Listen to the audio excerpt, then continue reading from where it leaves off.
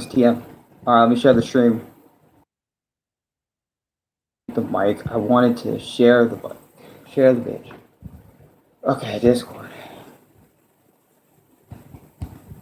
Alright. So, in today's video, I'm going to be talking about my experiences with Super Mario 64 and Super Mario 64 DS. But before we do that, you impressed me a few times, Mario. You did your thing. He fucking did it, man. He did his thing. Alright, hold on. Oh, you guys not want to be bothered? I got my dogs in here as well on the floor. So that's why I was like a little thrown off by them. But alright, let me see. All chat messages. Okay. But anyways, let's start because, and by the way, yes, I picked my hair. I'm gonna start doing that more often with like my live streams when I'm like live with y'all. If I'm not wearing my hat already, like I'm gonna start, picking my hair out so I guess I look like a lot better than I usually do. So, because whenever I don't pick my hair, you guys already know what my hair looks like. I have tons of videos where my hair just looks like an absolute mess, like straight up mess. Okay, but we're gonna start with regular Super Mario 64 right here, front and back. Bro, guys, come on, man.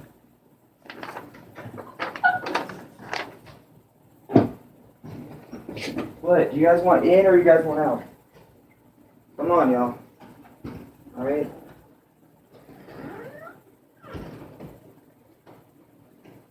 Sorry, my dogs just keep dogs just freaking out. They're freaking out, like not freaking out all day, but they Pip was just barking. But anyways, I'm gonna talk about the original Super Mario 64. I got a page here, good and bad things, and then you guys know I got Super Mario 64 DS, which Super Mario 64 DS I actually cannot wait till we get to, because Super Mario 64 DS did a lot of things I did not expect / didn't think I would actually like until like later down the line. And I'm gonna explain all that pretty much in this video, and I hope you guys enjoy the live stream. I hope you guys enjoy me talking about these things. I haven't done my experience in about 3 months. I'm doing a rough estimate. 3 months of no my experience videos. It's kind of, or live streams, however you want to say it. It's kind of weird not doing another my experience, especially about something I've played. It's just weird not doing a my experience video in general. But anyways, God, I just can't believe it, bro. Super Mario 64 DS really, really, really outdid themselves. I want to put Luigi somewhere in the. Yeah, you know what? I'm gonna put Luigi here. So you guys can see Luigi, and then I'm gonna put Mario.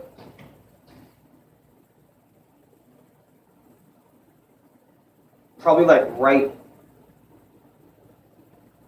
here, maybe. So we have Mario and Luigi on both ends of the room. So that's actually gonna be sick. So I have Mario. Look at that. That's actually kind of sick. Look at Luigi. They're like, yeah, you better watch the stream. Yes, I can see both Mario and Luigi. Yo, that's sick, actually. You can see both Mario and Luigi right there. But anyways, so let's start with Super Mario 64, the original, okay? I've played both. I played both on emulator. So, like, I already have save states, load states, etc., right?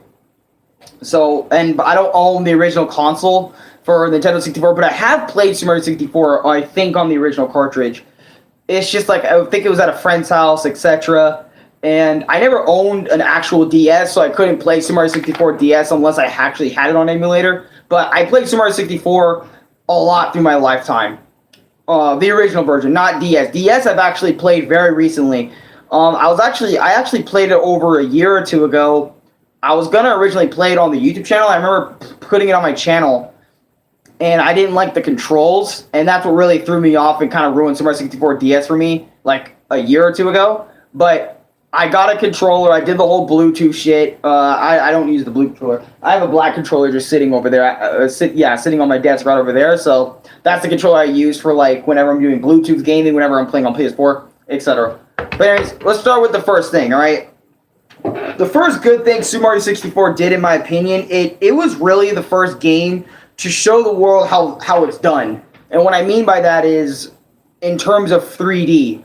Like 3D games before that point, I mean, because if you guys remember Nintendo 64, Sony PlayStation, original Xbox, their whole goal, right, or at least the consoles around, Nintendo and Sega's generation pretty much, was make a game in 3D, and Mario 64 was like the first game, and it's the especially for the Nintendo 64 console in general, to look up to in terms of 3D video games. And I know it looks blocky nowadays, but back then that's literally all we had was like, Mario looking like the way he is. And that was like the best Mario's ever looked. Honestly, you can argue today that Super Mario 64 Mario's like model and the way he looks in Super Mario 64 is probably one of his most iconic looks, other than his, most iconic look he has today, and other than, original Mario Bros.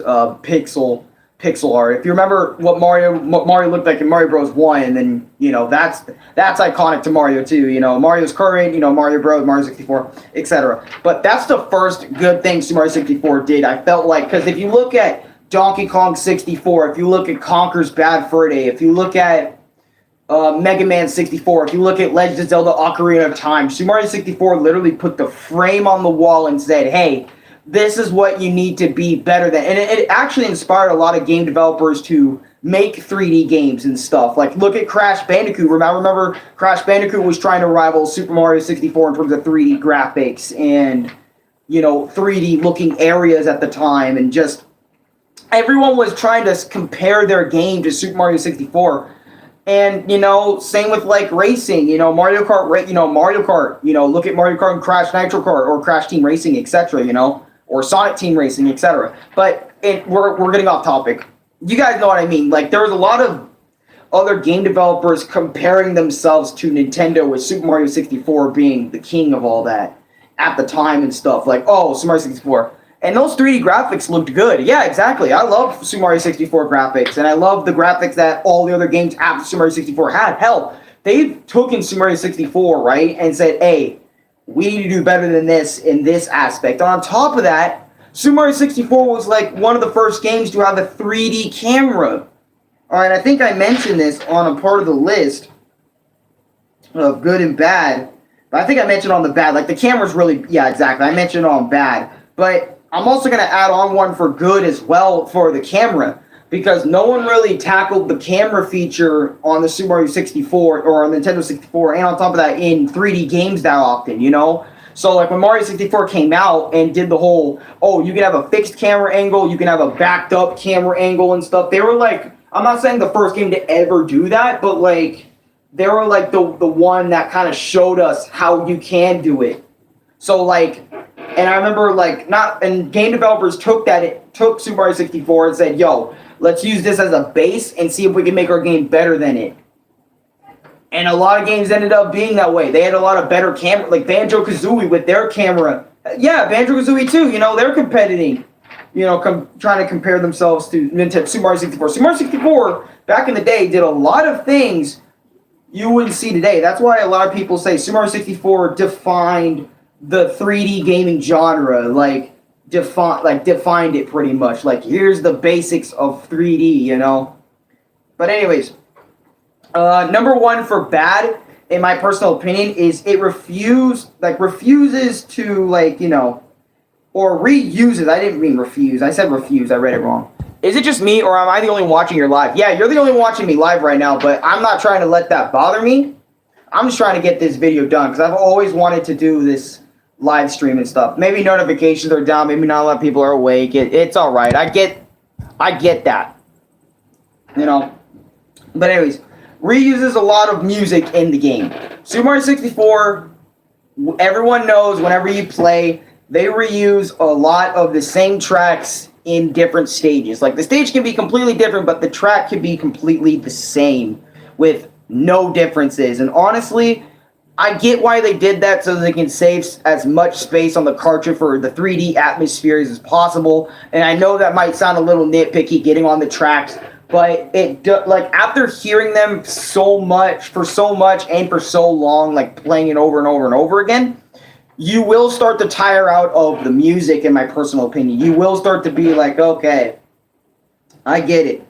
It's the same 15, 16, 17 tracks in the game. It's the same shit. I get it. you know, you have your slide theme, you have your haunted house theme, you have your sliding theme, you have the spooky music theme, you have your Bomb Bomb Battlefield, you have, you know, the Rainbow Ride music, aka, you know, it's the same as the slider music, pretty much. A lot of the OSTs used. You can even play the game yourself. You'll see what I'm talking about. If you play the game yourself and then go and Bomb Bomb Battlefield, I don't know, you won't hear Bomb Bomb Battlefield too much, like reused too much, but you'll hear like Slider, etc. reused a lot.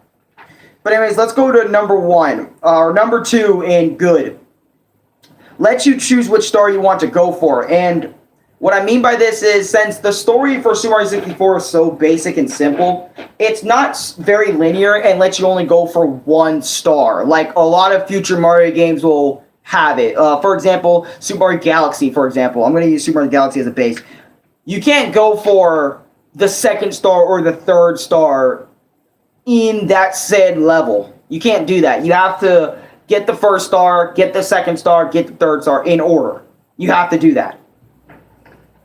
Unless it's like when you get to the green stars in Super Mario Galaxy, that's a little different because then you got to click that same star where you can get the 1st star, but then also try to find the green star on the stage. That's a little different, but still.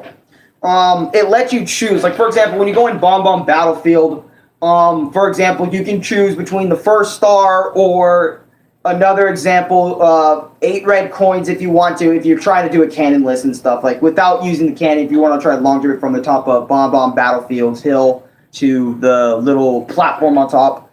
Or you can even choose to do, hey, let me do the 6th star right here where you have to ground pound this log so the chain chomp can be let go and break the bars for you so you can get the star behind it. You can instead do that or do bomb, you know, the main star, the 1st star and stuff. And I like how Super Mario 64 throughout the entire journey, you get to choose which star you want to do. Like, sure, it'll show you the 1st star you can get, but you can go through multiple areas, go through multiple different playing fields, and just try your best to get other stars, if you know where they're all at. If this is your first time playing Super Mario 64, then I suggest you go the normal route where you're going, you know, like, go for the 1st star, go for the 2nd star, go for the 3rd star, go for the 4th star, etc. And by the way, in each and every single world, there's about 7 stars in the original game. There's actually around 8 in Super Mario 64 DS, but we'll get there when we get there. And that's what I really love about number 2. That's why I played Super Mario 64 so fucking much on the original. Is it lets you go. It lets you like once you go through the painting, you're in the world. There are some red coin stars that are very hard. Yeah, there are. But if you know Super Mario 64 on the back of your head, it won't be that hard. Or, you know, even 100 coin stars are really fun. I think I actually have that on. Yeah, I have something that involves 100 coin stars and stuff like that on here, which I'll get to that as well. But let's go to number 2 on the bad side of things, like what I don't like about Super Mario 64. You have to be very precise when wall jumping to wall, and you can only jump at 90-degree angles. Now, what I mean by 90-degree angles is I'm going to actually do a live demonstration of a 90-degree.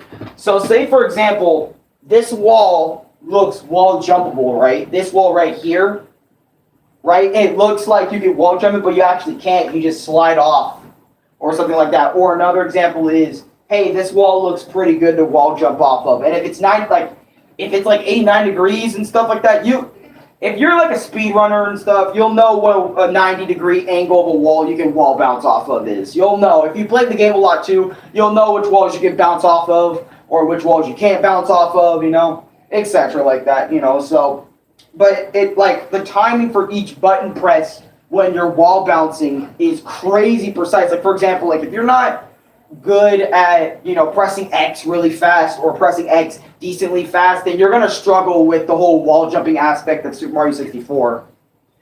And, you know, and I don't like that a lot because it's like, you know, you got to go pia, pia, pia, pia, pia, you know, like, or poo, poo, poo, poo, poo, until you get up to where you're needing to go and stuff like that, you know, it's like, so that in a Nintendo DS emulator, to be more specific,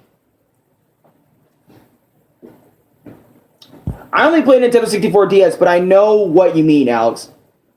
Oh, damn, you only play the DS version? Hey, no hate, bro. The DS version is a masterpiece in itself, my brother, so Hey, you played the version that had even more stars. Meanwhile, the original only had a 120 stars. You can only play Mario and a lot of other things. But that's what I mean by, like, you can only wall jump at 90-degree angles and certain stuff like that.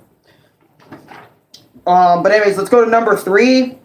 On the good side of Super Mario 64. Mario's fucking movement. I shit you not, bro. Alright, I'm gonna get my Mario plush over here on the side here. And let me tell you, I love Mario's movement in this game. There are so many movement options Mario has in this game. And you know what? Even another thing is the ROM hack versions, dude, they add even more to his insane moveset. Even more than what the original Super Mario 64 did. But I'm not going to mention those movesets because they're not actually in the game Super Mario 64. I'm only going to mention the ones that were actually in Super Mario 64. So let's start out, right? You have Mario's usual walk, but then, you know, just keep moving the stick. Also in the original game as well, in the original Super Mario 64, you don't gotta press a button to make Mario move. He automatically runs after you, like, move this stick. Like, you can move it very slowly to make him, like, walk or even tiptoe and shit. But, like, if you just move the analog stick or whatever you're using to move, like, let's say this, right? Like, you're doing a simple, hey, African Trump, thank you for the love, bro. There are very well-made Mario and Luigi plushes. Those are very made. Hey, thanks, man. Appreciate it. Hey, but like, let's say this. You're moving up like this. Mario will just straight up get to running. And you can run like this and stuff like that. You don't got to go and press A or like, you know, you don't got to press Y and then to run and stuff.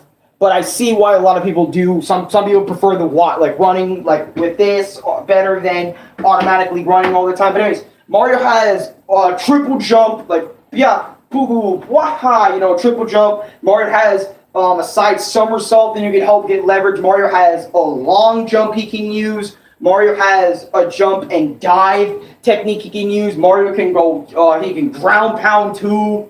He can punch and kick. And then he can also do like this crouch. He can crouch, you know, crawl on his, you know, hand, like all fours and like just crawl. And then he also has this, like if you drop kick, he has like this weird drop kick technique where you go, I think it's crouch A, B afterward to do the crouch animation, do the crouch animation, it's just Z, but then like you add something and he goes poo-hoo, and then it comes out and does like a drop kick, which is so fucking cool.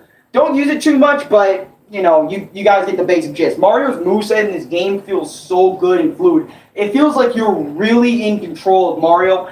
And the developers, fun fact, spent about 6 months alone in the game mastering Mario's movements in the original Super Mario 64. That is fucking fantastic. Oh, and also you can wall jump. You know, as Mario 2, you can wall bounce, like off wall. What I mean by wall bounce is like you can just wall jump to wall to wall to wall to wall. All that other good stuff, man. You can do so much with fucking Mario, man. You can even backflip too, man. You can backflip, dude. Oh my god, dude. You can ground pound. Oh, and also you can wall kick too. Like you can jump and then press B midair to wall kick. He goes, yahoo! You know, and it's so fucking cool. I love Mario's moveset in this game. Dude, you can even like run and then slide for extra speed and agility. Like for example, like if you're sick of Mario doing the byahoos, you know, you can just jump and then dive and then jump and dive and just keep repeating that process because Mario will go like a little bit faster and stuff. You gotta make sure you're fast on your toes when you're doing it though. Don't let Mario's slide animation like stop completely and then do it. Just keep spamming it, dude. It's fun to spam Mario's dive to get more speed when you're trying to run around the course and stuff. And also, you gotta praise, man, 6 months on Mario's moveset was well fucking worth it. Thank God they spent that long just doing Mario's moveset, Mario's jumps, because, you know, they wanted to make Mario's transition to 3D the best they fucking can. And I say they knocked it out of the park with Super Mario 64's Mario's movement. Fucking love Mario's movement in Super Mario 64. But then again, I've also mentioned on the bad side how wall jumping's a problem sometimes, etc. All that other sort of shit. It's very awesome to be in your lives again. Hey, man, it's awesome that you're here, man. Appreciate it. But I'm alright. So let's go. Let's continue as well, like what I mean by Mario controls. Let's go to number 3 for bad. Alright, now this is also another bad thing about Mario's moveset. I'm not just going to sit here and praise the game entirely. You guys got to know that when I play my games, I have a lot of critiques too. So, And to make them my experiences, and also let me know if your experiences are any different than mine, or do you feel me on some of these? Do you disagree with some of these? As well. Which I do. That's awesome. If when we get interaction going. Anyways, number 3 for the bad, Mario moves forward way too much when you're on small platforms. And let me tell you, there's a lot of small platforms that Mario does go on in Super Mario 64, which Super Mario 64 DS does fix that by adding a run button, so you don't run everywhere you go. Like for example, when you try to move Mario very slowly on a small platform,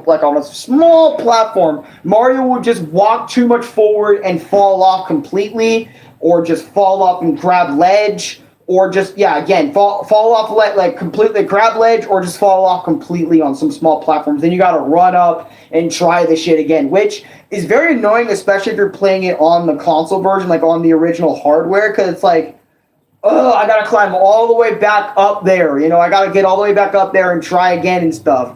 Hell, going really slow sometimes is worth it, but still though, that is a problem in Mario's moveset, is when you're on small platforms, you want to be able to make it across that small platform just fine. Not like, okay, I'm on the edge. Shit, I went too far, you know what I mean? It's like, no, you just can't do that. Mario's moveset may be fucking genius, but Mario on small platforms is a no-go in the original, my guy. Yikes. And this is a personal one in my good list for Super Mario 64. Has great amount of replayability. Oh my god, before, replaying a game wasn't that important to me, but nowadays replaying a game is what makes me want to continue playing that game. Replayability to me used to not be such a big factor, but ever since I played Crash Bandicoot and shit, and I was like, you know what? In terms of difficulty, even if the difficulty is hard, if the replayability is there, I'm gonna constantly come back and replay it, because you're gonna want your player to constantly come back and replay that game over and over and over and over and over again until they get it, or until, they just think it's fun to come over and replay your levels again, which is a problem with Crash Bandicoot 4. It's about time. But it's not a problem here, at least for me, because I know what the fuck I'm doing in Super Mario 64.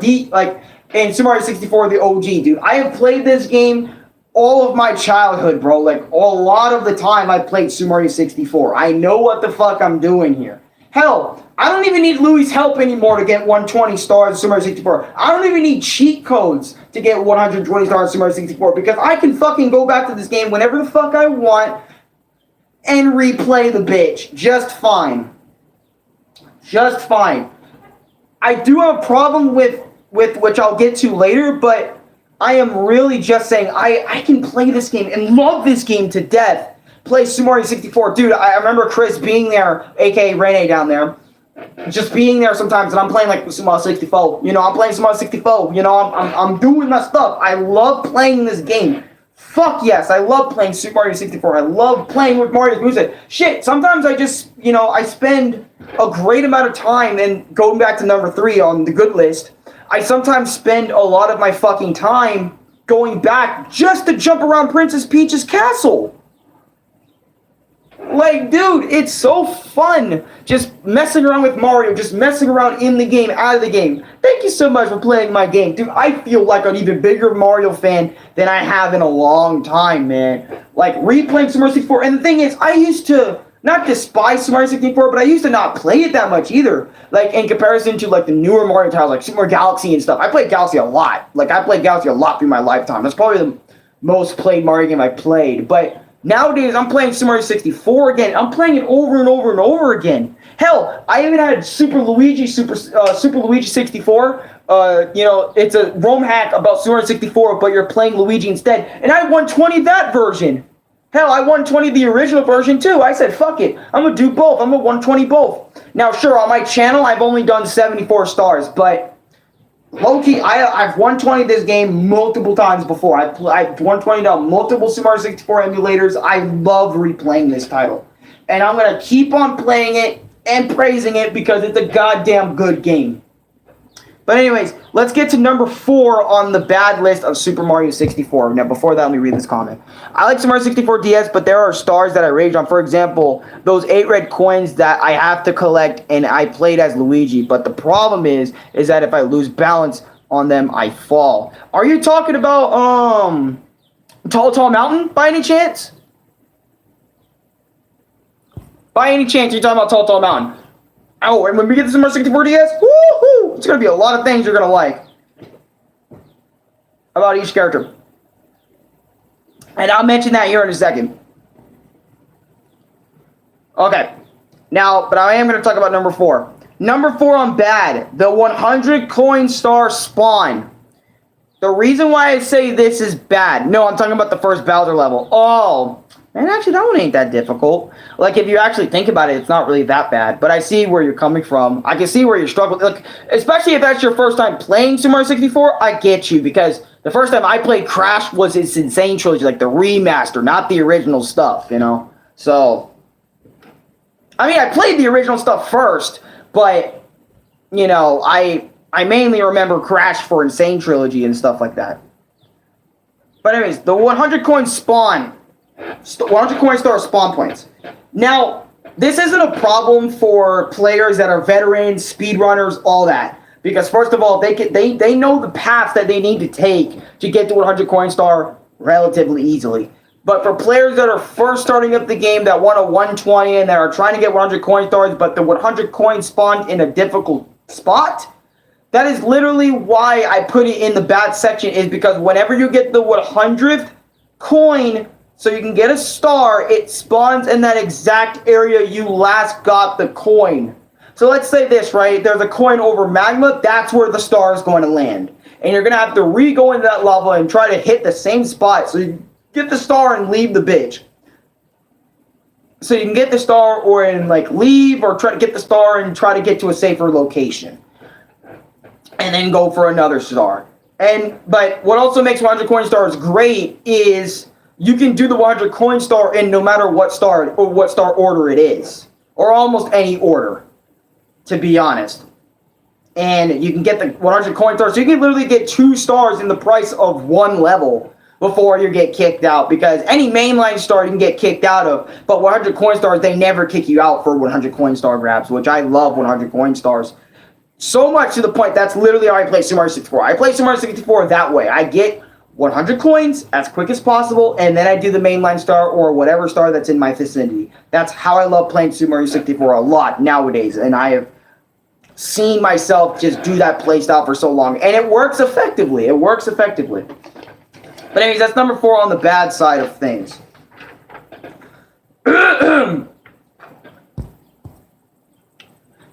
But I will get to Bowser here. Alright, and another, number 5 for the good side was 100 coin stars in general. I've mentioned this before on the bad side, but it's on the good and bad side for me personally.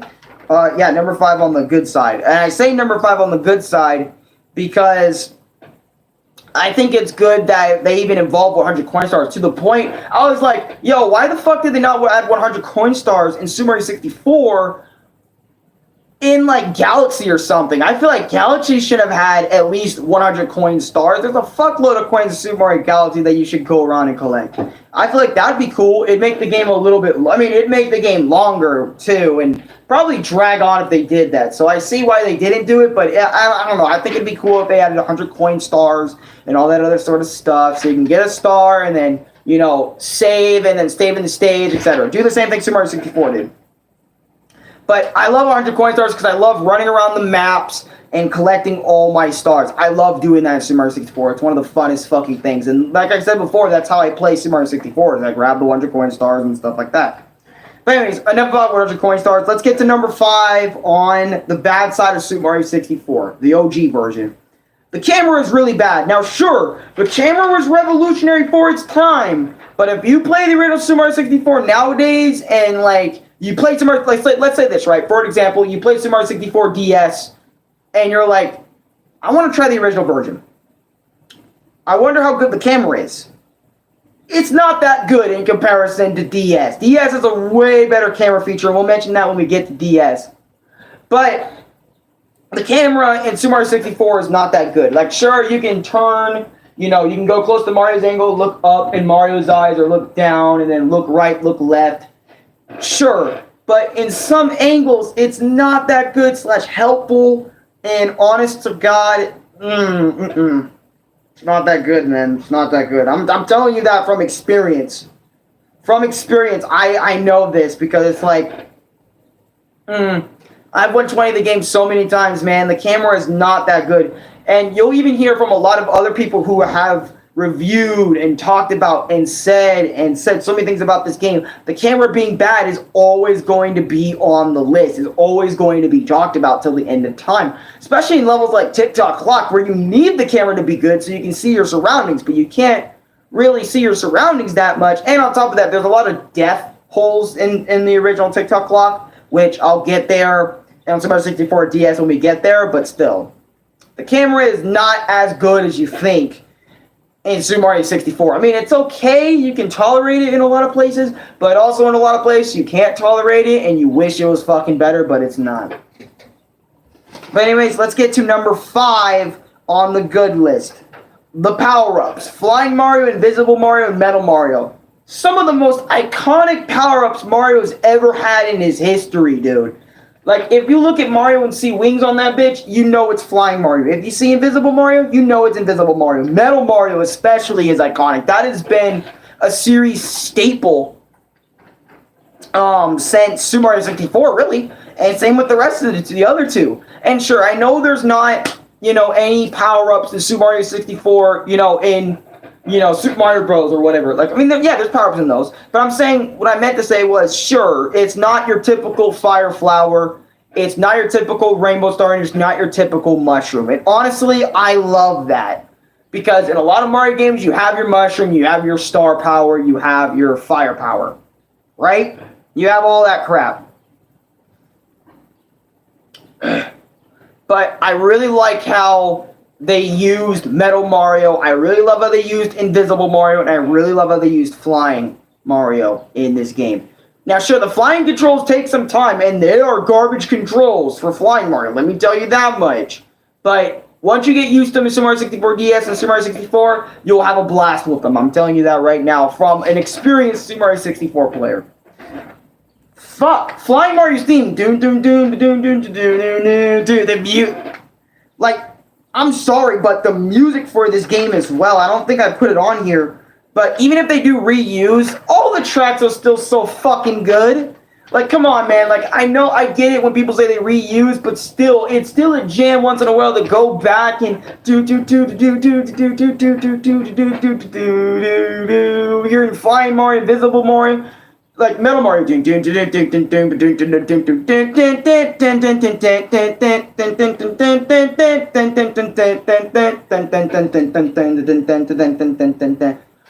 dude, like hearing those themes, it screams, oh fuck yeah, those are my shit, those are my jam right there. Those are some power-up music right there, and I know it's just different versions of the main Super Mario 64 theme. But still, there's still good music, and it's just a jam to listen to, especially if you're playing the game for long. But that was number 6 on the good list.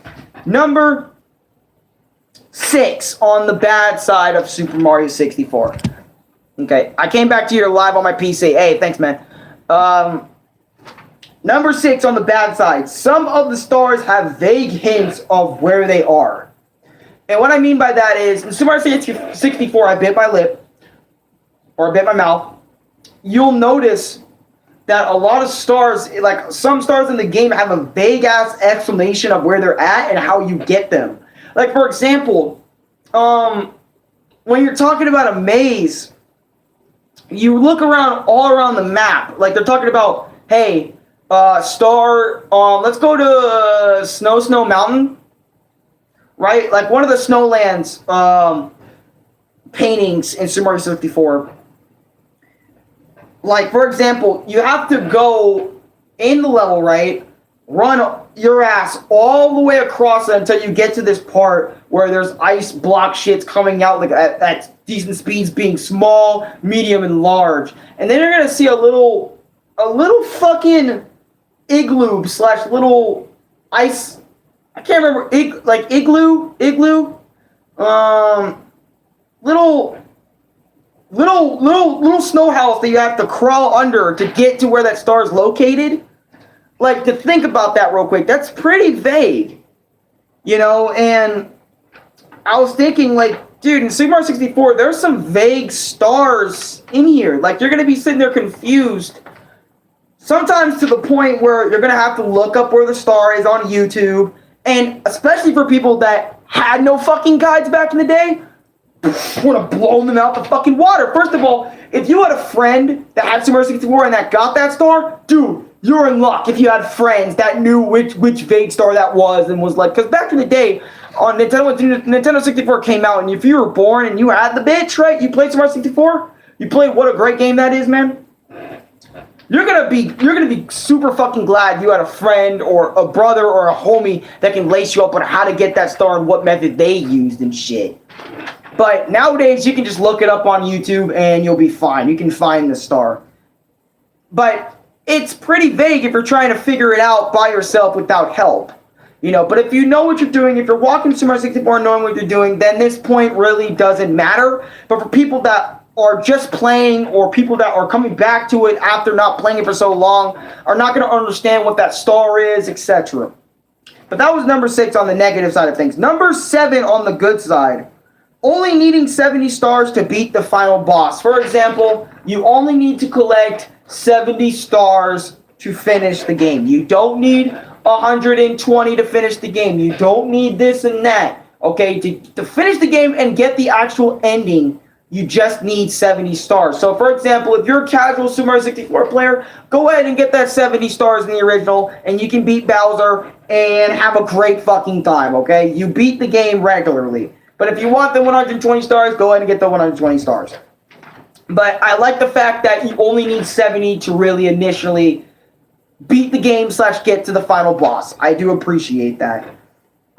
Number 7 on the bad list.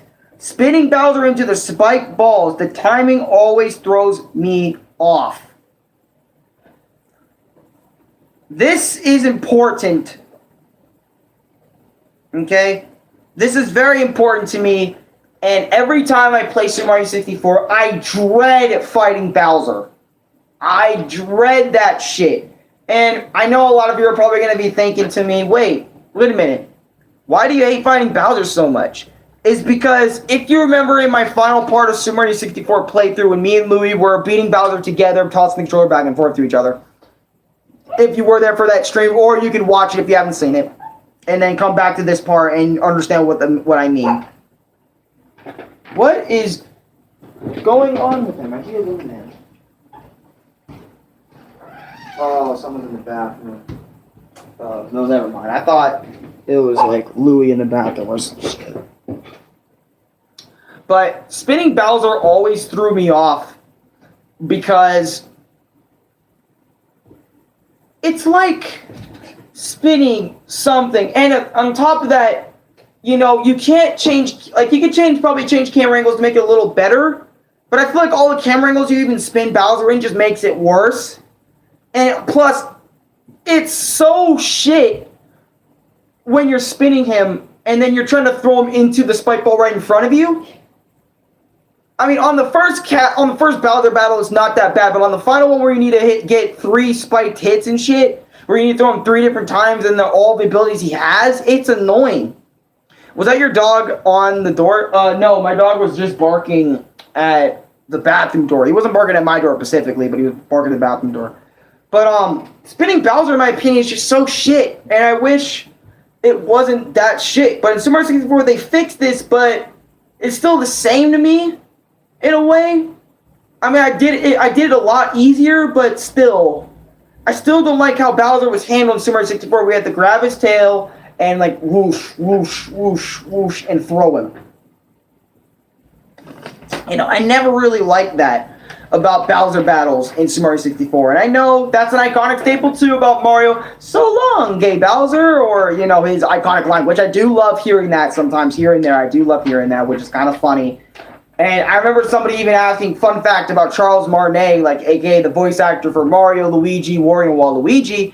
someone asked him, hey, what are you actually saying during that whole scene? Because a lot of people hear it and hear this, so long, gay Bowser. You know, Mario is insulting Bowser by calling him gay. That's what a lot of people hear when you're playing the original version. Now, if you're playing the PAL version or Super Mario 64, it was another version, but it was another version where you won't hear Mario say that at all. Or even in the Nintendo Switch version of Super Mario 64, if you get the All-Stars version, you won't hear Mario say so long, gay Bowser. You'll just hear him say bye-bye. And Super Mario 64 DS doesn't have that either. So, what is he actually saying in that is so long, Bowser. So long, Bowser? That's pretty much what he's actually saying, but it through the audio, it sounds like so long, gay Bowser. So for people that don't know that by now, that's what Charles Martinet is actually saying whenever he's doing Bowser in the original Super Mario 64 version is, so long, gay Bowser. Or not gay Bowser, so long, gay Bowser, you know, pretty much. That's pretty much what he's trying to say. Number 8, I did put Bowser battles in bad, but I pretty much just explained why I don't like Bowser battles in Super Mario 64, so we're just going to ignore that point. Those are pretty much the same point. Number 8, on the good side, only one main collectible, Power Stars. Now, there's a lot more side collectibles, but what I mean is this is me coming straight off from Crash Bandicoot 4. Not straight after coming off Super Mario 64. I didn't like write these straight after Crash Bandicoot, but I wrote these. And I was so relieved that there's really only one mainline collectible throughout the entire game that you can stay focused on throughout the entire journey. Because if you look at Crash Bandicoot, let's use Crash Bandicoot as an example. You have to collect gems, like gems in general, like regular gems. Then you have to collect colored gems, then relics. So it's like you collect the gems for breaking all the boxes. You collect colored gems for, and I know they're simple, but it's still a lot of collectibles. Like, look at Donkey Kong Country 64 too as another example. Like Crash 4, you have to collect 200 and what? 240 gems each for inverted and non-inverted. And you have to collect like 4 colored gems, fucking 28 flashback tapes. You have to collect 38 relics, which is a lot of stuff to collect to try to 100% your game. But meanwhile, in Super Mario 64, you only need to collect Power Stars, and that's what I love about Conker's Bad Fur Day 2. I know I'm mentioning Conker's Bad Fur Day a bit too much because I played it and I fucking love the shit out of it. But that game also has only one mainline fucking collectible, and it's cash. I love my games that only have one mainline thing for you to collect. And I know a lot of people get bored of that, so they want to collect something else in their games. But for me, I have that issue where it's like, if there's too many things to collect, that starts to pressure me, that starts to make me strain away from the game. Hell, I can't even play Crash 4 properly anymore. Or, for example, after I 106 Crash Bandicoot 4, I could not play that game or pick it up again and re-106 that game because it's like too much collectibles. And it's not because I'm a pussy, it's just because it's too much shit to do. And what if people don't have the time to do all that, you know? And it's like, okay, then collect the 70 stars. But if you want to do it all, collect the 120. But you see, that's like my issue with a lot of things. There's only, I feel like there should be one mainline collectible, and that's it. 2, if it's necessary, 2 collectibles, you know, 2 mainline collectibles you gotta collect. But don't make them stupid, ridiculously hard. Then it's not a problem. But if it's like not that bad, I mean, hell, collecting Power Stars is not easy. I'm not saying collecting 120 stars is the easiest thing in the book. I still struggle with some stars. But, you know, it's just, I appreciate that there's only one mainline collectible in general, and that is for stars in Super Mario 64. And that is all my bullet points for the original Super Mario 64. And yes, I kind of did fuck up my hair right here, but I didn't do it here. But yeah, if you've noticed, when I turn my head a lot when I'm speaking, you'll notice it. I know I just exposed myself or put myself out there, but I do that all the time. What's up, Best Class? How you doing today? How you doing today? But anyway, that's my mainline reasons why I love the OG Super Mario 64. Love it. Now, we're moving on to Super Mario 64 DS. And by the way, before I move on to the next thing, I just want to say thank you, fucking Nintendo, for even coming out with Super Mario 64, the OG. I love this version to death. I will play it till the end of time. It's one of my favorite Nintendo 64 games to even play. This game's been throughout my entire childhood. I played it on different types of emulators on PC, on my tablet, on Louie's phone. I have played this game everywhere. I played this game at a friend's house. I played this game everywhere. I've played it a lot. That's what I'm telling you. And I love Super Mario 64 to the bottom of my heart. Hell, I love it. And to be honest, Super Mario 64 nowadays has gotten more of my respect than it ever has back in the day. When I played Super Mario 64 back in the day, I always go back to it as a casual experience. I've always known about it. I've always played it back in the day, but I've always played it on more of a casual front. But nowadays, since I like completing more games more often now, I'm starting to see the true aspect of that said game and what their perspective is on it in those said games. And also, I like learning about my games. I like learning what I can do for other stars. I like going in the game and learning about it, which is why I say I have a hard time finding games that I can really attach myself to, because games nowadays don't really grab my attention. The games that grab my attention are the older games or games that have characters that I enjoy in them. Mario games, Crash games, Donkey Kong games, Wario games. And by the way, I will get into Wario soon enough, because I have all the Wario Land games up to Wario Land 4 on my tablet. So, and also, I am working on Partners in Time and stuff. I'm trying to get my Partners in Time file back so I can get to Partners in Time so I can play that more for you guys again on my YouTube channel. And also, I am replaying Bowser's Inside Story for you guys so I can do another my experience with Mario and Luigi Bowser's Inside Story. Sure, I played it once on my channel, but I didn't play like the full thing. So if I can play the full thing, get my full experience of what I liked and disliked, I can do another my experience on Bowser's Inside Story, get that out for you guys as well. So I got a lot of Mario content on me. I also have a lot of, like the newer Super Mario Brothers. Like when you guys saw me play newer Super Mario Bros. Newer Super Mario Bros. DS, I have, a lot of Romax and a lot of other DS games that we can get to in the future. So you guys are going to get a lot more Nintendo stuff as well. I already have Mario Kart DS prepped and ready to go. So I have a lot of Mario stuff. Yeah, Luigi is just looking in the distance and stuff. But before I continue, let me go get a drink of water because my throat is a little parched. Be right back.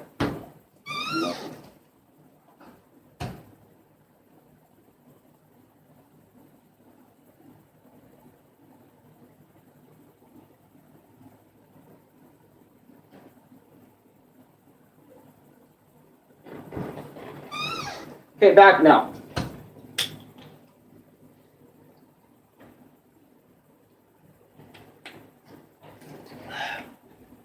Some good cold water. It's hot over here for us, guys. Or it's hot for me over here, guys, so that's why I'm like putting cold water in the fridge. Anyways, yeah, Luigi over here just like, what's good? I'm staring at you. For life. That's pretty much Luigi over here in the corner. And I know I don't have a lot of people in this stream, but I want to get the stream out. Also, another thing is I am going to be live reacting on Tuesday. So my schedule for next week, I'm not going to post any live stream next week, but the week after that on Tuesday. Right, I have a fan back here on the floor over here that's been saving me too. So, but anyways, the week after next week on Tuesday, the 15th, June 15th, I'm going to be live reacting to E3's Nintendo Direct of 2021. I'm going to be live reacting to that because I've always wanted to live react to a Nintendo Direct. I've actually never really done that. I've only recorded the one time with Sephiroth. Like, I watch them, but I don't like record myself or live stream it before. I don't do that. I normally just sit there and watch it and then get hyped about it when a character comes to Smash Brothers or get hyped. So, no, I won't post anything next week, but literally on Tuesday, 9 a.m., so be awake for that. I will go live a little bit earlier than 9 a.m. my time for it. I will go live probably around 8:30, so like when we're getting started for the stream, and then so I can maybe find a stream on YouTube that can have it, or maybe Nintendo's live stream can start for us, or whatever. I can start doing that. So I am gonna go live literally Tuesday after next week, after next week's over, all cleaned up. No video next week. But I will post next Tuesday with that Nintendo Direct. So make sure y'all be there, because y'all are going to see my live reaction to a lot of things, because a lot of you will be hoping on these Nintendo Directs, man, because Nintendo Directs be slapping sometimes. So I'm just saying, I will be live not next Tuesday, but the week after that on Tuesday, 15th of June. So date your calendars. Tell everybody in my community. Tell who you know, whatever. Join my live stream that day. June 15th on a Tuesday. Hit me up. I'll be like, Alex, you gonna do it? And I'm like, yeah, I'm gonna do it, bro. And also, I didn't react to Sonic Live Central because I just didn't feel like it. And there wasn't like too much to reveal at Sonic Central. But anyways, let's get to Super Mario 64 DS. Another masterpiece that I was telling Louis nonstop, this is a fucking masterpiece. And let me tell you, it's not only a remaster, like a redone of the game's graphics or everything, but my fucking god, they went all out on this one, and I fucking love them for it. And let me tell you a tale. I used to hate this game. I said this earlier, but I used to hate Super Mario 64 DS for the controls. And we'll get into why on the list. But it grew on me, and oh my god, it's a fucking masterpiece, man. But let's get into it. Let's get into it right now. I'm going to put this piece of paper over here on the side. So let's start with the good thing about Super Mario 64 DS. Has 30 more stars than the original. 150 stars for DS. And 120 stars for the original Super Mario 64 version of Super Mario 64. Jesus, that paper fucking flick. I fucking love this because it adds more things to do for Super Mario 64 DS, and it's awesome. I love that whole idea that Super Mario 64, a game that I played on Nintendo 64 emulator, has even more stars to do in the DS version. That's fucking fantastic. And it has more stuff to do, more secrets, more, etc. That's fucking fantastic. That is awesome. That is great, man. I'm in love already. I'm in love.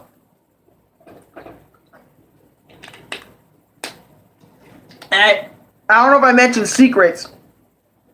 Let me see. Yeah, added new stuff, blah blah, new stuff. And also, there's so many more secrets around the castle, even in the new stages they added. There's so much new stuff crammed into this amazing package. And I remember watching the completionist video on Super Mario 64 DS, and I was like, wait a minute, why did he not do a completionist Super Mario 64 the original? It's because he didn't play the original Super Mario 64. He played the DS version, and I'm starting to see why. I'm not saying Super Mario 64 OG is worse, okay, than Super Mario 64 DS.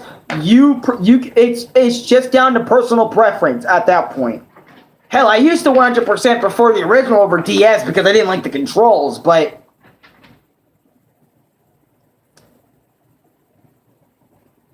that might change. Anyways, let's get to number one on the bad things about Super Mario 64 DS that I did not like. Having to get used to the different ways / tricks of the game it has. Like, for example, you can't do everything the same. Because, like, for example, I was brand new to Super Mario 64 DS when I played it off camera a few weeks back. I was brand new. Not brand new to the point I was a newbie at Super Mario 64 in general, but, like, I knew what I was doing in Super Mario 64. I was like, psh, this game's gonna be a fucking breeze!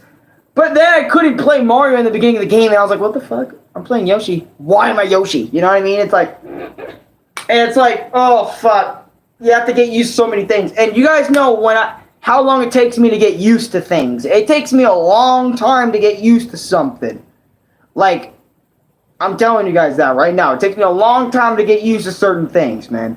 And having to get used to these things, and not knowing off the bat really threw me off at the beginning of my experience with Super Mario 64 DS. But don't worry, Super Mario 64 looks pretty bleak, or Super Mario 64 DS looks pretty bleak, but let's get to the number 2 on the good things about Super Mario 64 DS. Has multiple characters, all with different skills. Luigi is a fucking godsend in this game, dude. I swear to God, dude, you are not going to be wanting to play any other character but Luigi for, like, a lot of the fucking thing, dude. You're not. Like, straight up, dude, you're not. Like, Luigi, I swear to God, Luigi in this game is so good. Okay, let me tell you guys about Luigi. I'm going to tell you guys about all the different characters and what I mean by number 2 having different skills. His backflip, and by the way, your Luigi voice is good. Hey, thanks, man. I mean, I could do Luigi for... Okay, let me do my Luigi impressions. Before I talk about Luigi from Super Mario 64 DS, let me do my Luigi impressions to make it funny. I can do... That's Mama Luigi to you from the Mario Luigi Super... that's probably the only line I could do. Or, no. So long, ex-brother. Luigi, where are you going? Consider yourself debrotherized. If you guys remember Mario Luigi, Super Mario Luigi, or Mario Luigi Super Show, that's pretty much the Luigi I can do. Hey, Mario. What, Luigi? You want to go... Hey, it's a pony. It's a pony. Oh, no, that's not the pony. That's a horsey, Luigi. Oh. Hi, horsey. You know, I can do that Luigi, too. Mario? Okay. I can do a little bit of, like, you know, Luigi's Mansion. A little bit, Mario? Mario! You know, I can do Luigi. Luigi's really cool to do sometimes. I can do my Mario impression too, like, you know, my Luigi was, you know, this is my Luigi. The voice I use for Luigi, this is his voice, okay? And then my Mario was like, yeah, this is my Mario, you know, he kind of sounds like a high-pitched Michael Jackson. That's why it's so funny to Mario when I use that Mario voice for Mario and stuff like that. But here we go, it's a Super Mario! Woohoo! Let's go! Way to go, Luigi! You know, that's my Mario voice, you know. Let's go. Let's go. From Smash Brothers. I love doing Mario Brothers. You guys can tell, but Mario Brothers, I'm a Mario Brothers guy. I love playing Mario. But anyways, Luigi's abilities are fucking stupid in this game.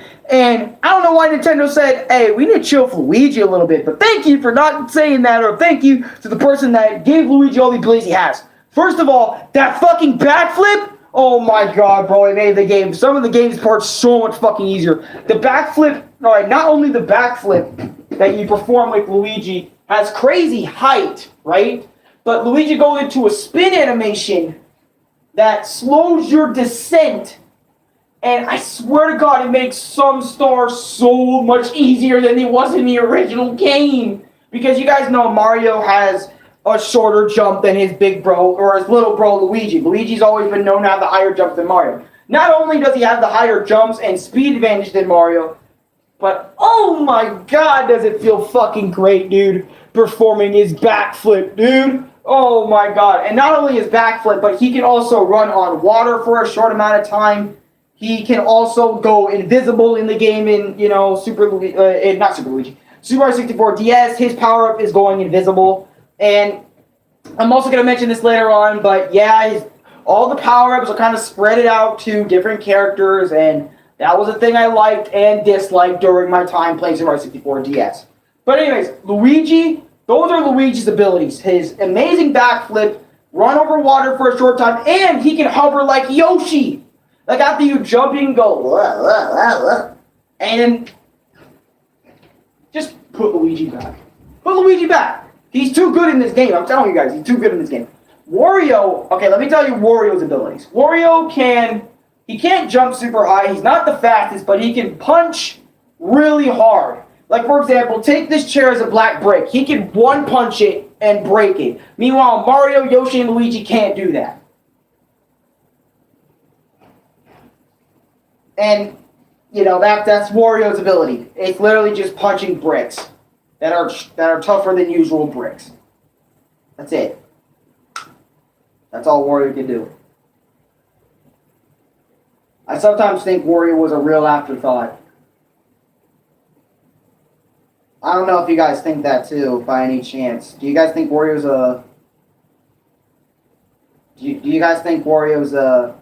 an afterthought? And what if you guys don't know what an afterthought means? I know most of you guys do, but I'm also just gonna explain for people that don't know. An afterthought is like, like a thought you had after the project was already done, or after that said thing was already like near complete or complete. It was just like a last second addition. And that could be good or bad. Agreed. And speaking of his backflip, that ability is OP as fuck. For real, that's why I'm like, dude, why is he so OP in this game? Like, for real, Luigi's probably the best character to unlock out of all these guys, to be honest. Other than Mario, of course. But anyways, let's get to Yoshi's abilities. So Yoshi, he has the ability to just, jump. He can't, by the way, Mario is the only character in the game which is so fucking lame and stupid at the same time, because I remember going through so many stars as Luigi and I was like, what the fuck? Why can't Luigi straight up wall jump? He wall jumps in all the other fucking games he's in, so why can't he not wall jump in this one? Makes no sense at all, bruh. It makes no sense. I get probably Wario because he's not fast enough to cling to the next wall, but Yoshi? What the fuck? But anyways, there's a lot of things characters can't do in this game. For example, wall jumping or fight Bowser. That's another thing I'll mention down on my list. That bothered me a lot. Y'all won't even want to know how much that fucking bothered me. Like, oh, forgot, Luigi can't wall jump. But there's a catch, and I think I mentioned that. But anyways, Yoshi's abilities. Alright, let's get to Yoshi's abilities. Yoshi's ability is literally... Yeah, he has his tongue ability, and by the way, his power-up, but also Wario's power-up is metal. Yoshi's power-up is fire. Like, he just takes fire from a fire pit. And, yeah, he goes like this. Meow. Where's some ice cubes at so I can spit this out? That's pretty much Yoshi's power. And then he has his flutter jump like every other iteration Yoshi has. Well, that's Yoshi's ability. I don't have a Wario plush, so I can't demonstrate like how he punches bricks and stuff.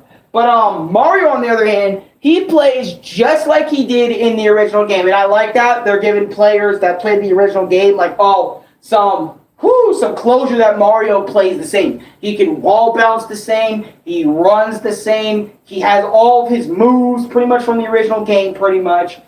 But he also has two power-ups. He has Flying Mario and P-Balloon Mario. P-Balloon Mario, I know they're both technically flying power-ups, but Balloon Mario is different, okay? He basically hovers in the air. He doesn't fly like this in straight lines, that's flying. He basically hovers in the air. Yeah, that's P-Balloon Mario. I kind of like how Mario has two power-ups, but I also dislike that he can't use the other ones like he clearly could in the original before him, which is weird. But that's okay. But Mario, other than that, he's just himself. He doesn't get any new abilities.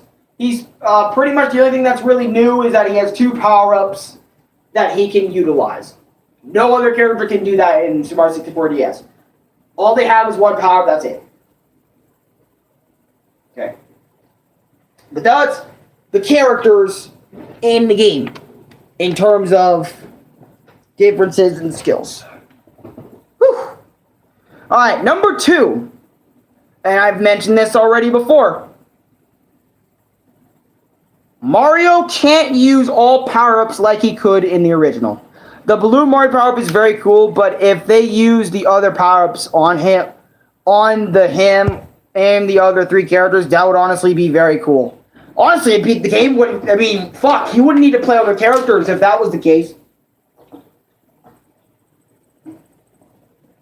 And I get why Mario can't use them all, because if Mario was able to use them all, there'd literally be kind of almost no point to any of the other characters unless you just want to personally play as them. And I get it, that's why like Nintendo was like, okay, why don't we not let Mario use everything? But at the same time, it still bothered me, and it's still a bad thing about this game. Sorry for my grammar, though, on the part of the. No, it's fine, you're cool, dude. I fuck up almost every word I say. Like, low-key, I can't even say, because, for example, I remember yesterday, I told Louis, hey, I need a physical demonstration on how to make ramen. What I should have said was, hey, Louis, I need a proper demonstration on how to use, how to make ramen the way we do now, since we don't got a microwave and all that other sort of stuff. See, and when I said it like that, that sounds wrong. That can go in many other ways, but the way I just told you guys a little bit ago was right. That's how I should have said it. I fuck up in the words all the time, man. You're not the only one, man. Hell, people today, I know, everyone fucks up, all right? Everyone fucks up on their grammar here or there. Some more than others, but, we're not perfect. I'll tell you that much. I can tell you that much right now. But number 2, Mario can't use power-ups like he could in OG.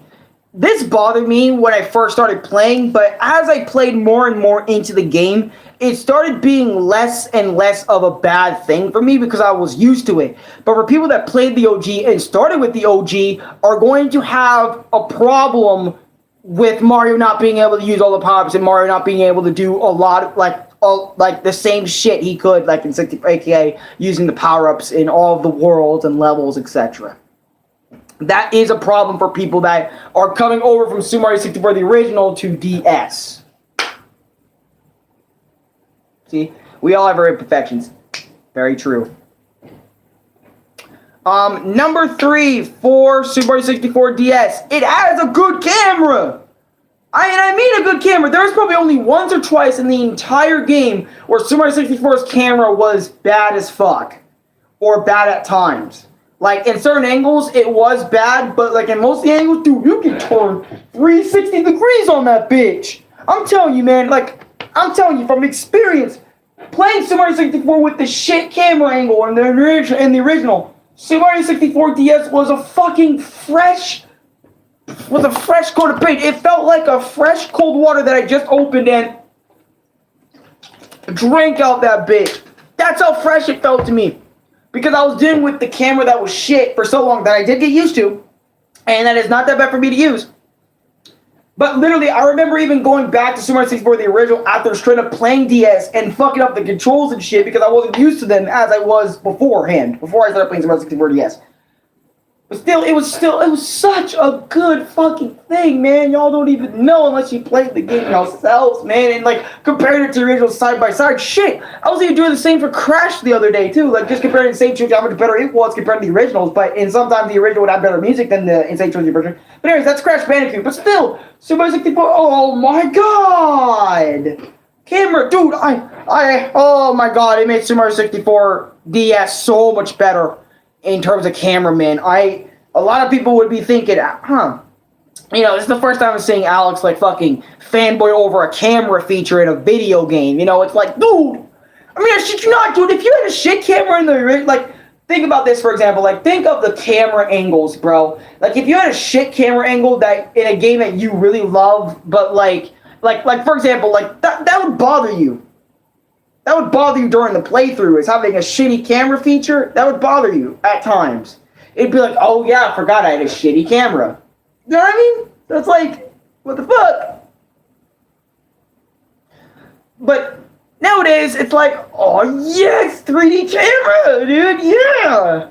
Sorry for fanboying over the camera. It's just that fucking cool to me that we got a better camera, a 360-degree camera that can turn left, right on the right side, on the left side. We have 2 cameras on side if you want to touch on the D-pad version, if you want to use the controller left and right stick, or left and right, or yeah, L and Z. However the DS buttons were, but on emulator R and L, yeah, you can turn it 360, great. But anyways, let's get to number 3 for negatives. A lot of bunny collecting. Now, if you don't like chasing stuff in video games, this is going to be a problem for you because there's a lot of different types of bunnies for you to collect. For example, there's about 5 to 6 bunnies for each character. Yoshi has about 7 to 8 bunnies because when you collect the first few for him, it unlocks the first door of the entire castle in its entirety. And then the others are just Yoshi running around the castle and stuff. Same with all the other characters too. They're running around in castles, different rooms. You have to collect bunnies. Red bunnies are going to be Mario. Green bunnies are going to be Luigi. A tannish orange-like color for Wario. and regular yellow like normal colored bunnies for Yoshi. And you have to collect 5, 6, 7 of those for each character, and then 8 more bunnies that are silver bunnies for all the other characters. Like Yoshi can see silver bunnies, Mario can see silver bunnies, Luigi can see silver bunnies, Wario can see silver bunnies. So just make sure you run around those same areas that you found the bunnies originally in after a while, and after certain stars, and you'll be fine with the bunny collecting. And they'll appear after a certain amount of stars you collect too. And also when you collect those bunnies, you get keys to play the mini games that Super Mario 64 DS has. So that's cool as well. Cool fun fact. Number 4 on negative, having a fucking run button. Now this kind of goes in tangent to the first reason why I didn't like this, like reason why I said it's bad. But again, I got used to the run button, so I'm completely fine with it now. But back in the day, I was not fine with the fucking run button. I was like, why the fuck does Super Mario 64 have a run button? But now I actually fully understand why they have a run button, so they don't run into the same problems as the original game did with Mario automatically moving too much forward. Mario can move just right, and his walking speed is just right. And then he also speeds up a little bit if it's too slow or something, and, you know, it's a good speed. But yeah, having a run button is not that bad. Number 5 for the bad side of things. Alright, have you seen those mini games Super Mario 64 DS? Yeah, they're fun as fuck to play. Some of them are really fun to play. Some of them are really stale and boring, but some of them are fun. Some of them are really fun, really good. Others are meh. You know, there's mini games in there that are meh, pretty good, really good, and like, man, this might be my favorite mini game. Shit. Hell, you literally get to play cards with Luigi. Yeah, but bomb toss, where you're tossing black bombs on that side and red bombs on the other. Dude, good one. Or what about that one mini game where Mario's jumping on trampolines? You gotta make sure you constantly keep the Marios jumping on trampolines. Or that one game, that wanted game where you're trying to tap the right character to find them. After a while, I got bored of that one, so that's why I was like, this is getting too easy. You know, and it got boring, so stopped playing that one. But the mini games, that's another good thing about this game. They have a lot of mini games, just in case you don't want to play the original game right now. Like, you're not feeling going for the adventures, you just want to play some mini games. So that's a good thing too. That's a good thing too. Number 5 on negatives on / bad on Super Mario 64 DS. Only one new song, and that song isn't really that new that they used, but it's still new to Super Mario 64 territory. Oh, and that mini game about Yoshi and the flower petals. Yeah, like, why is Yoshi ripping off flower petals? Like, what the fuck? That's kind of a dark thing to do, like, ripping off flower petals. Like, if you actually think about it, like, that's, like, fucked up, because you're kind of fucking up nature by doing so. In a way, it's almost like ripping wings off a butterfly. Like, that's even worse. Like, that's a tendency for bad things, like, I think, because I remember looking it up one time. Like, not like looking up people ripping up butterflies, but what intention that is. Maybe he has a crush on someone, I think. I don't know. I don't know either. I don't know. That's never explained. I don't know.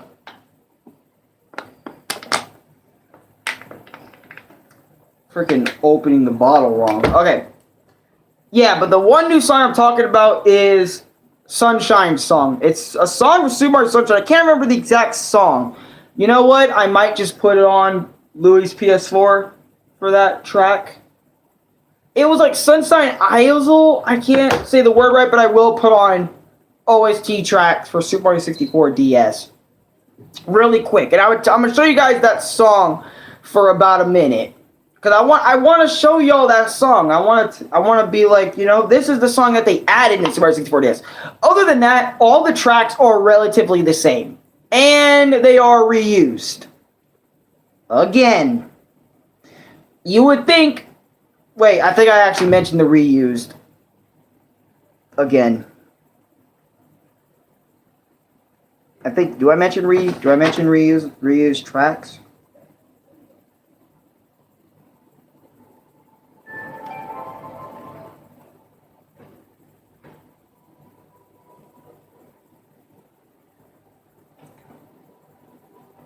Okay, I do mention great soundtrack, but still. For a good... I mean, this... Okay, but anyways. Yeah, but like the one new song, and I'm not trying to say that adding only one new song is super bad, but for Super Mario 64, I felt like a lot of tracks deserved like new songs, like new songs that fit the course, if you will. You know, that fits the course just right. You can just put that bitch in, you know, that'd be so cool.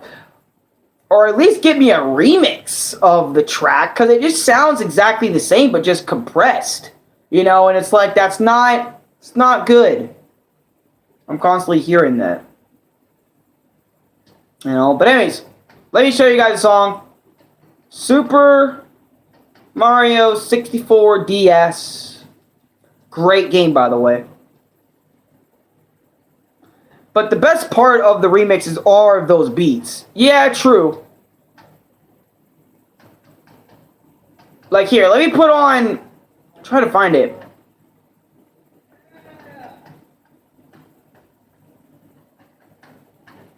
Yeah, so I was... At Domino's, we're more than just... It's a fucking ad. That's an ad.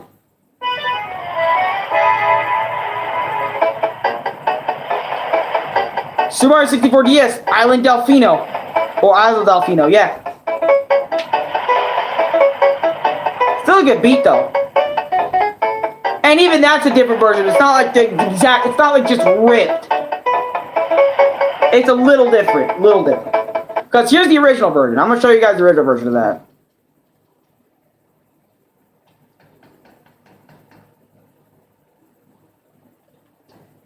Here.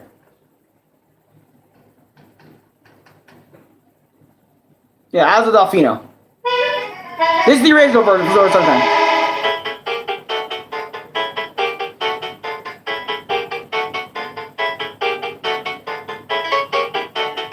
That's the original version. Okay. Now, if we look at Super Mario 64 DS's OST in general, which I'm only going to put on for a short time so I don't get... You know they had to put that as the same. Here, I'm going to put on...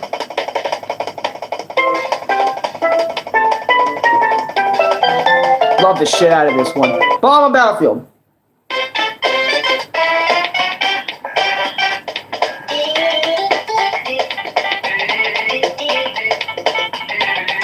Literally the same. And I know why it's the same. It's like, it's a remake. Alex, what are you bitching about? It's a remake. Of course they're going to use the same tracks. But it's like, okay, I get that part. I totally understand in those said tracks, right, that were in the original game. I get using the same song on those ones. But, you know, for the newer tracks, or for the newer courses, can we get newer music? See, here's Slider for DS.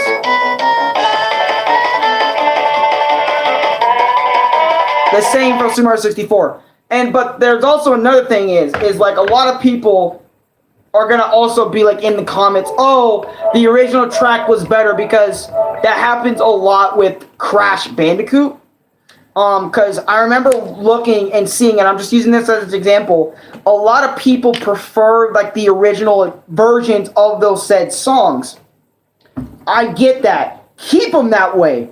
But for the newer for the newer courses that Super Mario 64 DS added, can we get newer songs though for those? That's all I'm asking. For the old tracks, keep for the old courses, keep the old songs, because I fucking love those. Like, me on the other end, you guys know me, man. I would rather listen to Slider than listen to some rap music some new niggas created today. Like, for example, there's a lot of game songs from Mario I'd rather listen to than a lot of other artists out there in the world. I'm going to be honest. I'm going to be straight up honest. You're looking at a dude who listens to Crash Bandicoot and can't control himself when he listens to Crash Bandicoot 2's opening theme, damn it. You're looking at someone that just can't control themselves when they hear that.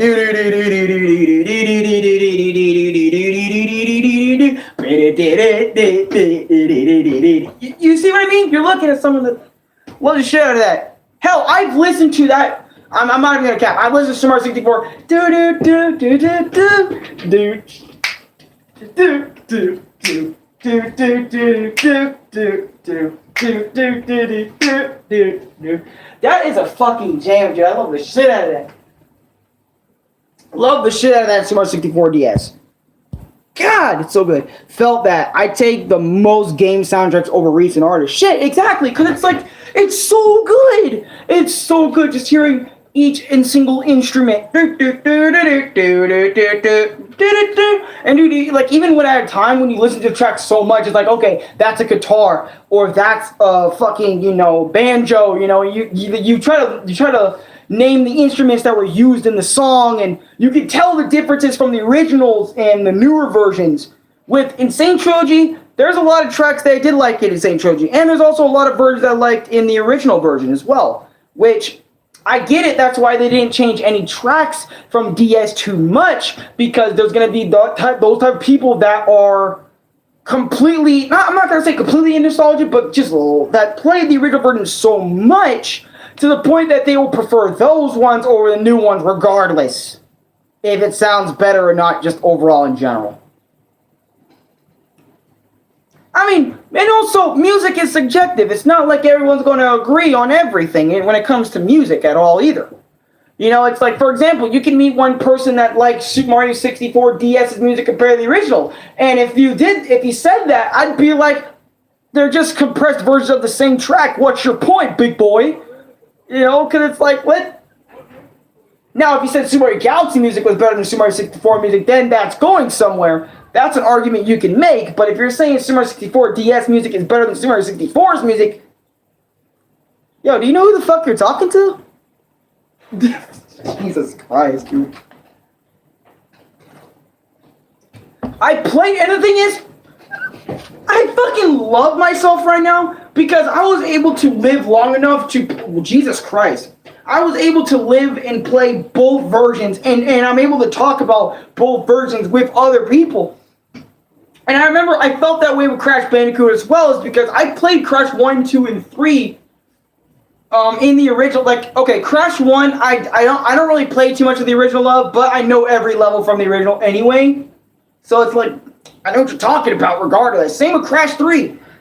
Hell, in the original, I played original Crash 3, and I'm screaming just as much as I did on Insane Trilogy. And guess what? I've learned some things about Insane Trilogy that they didn't do in the original. In the original version for Platinum Relics are actually harder than they are in Insane Trilogy. Insane Trilogy actually made them easier to grab than the original game. I get why, because, you know, it's like, okay, yeah, for Crash Bandicoot fans, brand new, brand spanking new. And sure, some people may argue with me that there's literally no difference, and, you know, maybe they're right. But you get my point. I love doing that with my games. I love playing the original content first, or playing the new version first, and then going back to that said version of that said game afterwards, or vice versa. I love doing that because it's like I can tell you if you're right or wrong on that said thing. Well, not just tell you that, but I can straight up say, like, you know, and also make my own points, you know, instead of just sitting in the back just agreeing with everything, because that's what happens with a lot of people is, you know, they look at a big YouTuber, right? And they say their opinions about that said game, and you love that YouTuber, right? And you're just gonna agree with them. A lot of people just agree with that big YouTuber and what they say about the game, and then they take his or her opinion and slap it on their own. They don't have their own. They just slap it on their own, which happens a lot with people. Okay, and I'm not gonna say you guys do it, but fuck, I think even I'm guilty of this once or twice. Come on, we're all guilty of this once or twice in our lifetimes, but we learn how to get over that shit, and we figure shit out ourselves. What else, Super Mario 64 DS? There was a cap when you're playing as a character and you find them, you turn into another character. I will mention that here in a sec. Alright, number 4 for good. Fix some of the OG's problems. Oh, they fucking did it. They did it. Not only the camera, but a lot of issues Super Mario 64 OG had, not with like glitches or anything, but I'm telling you, like, oh my god, man. Like, they fixed TikTok clock to be less of a death pit level and made it easier, so like when you fall all the way back down, you can still fall on some ground instead of falling off the entire fucking course and dying and then getting booted back out, so then you had to go back in. Shit, my guy. I've done it. I've been there, man. Been there. They fixed a lot of problems. Hell, I mean, they probably even made some new ones. But I'm telling you guys, they fixed a lot of the problems the original had. I'll fix some of the problems. Some or almost all of them. Man, I love Super Mario 64 DS for that. I appreciate that. God damn. Number 5 for Super Mario 64 DS on the good side, great soundtrack. Regardless of if it's compressed, it's still Super Mario 64 music. It's not Super Mario 64 music regardless, even if they made remixes for the tracks.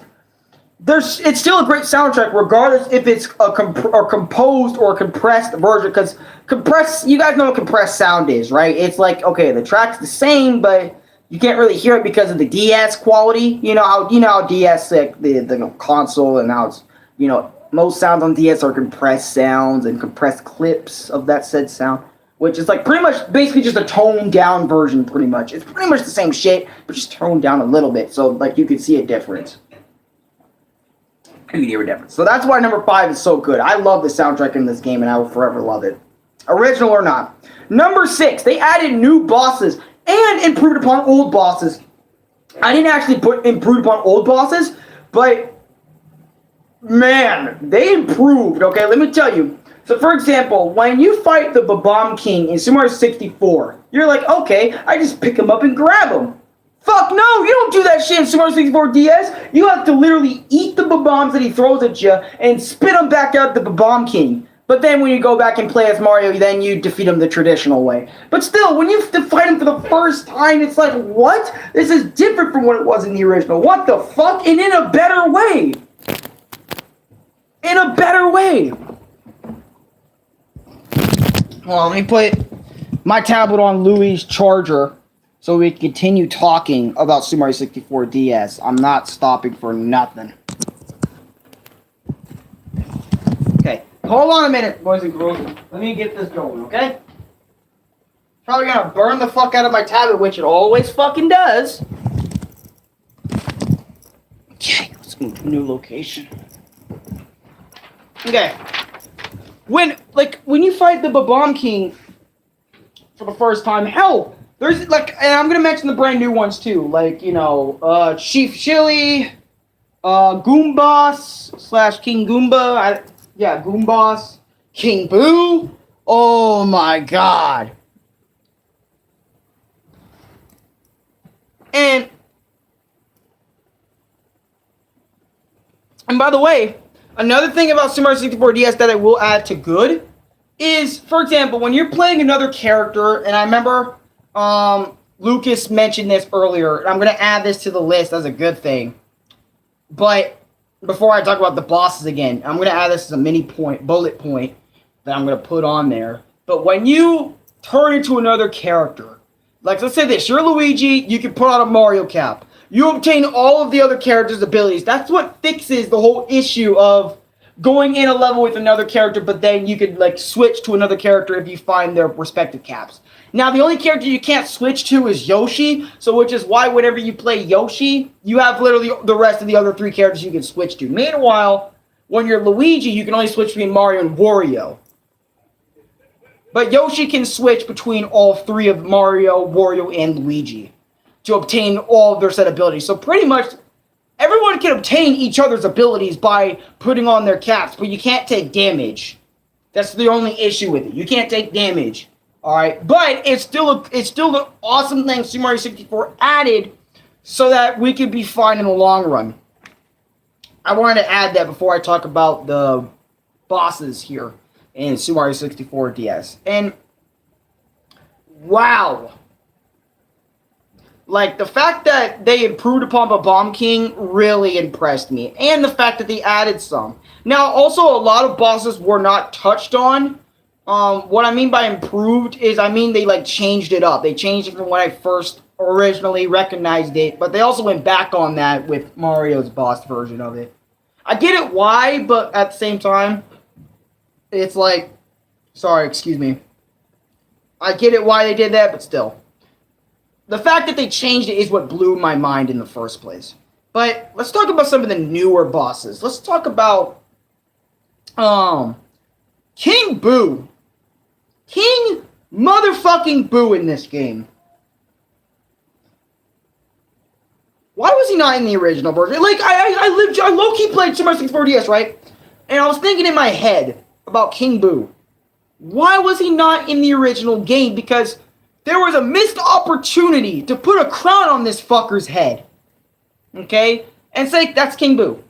That's literally what they did in Super Mario 64 DS. They literally did that. They literally said, here's a big fat Boo. Put a crown on him, and that's King Boo. Oh, and he has the ability to vanish, but you can only see him on mirrors. Why was that done in Super Mario 64 like in the original one? Why get because they Super Mario 64, they had 2 boss fights that involved big Boos. They had one for the very first star. 2 when you go down in the that little haunted ghost merry-go-round shit. After you defeat Boos, a giant one will come out from the painting in the original one, and you will have to kill it to get a star. And I think in Super Mario 64 DS, it's the same exact way. And it's like, why the fuck did they not do that for the original? I'm sorry, but they would have made it 1,000 times better if they did that. But I get it. Cartridge space can't fit as much as DS can, so I get that. But King Boo was a very unique boss fight in this one because, okay, in order to save Luigi, you have to kill King Boo in order to get Luigi's key so you can unlock him and play Luigi. Oh my god, this boss fight was so fucking cool. Even if it was very basic at the end of the day and it was very easy, I don't give a fuck. It was cool as shit. First of all, you had to go through the merry-go-round and find the right doors to go through. And if you went through the wrong one, it's kind of like an endless little loop of going back to the beginning. And then as you're going to get to the right door or try to figure which door is the right one to get you to the next area, you hear King Boo laughing. Like, like, I know it's like a loop of the same laugh, but you hear him laughing as you gradually get closer to, like, as you're, like, starting in the merry-go-round shit at the na-na-na-na-na-na, you hear him laughing. You hear him laughing at you. You hear him laughing at you. You hear him laughing at you.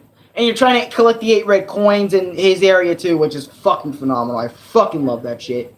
Oh, my God. And I know King Boo doesn't look like King Boo from Luigi's Mansion because you would expect King Boo to look like that because that's literally where all his audio clips come from is Luigi's Mansion 1 from fucking GameCube. Man, because I played Luigi's Mansion all the way. Hell, I even game ranked that bitch. But seriously though, I really might have to do like my experience with Luigi's Mansion, don't I? I might have to make one of those since I'm probably not going to return to that game on the channel like in terms of playing it for you guys in a minute. So I might have to make my experience with Luigi's Mansion, try to remember all the fun and all the stuff I had on it because you guys enjoyed my experience videos. Everyone on my channel enjoys my experience videos. Like, come on, man. Like, come on. Luigi's Mansion should be the next one. Yeah, you know what? Okay, we'll do Luigi's Mansion for the next my experience. I got y'all niggas. I was actually thinking about doing Conker's Bad Fur Day for the next one because I love Conker's Bad Fur Day, but I also love Luigi's Mansion, so we might have to do... Yeah, we're going to do Luigi's Mansion for the next my experience, which I don't know when I'm going to do that. We'll figure it out. We'll figure it out. Just make sure to remind me. I'll try to make a thumbnail for the my experience. But after this video, obviously, I'm taking a break next week, and then next Tuesday, just to remind you guys, I'm doing the E3 live reaction. Hopefully, I wake up before 9 that day, which is going to piss me off if I don't. But anyways, let's get to the next boss. Okay, King Boo was fucking great. After you fight him, you unlock Luigi, and then once you go to Luigi's door, you unlock that nigga. I'm sorry. Luigi's just so sick when you unlock him in Super Mario 64 DS. Anyways, let's talk about the next new boss that they added. Goomboss. Goomboss is a Oh, by the way, Lord Dragon, how you doing? My day is great, and I'm doing okay right now. I'm actually having a blast just talking about this. Goomboss is a character from Paper Mario. From Paper Mario 64, fun fact. He is a character they decided to add in Super Mario 64 DS to add new content / a new star. You have to play Yoshi and eat the Goomba and turn him into an egg and throw that egg at Goomboss for him to take damage. Now, he gets pissed and gradually gets faster and you're looping around a loop. But after you defeat Goomboss, you unlock the Super fucking Mario, dude. And Mario is just as great as he was on the 64, as I explained earlier in the video. Or in this little live stream shit, I explained that earlier, like Super Mario 64 DS. But anyways, Goomboss is an amazing boss. Sure, he's pretty easy once you get the like, at first, I actually was confused how to beat him. Because at first, I actually thought you had to jump on all the fucking Goombas, and then he gets pissed and damages himself, I guess. But I figured it out rather quickly that you had to eat the motherfucker and throw it at him. God, thank God they added Goomboss, because I was like, man, I don't want to fight just big old those bully motherfuckers Super Mario 64 in the original, which I'm not gonna cap. Bosses do get a little repetitive in Super Mario 64 the original, because you're fighting giant boos, you're fighting small and big bullies, and recolored and coded bullies. You're fighting, you know, Bowser like 4 times. Yeah, you're fighting bullies, like big bullies. Big bullies for bosses. Sometimes it can be 1 or 2 of them. You're fighting giant boos. And I get it. Not a lot of cartridge space, so I get it. I understand why they had to reuse. You know, you're fighting Bowser 4 different times. Right. I've experienced, just like Super Mario 64, I've experienced Luigi's Mansion my entire life. I've had this game throughout my entire life. I've had Luigi's Mansion since I was little. I've had Luigi's Mansion in the midpoint of my life. I've had Luigi's Mansion even just a year or 2 ago. So, that's going to be great for my experience with Luigi's fucking Mansion. So, it's going to be great. Y'all niggas are hyping me up for that video, dude. That's going to be fucking fantastic. I love Luigi's Mansion. Dude, it was literally, okay, I'm going to tell you guys I'm going to give you all a little secret. Luigi's Mansion was my favorite game for years. For years, it was my favorite game of all time. I loved going back to it, even if it was short. It was such a great little game. Such a good little 3 to 6 hour game, man. No one appreciates 6-hour games anymore, man. No one appreciates that shit anymore. Everyone wants their 23-hour, 24-hour plus long games and shit. I get it. I get it for those people that want longer games, but dude, there is joy and amazingness in short games too. Damn. To all the people who like longer games out there and prefer longer games to shorter games, I'm not saying this to get on y'all asses, alright? I'm not saying that at all. I'm just saying, like, not a lot of people respect that type of genre game anymore, and some of y'all can probably agree with me on that. Rambu is here. Yeah, you guys are all coming at the end of the stream. No, I'm just kidding. It's not the end of the stream. I'm just fucking capping with y'all niggas. But anyways, Chef Chili. Woo! Chef Chili was actually really cool too, man. Alright, so Chef Chili, I know, is a goddamn giant motherfucking chili motherfucker, okay? What is it? Always a Chef Chili motherfucker. Okay, let me explain what he is. Because I also, when I did that whoo, you know, another person outside did the whoo as well. So that was kind of funny. A little bit. But, alright, so the Chef Chili motherfucker, I know it's just another bully in a nutshell, but he has ice powers. But basically, when you need to save, before you save Wario, you need to defeat this guy. Alright? You need to defeat this guy in order to save Wario. And Yoshi's the character you start out with. But I played against Chef Chili as Luigi. So I was ground pounding. And by the way, you have to if you want to know how to beat this boss, you have to basically get him off the stage about 3 times. Because he can't handle, like, ice water. So, like, you have to kick him out of the ring like every other typical bully. And that's how he damages himself. But then once you beat him, you get Wario's key and you unlock Wario's. And then all the stages that you can't break black bricks with, you unlock with Wario. Which, honestly, I'd probably say Chef Chili was probably the weakest out of the 3 to 4 new out of the 3 new bosses they added, to be honest. because he's just another bully, but like ice powers. So that's pretty much him.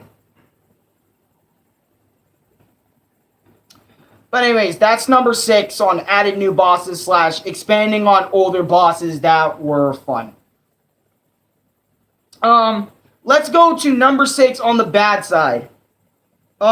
In some areas, can get a little bad, but not like OG bad. And what I mean by that is, in some areas, Super Mario 64 DS can get a little bad, like a little eye scratcher / basically again like how like vague stars are pretty much, but just in a different context. Like some stars are pretty vague. You won't know where they are. You won't know how to get them until you like kind of look up a video or try to understand what they're talking about. But you kind of won't understand what they're talking about unless you play the game a million fucking times. So then you understand. But yeah, that always happens. I already have a water right there. Wait, can you toss that one to me? Anyways? Yeah. Well, actually, it's not that Phil anyway. I thought they came in here to give me none. Yeah, but did you hear the other person do the woo outside?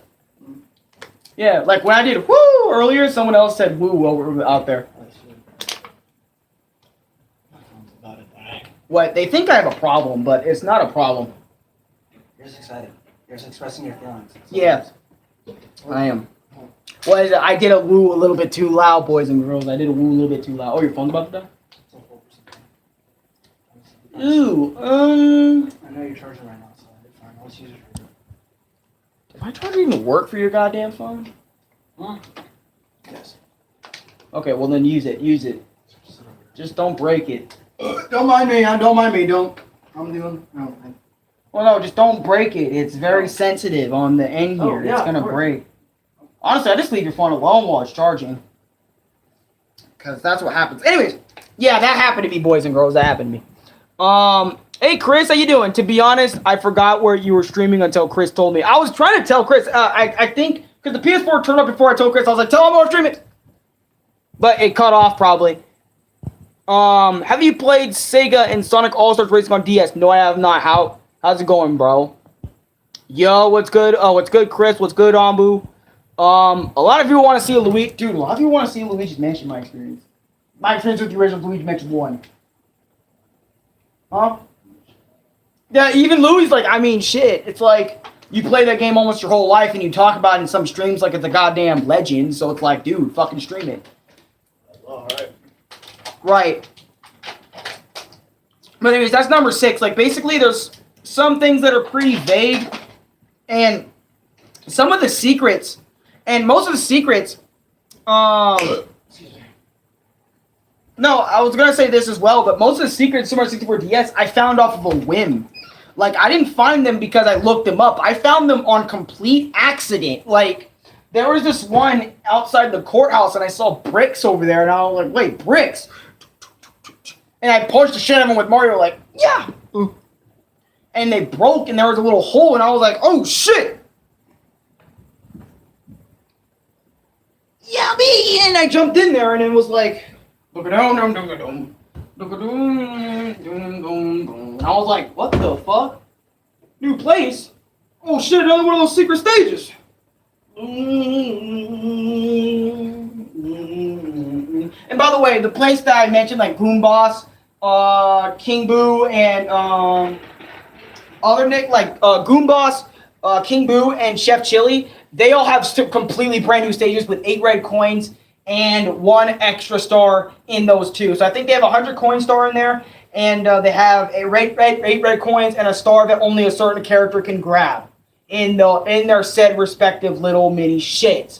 So there you go. There's some trivia, and also to kind of know what the fuck you're doing when you want to get into the game yourself. And also make sure you rewatch this video so whenever you get in the game you get played. Anyways, I'll shut the fuck up. Anyways, who is that, Alex? Oh, that's my brother Louie.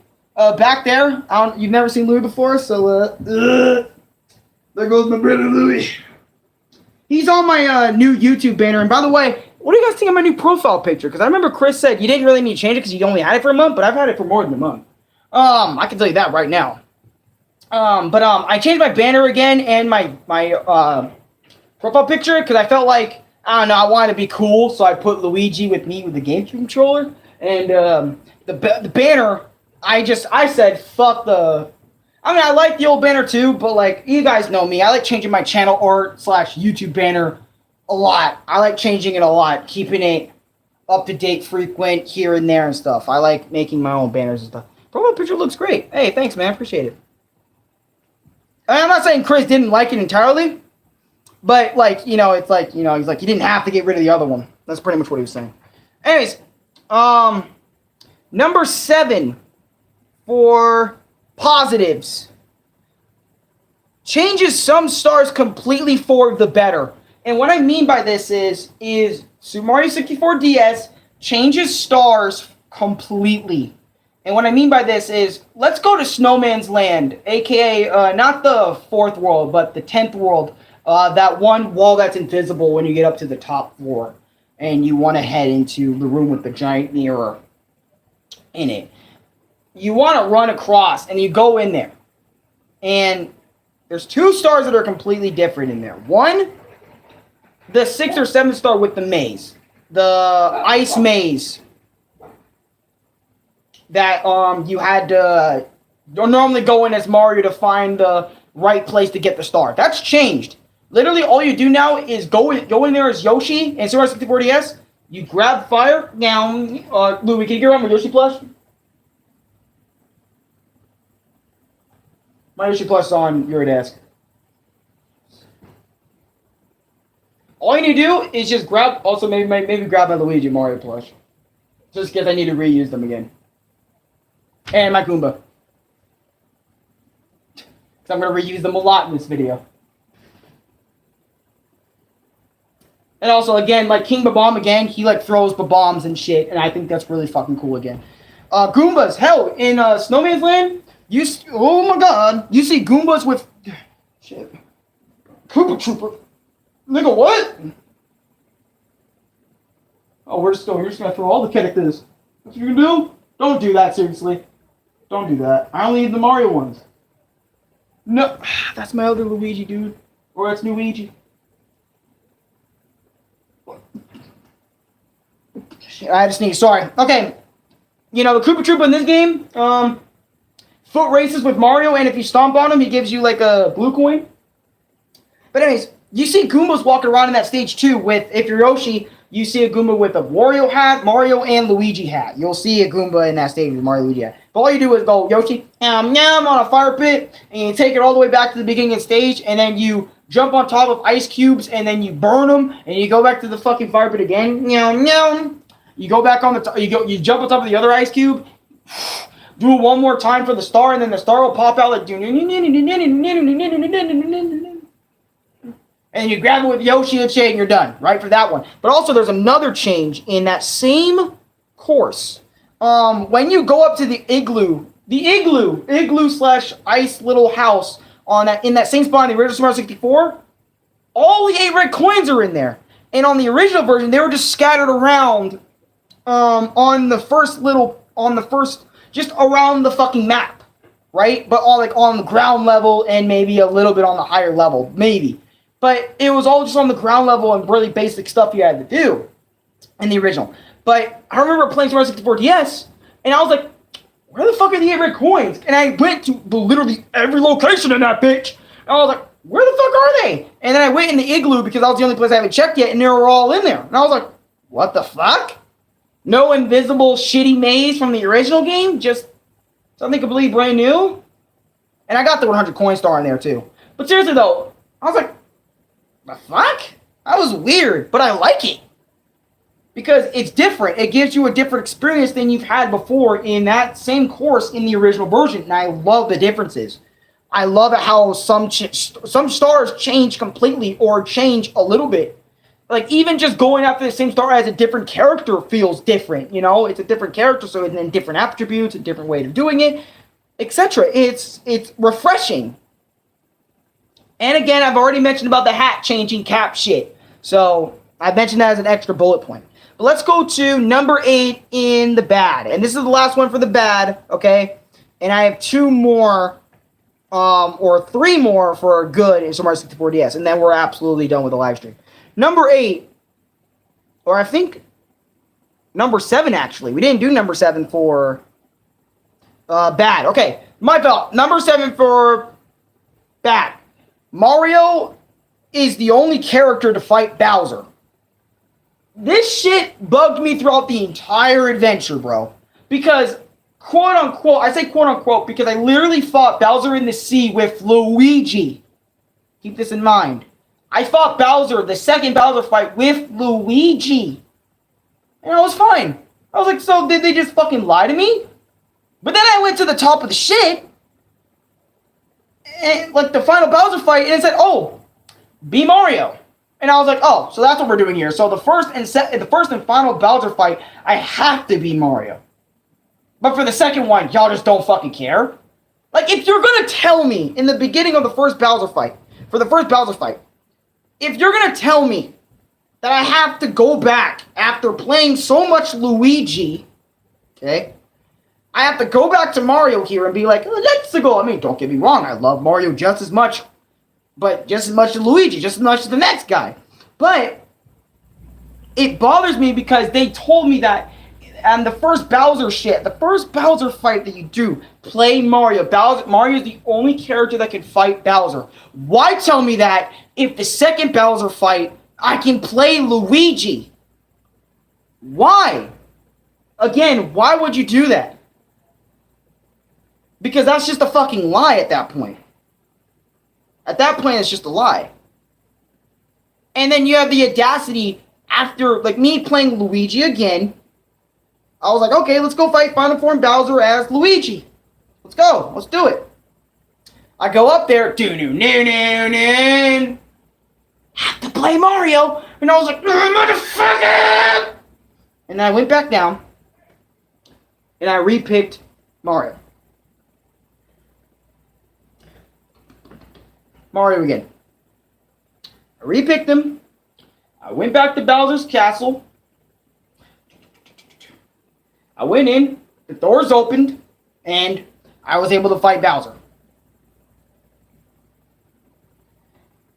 Again, it bothered me so much at that point, because why give the player the illusion, the first Bowser fight, you have to play Mario, okay? Okay, I'll only play Mario. Give me that mindset, and then just let me play Luigi on the second Bowser fight anyway. I know this is just a small-ass fucking nitpick, but are you serious? Like, don't make me think I'm playing Mario for the whole thing, okay?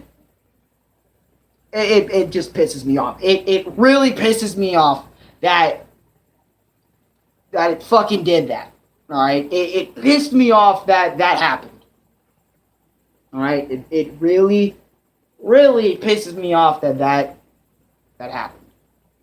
That happened. So then I did the final fight with Mario and stuff, and this is going to be number 8 on the negatives. Bowser battles.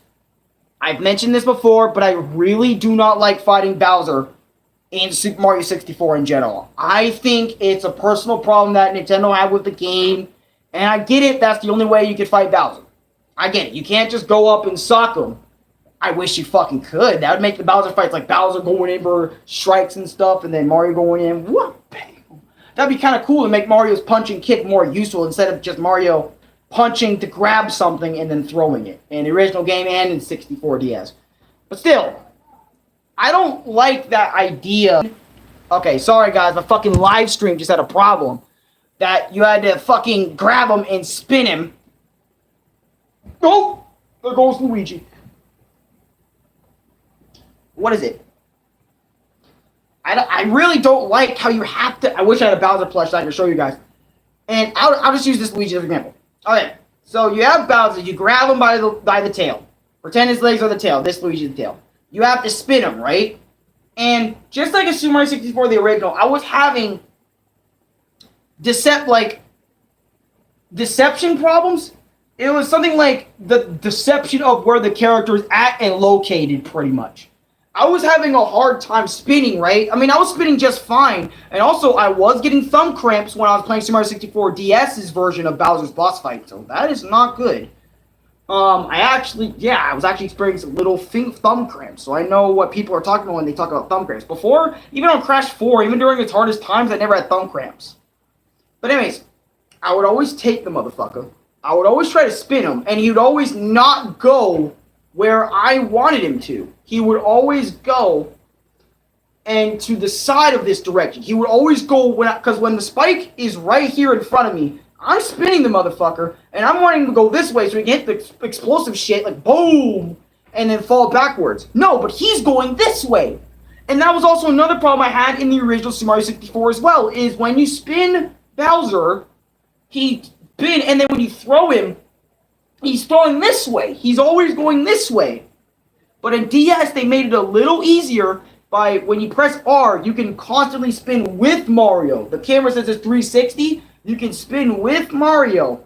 And even then, I was having a problem a little bit. But then I got it by luck and hit one of the spikes because I threw him at a better time. And sure, that could be me just going over there and, you know, not throwing him at the right time. Because if I throw him, maybe if I throw him this way, maybe he'll go that way straight. Like if I threw him this way, but then sometimes I would go straight that way, and there's no spike ball that way. I mean, there is a spike ball that way, but you guys know what I mean. It's like if I throw him this way, he goes that way and doesn't hit a spike shit, or I wasn't thrown enough. And that bothers me throughout, and no matter what 64 I'm playing or what 64 I choose to play. And because and by the way, you're forced to do Bowser in order to make progression through the game.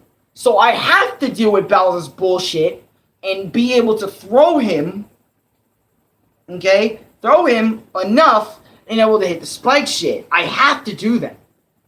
And again, it bothers me that I'm forced to do that shit in order to defeat him. And it won't change till the end of time. And I wish they made this a better thing in a later installment of Super Mario 64, like a remaster, a total remaster. But I kind of don't want a remaster because I think DS is the best version we're going to get. Honestly, I don't know what Nintendo could do to make it better besides make Mario look like what he currently looks like. To make, like, literally just Super Mario 64 DS without all the characters, without all the added benefits of having multiple characters. You know, without having multiple characters. I don't know. Like, I used to get offended, or I used to be pissed that there was more than just Mario to play as. I used to just be like, oh, Mario's all you fucking need. You don't need Luigi, Wario, Yoshi, you know, all those other characters to do what Mario can do. If Mario can do Mario, and all they can do them. Right? But, like, if you take a Super Mario 64 remaster, I know people have been wanting this for the longest time, but do you want another Super Mario 64 port? Like, and I know we got that in the All-Star stream, but think about this real quick. I want y'all, every single one of y'all niggas that are watching this at home, and who's ever watching this after the video gets, I don't know how many in the 100 views this time around, 130, 120, 110, 105, 106, how many people decide to view on this video, see this video, whatever. I want y'all to think about this. Do you want Super Mario 64 with just Mario looking like he does now? Or do you guys just want to get Super Mario 64 DS and whip that bitch out as a remaster on Nintendo Switch? Because I think Nintendo Switch with Super Mario 64 DS could work. And on top of that, it could introduce a lot more people to Super Mario 64 DS. Or hell, even make a Super Mario 64 Switch. Like as a remaster, you can switch between Mario and Luigi whenever you want. You know, that'd be cool. Like go on a pipe like, now. Like if Mario can't do this, then Luigi can do it. If Luigi can't do it, Mario can do it, you know? Like, if you're gonna remake Super Mario 64, like, and I know obviously Nintendo probably won't do that unless it's like an ace in the hole, you know, unless they absolutely need it. You know, and of course, they're gonna remake Super Mario 64 one day, make all the graphics better, make it look like the current Mario, current Bowser. But even then, you know, some of Super Mario 64 DS's charm is kind of gone. Because I remember just going up to that chubby, blocky Bowser and fighting him. And that's probably just nostalgia hitting me for the original version. Because me and Louie beat the original version together on my YouTube page on, like, you know, Super Luigi 64 Final Part. A.k.a. finishing Super Mario 64 up. Because it's just Super Mario 64 with Luigi slapped in there. And the dialogue changed to all say Luigi instead of Mario. But yeah. But anyways, still.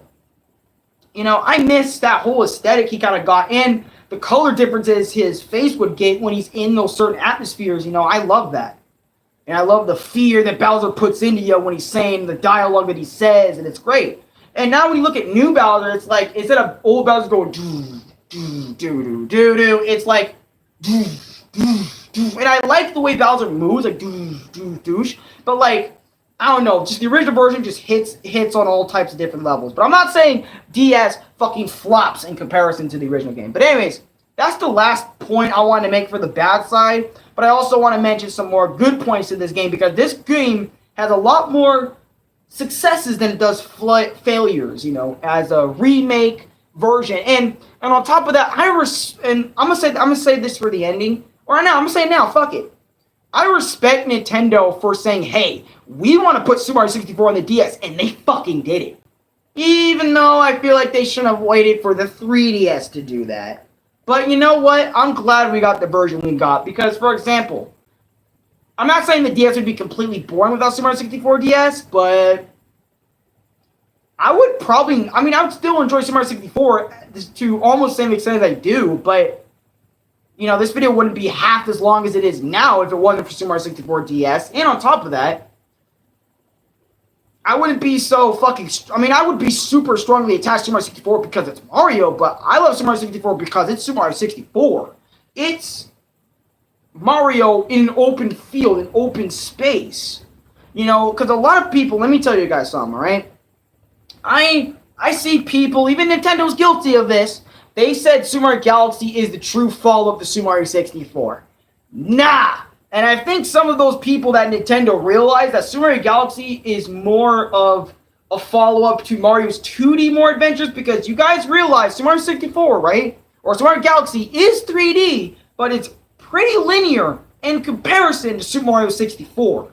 Super Mario 64 is very open. It lets you go in, you know, their fields and shit. It doesn't feel linear once. To me, it doesn't feel linear. To other people, maybe. I don't know if people feel it. Super Mario 64, Super Mario 64 at 64 DS feel linear to them. But I'm not trying to say linear Mario is trash compared to 3D Mario. It's just that Super Mario Galaxy is more of a linear type 3D Mario experience, like Super Mario 3D Land and Super Mario 3D World, than Super Mario 64. The real fall of the Super Mario 64 is Super Mario Odyssey, which we got in 2018, and look how everyone responded to it. It fucking blew up like fucking hotcakes. Because it's like, oh, this is the true 64. And hell, Super Mario 64 had a true 64 even before that with Super Mario Sunshine, but I don't know if a lot more people really liked Super Mario Sunshine in comparison to Super Mario 64. I mean, sure, there's a lot of things Super Mario Sunshine had, but like, Super Mario 64, overall, like, its general impact on Mario, man, that's not even a comparison, dude. Mario Odyssey is more of a comparison in terms of, oh shit, that's Mario, you know what I mean? That type of shit. Mario Kart Tour is the Fort game did play. What? Is the game you played? Because Mario Kart Tour is pretty fun too. I don't know if I'll make my experience on that, or maybe make a live stream on that. It's kind of debatable for me. But I'm just saying, like, in terms of this, I've started to respect more 3D Mario games than I ever have before, because, like, playing Super Mario 64 again for you guys, I don't know. Nowadays, like, when you guys tell me to play a game that I either barely experienced or haven't experienced fully before, it makes it more worth it, because I get to talk to and that's why I love my experience so much. That's why I have so many my experience videos, is because when I talk about my experience with you guys, it makes me feel so much better about those said games. And whenever someone wants to hear my opinions on them, I can just link them the video, or just give them a short summary of what this video is all about. But damn, dude, I love experiencing these things, because it makes me happy that I can go back into the goddamn playlist and just go back to this video and say, man, I respect myself for doing that shit. I love myself for going back and doing that shit. Seriously, I really do. I respect, and I know, like, whenever I'm on PlayStation talking with y'all, I'm trying not to be as hyped to respect, you know, y'all niggas' boundaries, you know, unless I'm with Chris, you know, then, you know. And some of it is nervousness, because I haven't talked to y'all just as long as others, etc.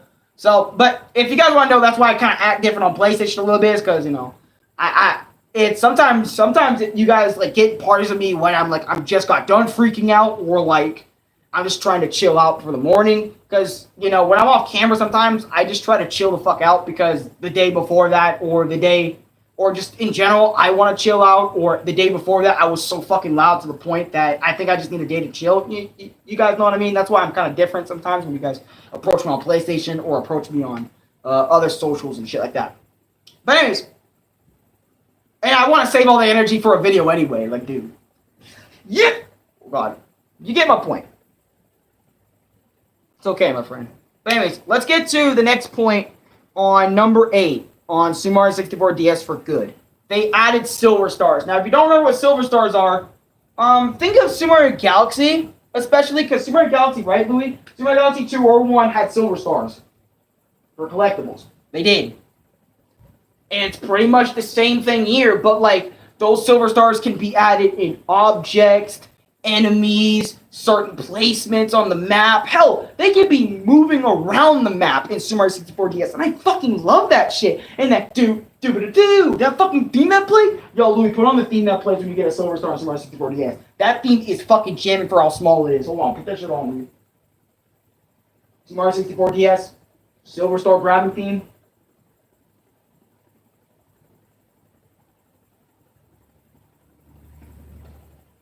And put it on blast so everyone else can hear it and then come closer to the mic so they can hear it.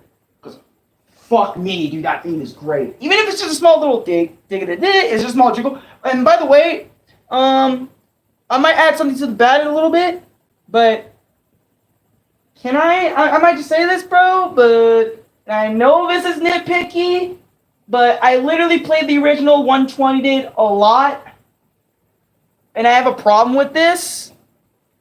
But grabbing a star in Super Mario 64 DS, it's cool, but the melody from the original fucking slaps it off the water, dude. I'm sorry, dude. I'm sorry, from the original game, it just murks 64 DS. Like, 64 DS is like a... No, wait, hold on a minute. Not that example. 64 DS is like a boxing ring. Like, Super Mario 64's star grabbing theme, the original, just smacked the shit out of this little, or just punched the shit out of this other dude. That just Super Mario 64 DS theme.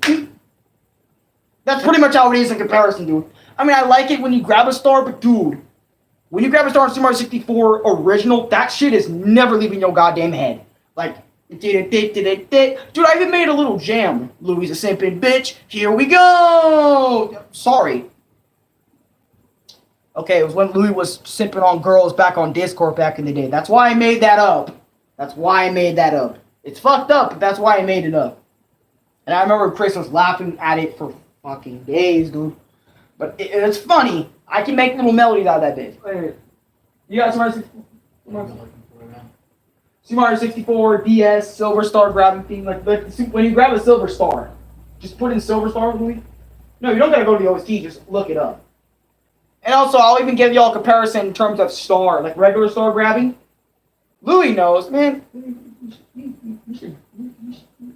know what I'm talking about. Whenever I grab a star, it's like, you know, original was like,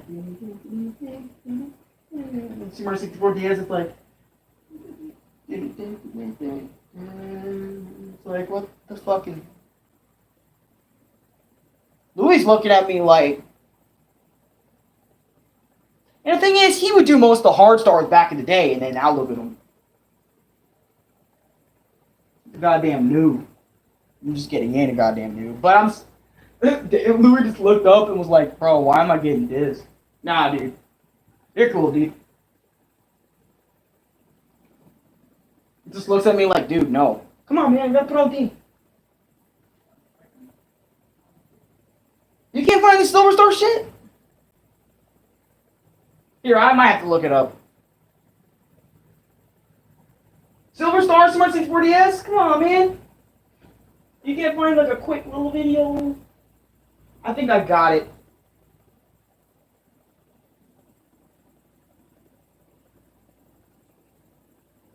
Why don't you just put sound?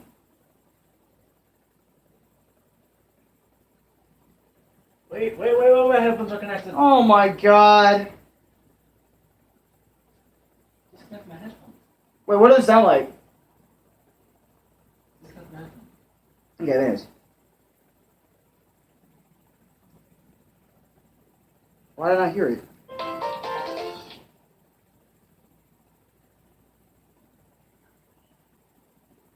What is it?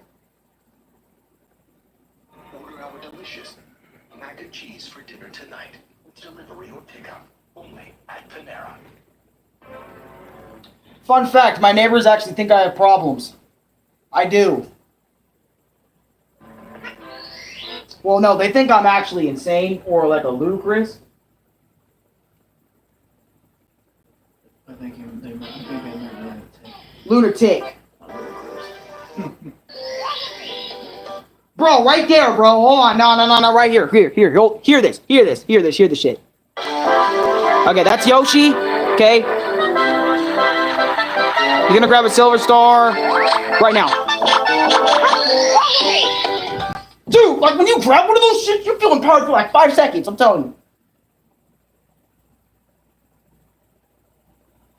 And then when you grab a regular star, like a star.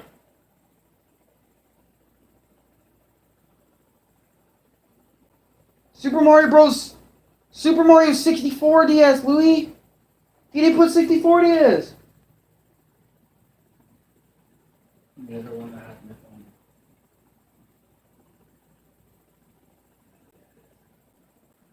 Bro, Jotaro was old news, my nigga. It's all about Mario Brothers. And Super Mario 64 and Crash Bandicoot. That's where it's at right now. What? Why? Why? Dude, you're just wasting double the electricity. We already have that fan going. Sit by that one. Why are you being This addicted? air circulates is fucking around. This one is air circulates on one direct location. This circulates the entire room. Hey, I don't feel shit from it.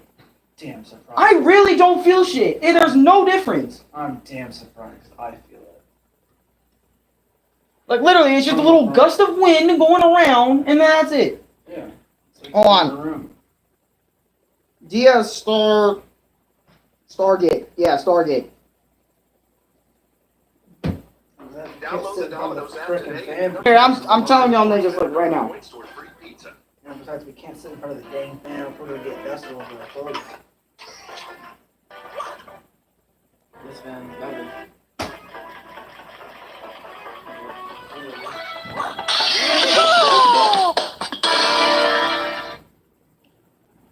Here's the original one. It may sound like just a compressed version, and I'm just tripping out, right? But, hold on. Stargate. Okay. Man, what's up, man?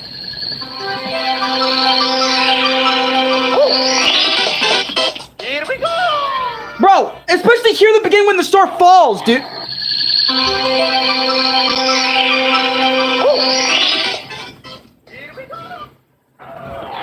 One more time.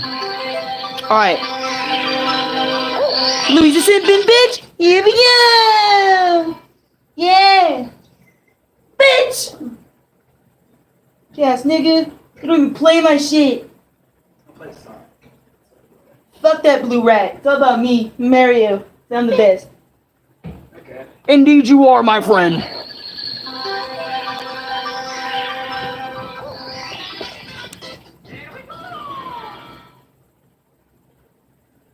Louis just looking at me like, dude, you get a life. Get a life. You're living. That's literally Louis right now. He's telling me to get a life. I understand.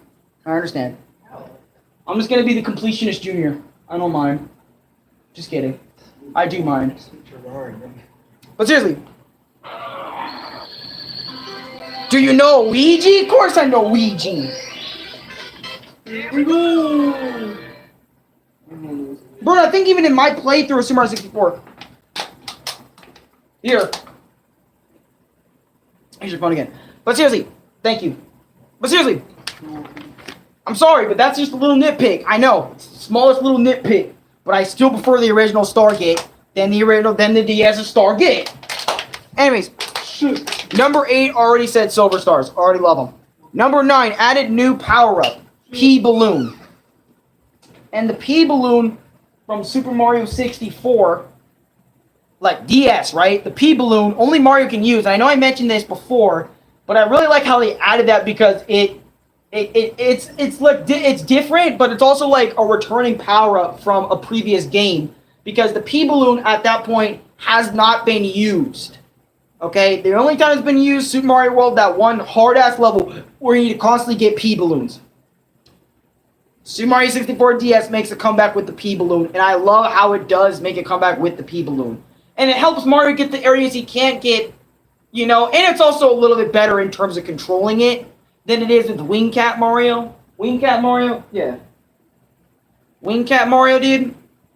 Literally, that's where it's at. Wing Cat. I mean, it controls better than Wing Cap at first glance. Like, if you're new to Super Mario 64, you're going to agree that Balloon Mario is easier to control for the most part than Wing Cap Mario. Gonna be dead ass with you. But I really like how they added P Balloon back in here. It gave it a purpose. So you can go so you can get some stars with it, some secret stars, some stars that were originally in the game, originally not in the game, etc. It's a great power up, and honestly, I think it deserves more love than it gets. Number 10, and probably the final reason why this game is awesome, they added Switch panel stars in Super Mario 64 DS. These stars can range from Wario needing to punch shit in order to get the panel, Mario, and pretty much it's like a race to get to the star, and I love this star. Sometimes that shit goes out quick, sometimes the P-switch or the Switch panel star shit for Super Mario 64 DS runs out quickly, sometimes they run out at a decent time, and sometimes they just go out really at a slow time, and I made it there with a lot of time to spare. Like, it's weird how they work, but some stars work, like, they go out really quick if you're playing as, like, Wario or something. Well, not really go out quick. It doesn't depend on the character. It just depends on how you get it, is the question. Like, sometimes Switch panel stars, they're hiding behind black bricks that you need Wario to punch real quick. Sometimes they're just simply sitting over there on the map. Sometimes they're just, like I said, they're just there on the map. Other times they're in harder places to find. Hell, sometimes it can be across the damn map from where the Switch panel even is. And I still love the stars nonetheless. They're still fun to grab, you know? Super Mario 64 DS, come on. What more do you fucking want? You know, it's Super Mario 64 DS, like the Switch panel shit. And also, I kind of love the Switch panels in Super Mario 64 in general because it gives you Super Mario World vibes, bro. It really fucking does. Like the red Switch panel, the green Switch panel, and the yellow Switch. Well, no, there's like a red Switch panel for Wing Cap, and there's a green one for Metal Mario. I love them. I love playing Mario. You know what? Super Mario, I think Super Mario 64 expanded my love of Mario. Like, I loved Mario, don't get me wrong, I loved Mario like crazy back in the day, but I think Super Mario 64 really got not my second wind of Mario, but, you know, it made me love Mario even more, and it made me love that said game series even more. That's what completing games does to you. At least for me, is when you complete, and I want to tell you guys this because I love you guys, and I want you guys to know. When you complete a game, like, casually, right, you're going to remember the experience for about a week and then forget the experience later. Like, unless it's a different type of game. It depends on the game that you're playing.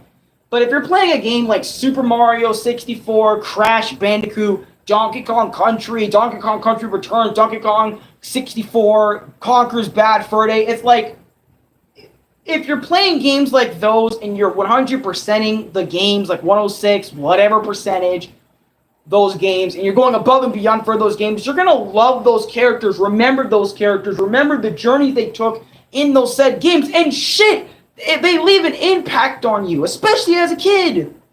Like, and that's what I think about when I play Super Mario 64 DS, is that it made my love for Super Mario 64 grow when it started as a little game that I just played for fun at first, like with Louie and stuff. I had so many memories of Super Mario 64 with Louie, and it made the series, Super Mario 64 series I had, even better when I replayed it with Louie in the last episode, or last episode of the series I had on the original Super Mario 64, because I'm only playing that on the channel as a casual experience. But seriously though, playing it off camera, I mean, shit, playing something off camera, like, for example, I'm not gonna cap with you guys. When I play something on camera, it kind of does limit me because I really do want to go back to that game sometimes and play more of it. But I don't want to play so much of it to the point that, you know, you guys are left in the dust. Meanwhile, I know everything that's gonna happen. Like, no, dude, I like fresh experiences, but at the same time, God, man. And you know, Super Mario 64 DS and Super Mario 64. Okay, you guys can say like, oh, Alex did most of the work, right? Like, but he didn't beat Bowser by himself in the original. Oh, I did everything. You know, the thing is, as well, is when niggas say, oh, you didn't beat Super Mario 64 by yourself. I sure as hell beat DS by myself, and that was literally Super Mario 64, the original, but with shit added into it. So meaning I did all the Bowser fights that I said I struggled on before in the original, and I did them all in 64 by myself. No Louie to help me out, because I remember back in the day, like my dad would always say back in the day, not, well, actually I am putting him on blast for this, and I'm putting Louie on blast too. I remember back in the day, it'd be like, oh yeah, dude, you play a game, but you always have Louie do the hard parts. You can never complete a game by yourself. Look at me now, bitch. I'm completing games left and right by myself. Even if there are save states and whatever shit, regardless, I'm still completing the games 100% by myself. And you know what? I can go back to the past Alex and say, man, Alex, you're going to be glad for your future sometimes because you get to complete games that your other family members have not. Look at my journey on Crash Bandicoot. Let's not even fucking talk about that unless you want to go to those videos, dude. I've literally completed those by my fucking self, and I'm so proud of it. Hell, I even made a video like over a week or two ago about Crash Bandicoot, you know, actually platinum relicking all the games, all the levels in all the games, even if they were platinum relic, even if they weren't meant to be time trialed, I still fucking did them, you know, and I did Super Mario 64 DS. I conquered another game. I conquered another Mario game. And you know what? I love it when games like this give me this experience. And I love it when games give me that enthusiasm / inspiration to complete them to the fullest. I think I'm starting to understand why the completionist loves and hates completing games. Because when he completes games, he doesn't only complete them for himself, but he completes them for the audience he is telling them his experiences too. That's literally what the completionist episodes are based off of, is his overall general view of the game, like by thousands of people, by thousands of others who played that said game. You know, the gameplay, you know, he talks about the gameplay itself, then he talks about his overall experiences with the game, and that's literally how it is. And then at the end of the day, he ends it off by saying, you know, I loved this experience or hated the shit out of this experience. And I think that's what completing games are all about, not what you get at the ending sometimes. And by the way, Super Mario 64 DS, another negative thing is they give you absolutely nothing for completing the game. But another positive thing is it's not about getting a reward for doing everything in the game. It's about the journey itself. And that's something I can say about Super Mario 64 DS. I completed Super Mario 64 DS. There were 1 million save slots. I'm just fucking kidding. I'm not going to copy the completionist in that regard. I'm just fucking kidding. But I really do love the completionist. He started growing on me earlier this year too. Like just watching him. Hell, I haven't even eaten yet today. I was so happy to do this video. Sometimes when I do videos, I don't eat beforehand most of the time. I literally just kind of starve myself most of the stream. So like when the stream's over, don't worry, I eat lots actually. I eat lots all the time. But I'm just saying, like, sometimes before streams, the streams feel more important than me sometimes.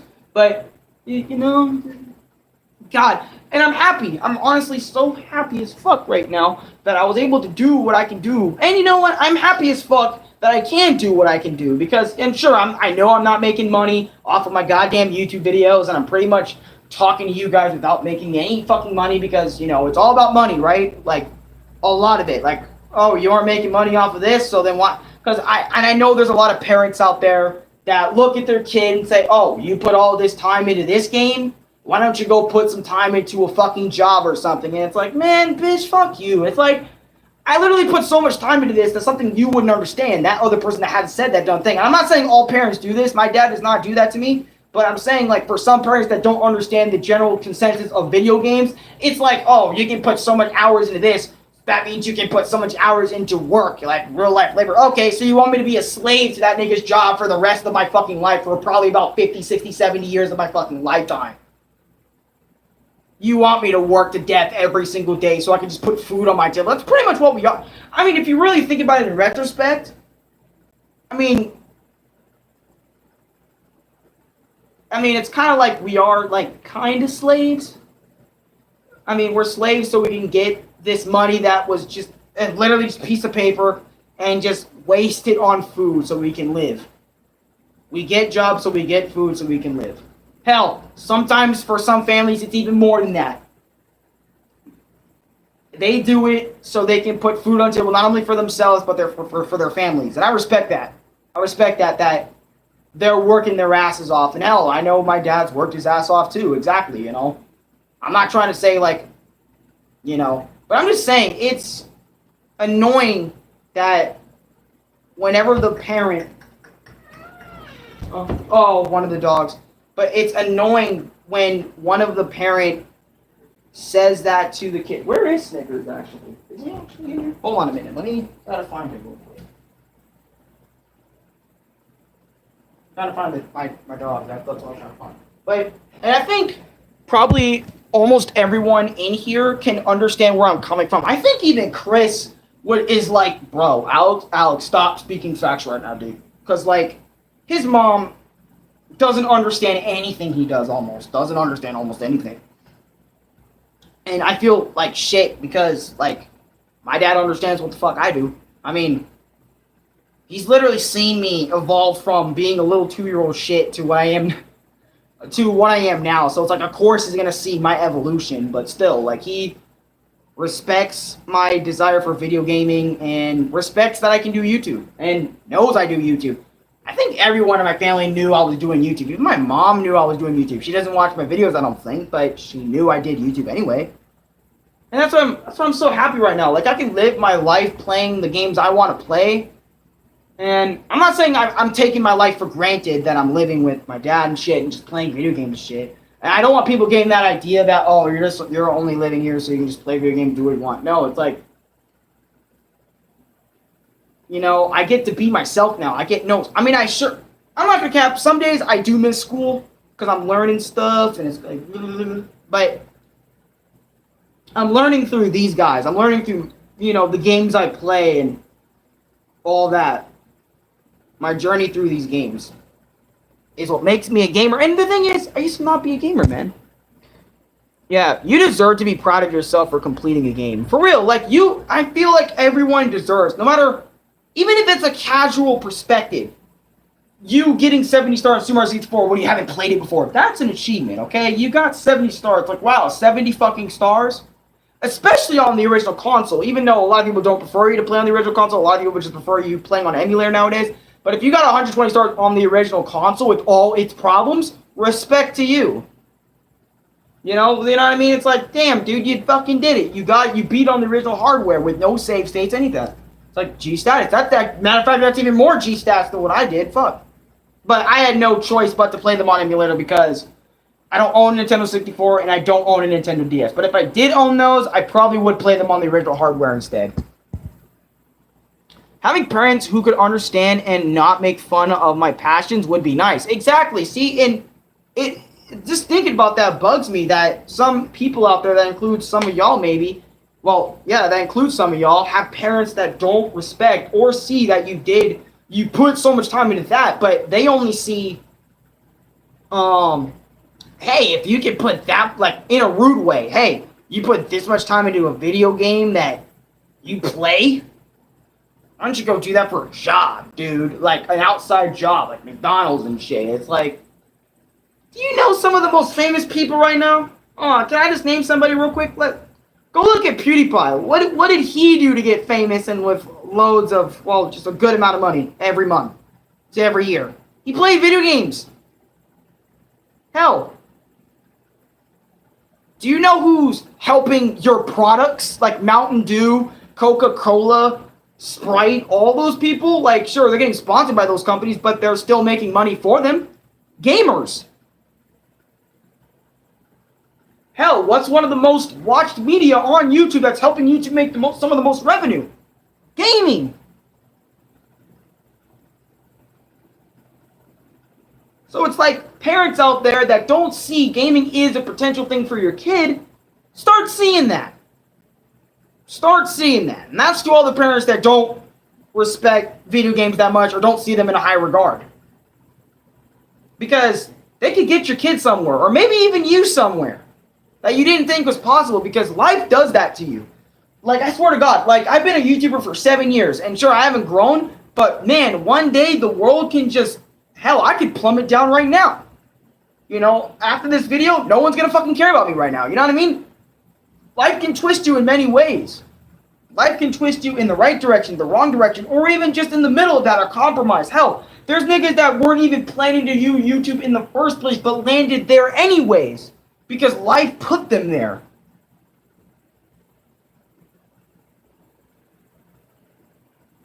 And also think about this. I got all that from just playing Super Mario 60. Just think about that real quick. I got all that from talking to people that have parents like that and Super Mario 60.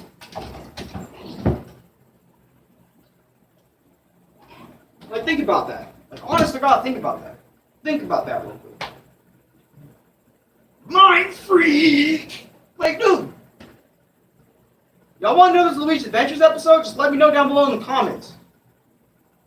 I'll see what I can do the week after the week after the E3 Nintendo Direct event. Let's see. Y'all want to see another Luigi's Adventures episode? Comment on this video when it's actually uploaded. You know, like, come back to the page when it's uploaded. You know, maybe type in, hey, maybe give me another Luigi's Adventures episode. It's been about 8 months since I've done one. Yeah? Maybe? No? Okay. Just saying, if you want to see that, or if you want to see something else, hit me up in the comments when the video is actually uploaded. Got you. I'll remember those bitches. Hell, like the first 3 comments stay up in my damn, public comment list on my YouTube studio shit. But seriously though, what if your favorite Mario Party game? What was your favorite Mario Party game and why? You know, hold on. I'll answer your questions here in a minute. I hope to see you play Mario Tour. I care about you very much. I care about all of y'all very much, man. Because, like, when I hear sometimes y'all niggas are having problems, like your parents don't support your dreams, it makes me sad because... And it makes me sad because, like, damn, y'all have parents that don't support your dreams and only support the formal act of old-fashioned parenting where, hey, you get a 9 to 5 hour job at a Mexican restaurant or some shit. I was actually thinking of Jack in that moment. Which I feel bad for Jack. I'm not gonna say his situation, but I really feel bad for his situation though. That he's been in for a minute now. And I hope his mom's alright. It does involve his mom, that's all I'm gonna say. But in terms of respect, I'm not gonna mention any more of it. But seriously though, it's like when parents don't support their kids' dreams, I mean, the parents that support their kids' dreams all the way, fucking thank you. Like, we need more people that believe in more people nowadays, because there's a lot of people out there homeless, stranded, hell, had to give up on their dreams because their parents or anybody around them believed in them. And you know, believing can take you so far. Like, can take you pretty far. And also, for believing in that person, not only you're helping them out by giving them faith, but you can possibly help them get somewhere by believing in them. And by believing in them, you might get some good things happening to you too in the process. And I'm not trying to say believe people so you can get the good stuff. I'm saying believe people because you genuinely believe in them and you just want to help them out. Like, it's not about yourself in the moment, it's about them. Alright? Because whenever you think about someone, you think about them. Now, sure, it's cool to think about yourself and your needs, but I don't know. I've always just thought about the person in front of me or just the person on the other end instead of my own. You know? Because I think about them a lot more than they think about, you know, I don't know if y'all are the same way, but that's how I think of it. I think of the other person on the other end more than I do think about myself, because I know I'm going to be fine. I'm going to be okay as well. I mean, Well, I mean, you never know if you're really gonna be okay, because you know maybe the next hour you have some depression or something. I don't know. Like anything can happen in the next 24 hours. Anything can happen in the next 2 minutes, for that matter. Like for example, niggas outside are thinking I'm a lunatic for screaming and hollering and stuff, but they ain't gonna do shit about it. Shit, I'm not bothered by it, because I already know that everyone thinks of me as a lunatic or a very loud person. Anyway, I mean, when I get loud, I can get loud, but they also don't notice, and I tend to realize this, but they don't notice when I'm quiet. Actually, they only notice it when I'm loud as fuck. Like that's crazy to me. Is people will notice all the, and this is facts if you think about this. And by the way, thank you so much for watching, but I'm not done. I want to talk to you guys too as well. Like, not only about Super Mario 64, but I also want to talk to you guys about some extra shit that's been on my mind. And I don't know if you guys will agree with this, but if you do, let me know. And I don't know if y'all are going to get mind blown, but people only want to start talking about you when shit gets bad. But when you do something good, no one's going to remember it or talk. Like, for example, right? Say, I beat up a kid in school. That's going to go on for months. People are going to be constantly talking about you every day, every week for those few months. But when you do something good, it's like they talk about it in that one day and then they move on for the next thing. It's like when something bad happens to you, that's being remembered, brought up every other second of that said day for months. Meanwhile, when you do something good, it's like it's like a thing. Oh shit, you did that thing good, and then it's forgotten about. It's sad, but it's the truth, and it happens all the time. Like for example, I don't know. It's like let me think of something. Hold on. I have a video that hit 100K.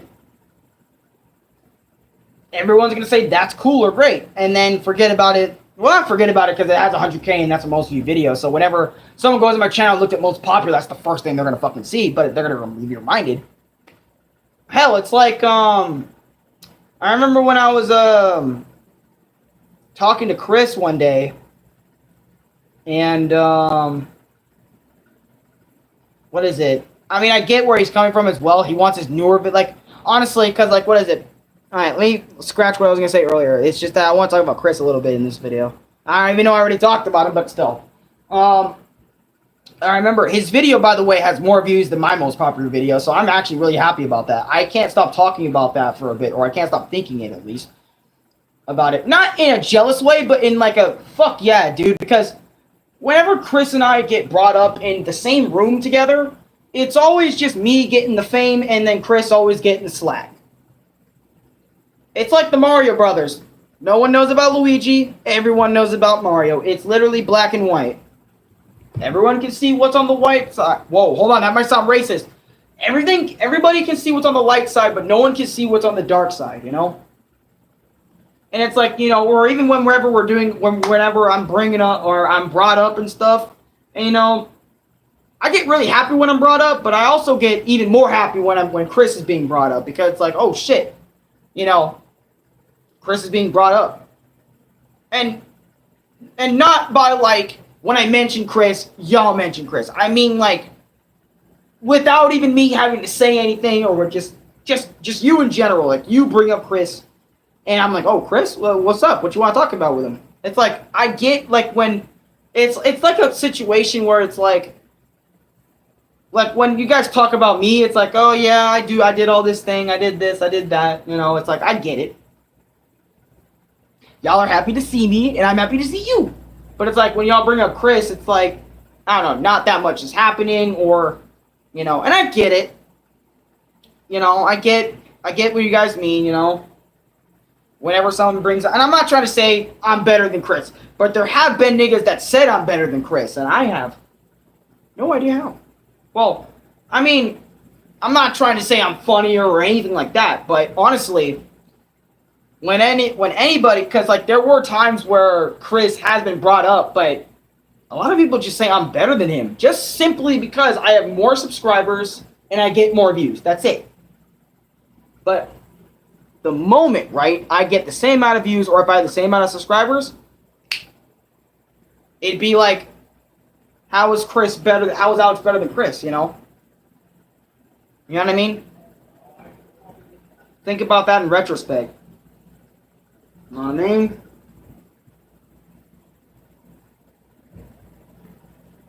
That's crazy to actually think about, actually. But I'm not saying y'all don't give a shit about Chris, because that's the opposite. You guys do. But I'm just saying how numbers can change people's minds about somebody. Like, for example, I had 2,000 subscribers. People like my content because I have more subscribers and I get more said views on videos and I have more people coming to my live streams than other people. So and a lot of the time when you see more people in that live stream, you're going to want to go to that live stream with more people in it. You know what I mean? Because it has more people in it. I'm not trying to say everyone's a little group of followers, but it's just another thing I had in my mind that I just think about sometimes. And, you know, I would love to play Galaxy again. Like, I would love to play Galaxy 1 again, but I don't got a Wii anymore, so I can't do that shit. But I've always said to myself, in terms of Mario games, I want to complete more Mario games by myself, without help, without any of that. Because when I finished the Crash Bandicoot trilogy, I always think to myself, why haven't I done the same for Mario? Mario deserves that treatment probably more than anybody else. I have known Mario my whole life, and yet I'm sitting here not completing his games all the way through by myself. Meanwhile, I've done that for Crash. It's just, I feel, in my heart, I feel like it's disrespectful not to do the same for Mario and Luigi. Hell, I did it for Luigi and Luigi's Mansion. So, but still, just doing it for Mario. And Luigi. You know? Hell. I mean, I'm happy just completing games by myself without Louie's help and stuff. I mean, sure, getting Louie's influence is helpful, but like, what I mean by getting help is them doing the level for me, or that's what I mean by saying Louie's been doing the shit. That's what I meant earlier. When Louie was doing the shit. I meant like Louie doing the level for me and etc. My tablet is burning up right now.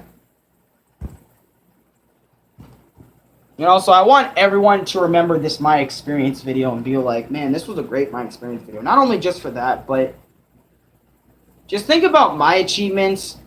And, you know, as well, I want y'all to think about your own achievements as I'm talking about my own. Because at the end of the day, we can complete the same things, but at completely different times. You know what I mean? Like, for example, I'm going to use S-Class as an example. Like, S-Class could have completed Super Mario 64 DS way before I did, right? And she could just straight up tell me, hey, I can help, you know, by saying where you need to go and shit. Like, me still playing the game, but, like, you know, getting insight, you know. And I'm not trying to say compare your accomplishments to mine, because at the end of the day, you're going to have either more or less than me. Or we have the same amount of accomplishments. You know? I want people to, like, when I watch My Experience videos, or My Experience back over, I always think about the experiences I have now compared to myself before that video even came out. You know what I mean? And I want y'all to think about that too. Like, think about that a little bit. Like, think about your accomplishments, and think about how you can do it. Think about how a person with ADHD... Okay, no. Seriously, though, because I have a lot of problems, all right? Think about this. I always say this to people, but I'm someone with ADHD, right? I got learning problems, all right? I had little baby brain damage when I was little, right? So that affected my learning capabilities. And I'm doing shit like... and with all that in mind, right? And all the extra small little problems, I'm doing what regular people be doing, not on a daily basis, but I be grinding out these games just like everybody else does. You know what I mean? Like, I be grinding out these games just like they do. And then, you know, when someone else comes up to me, and I get it, it's kind of offensive to kind of hear that, oh, someone with a proper mind can't do what someone like me could have done. It's like, okay, I'm not trying to make you feel like shit, but I'm trying to encourage you. As, like, that's what I mean, is like, I'm trying to encourage you. Like, someone like me can do this, you can do it. It's not impossible. You can do it. It doesn't matter how many breaks you take, you can do it. You can 150 star Super Mario 64 DS just like I did. Hell, if you need some advice, fuck, I'll give it to you. Even if it's just through YouTube comments, I'll give it to you. I'll give it to you. I'll help you out. Crash Bandicoot, I'll give it to you. I mean, I remember Amu said he wanted to experience the same pain I did. I'm like, okay, buddy. And he kind of did, but not to the same extent. You know, Chris actually beat Crash 1 way easier than I ever did. But that was, I'm not trying to say the only reason why is because he had me by his side. That's a lie, because he just straight up did it, but you know, but he did have some of my influence in some levels. I'm not gonna say fully that's why, but that a little bit. It helped him a little bit, you know. And I want to be in a lot of your guys' lives as much as possible when it comes to these videos, like my experience videos, my gaming videos, my everything.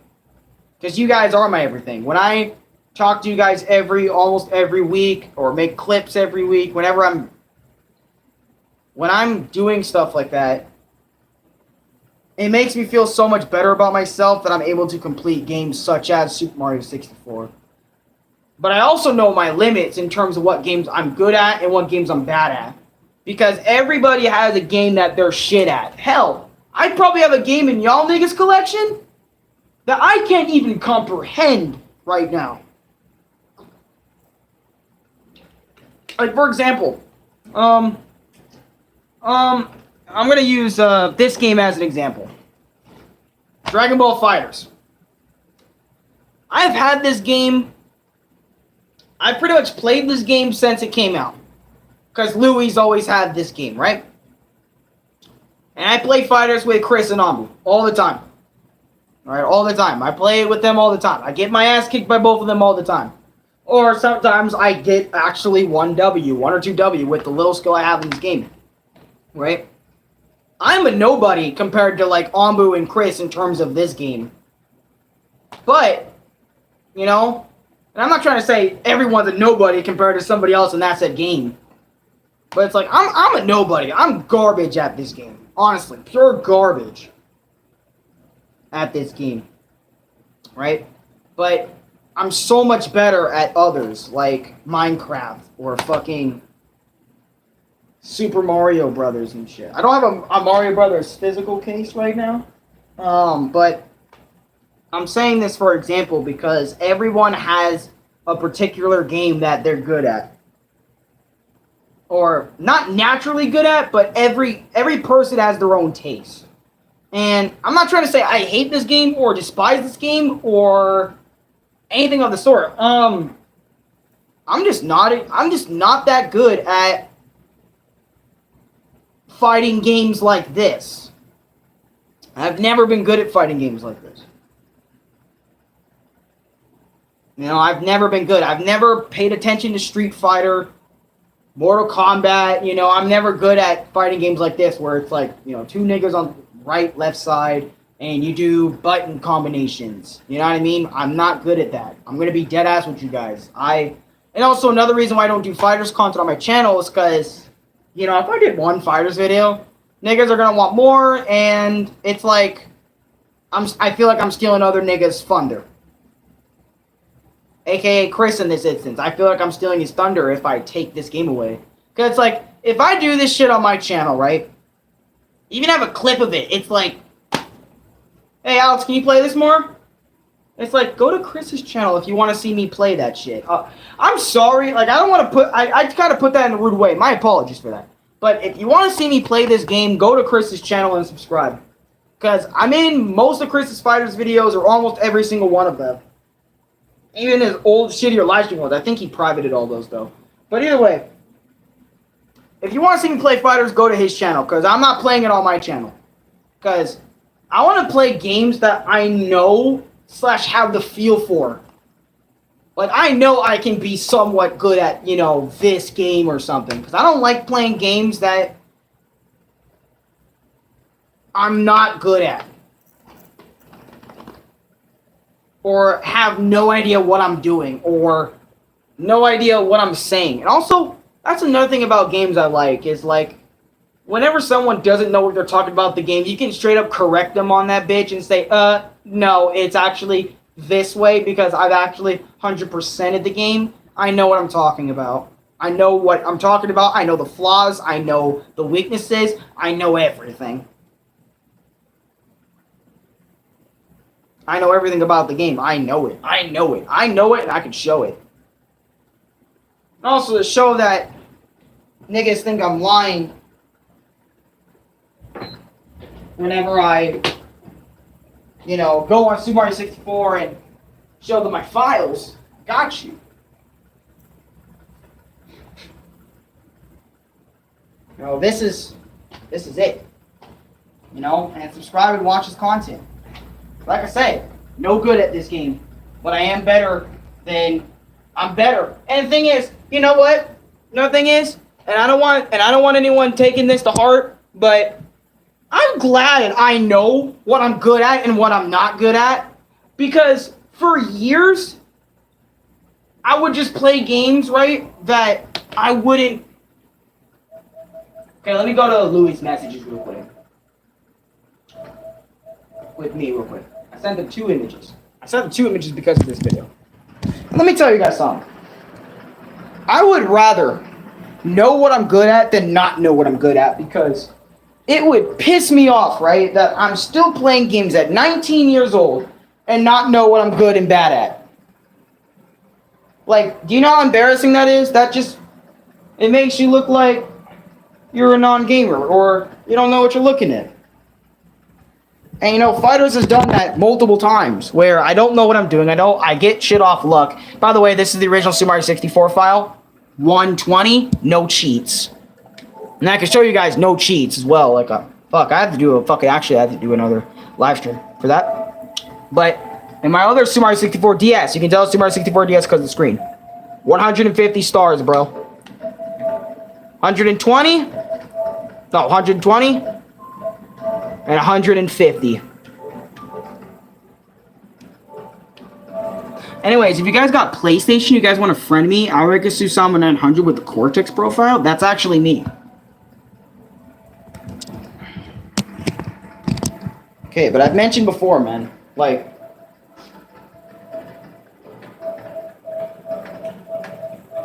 I had to show you guys that, so, like, whoever looks at this video and be like, yo, Alex, you cheating, it's like, okay, why don't you go to this timestamp then to see my files? Bitch. I don't know, I don't like people like that, man. It's like they doubt you until they see it. I mean, I feel why they doubt you, because it's like, you never know, they could be a liar, but...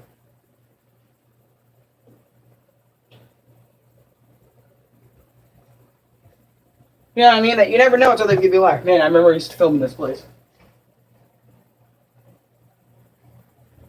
Hell, I mean, I kind of still have... Shit.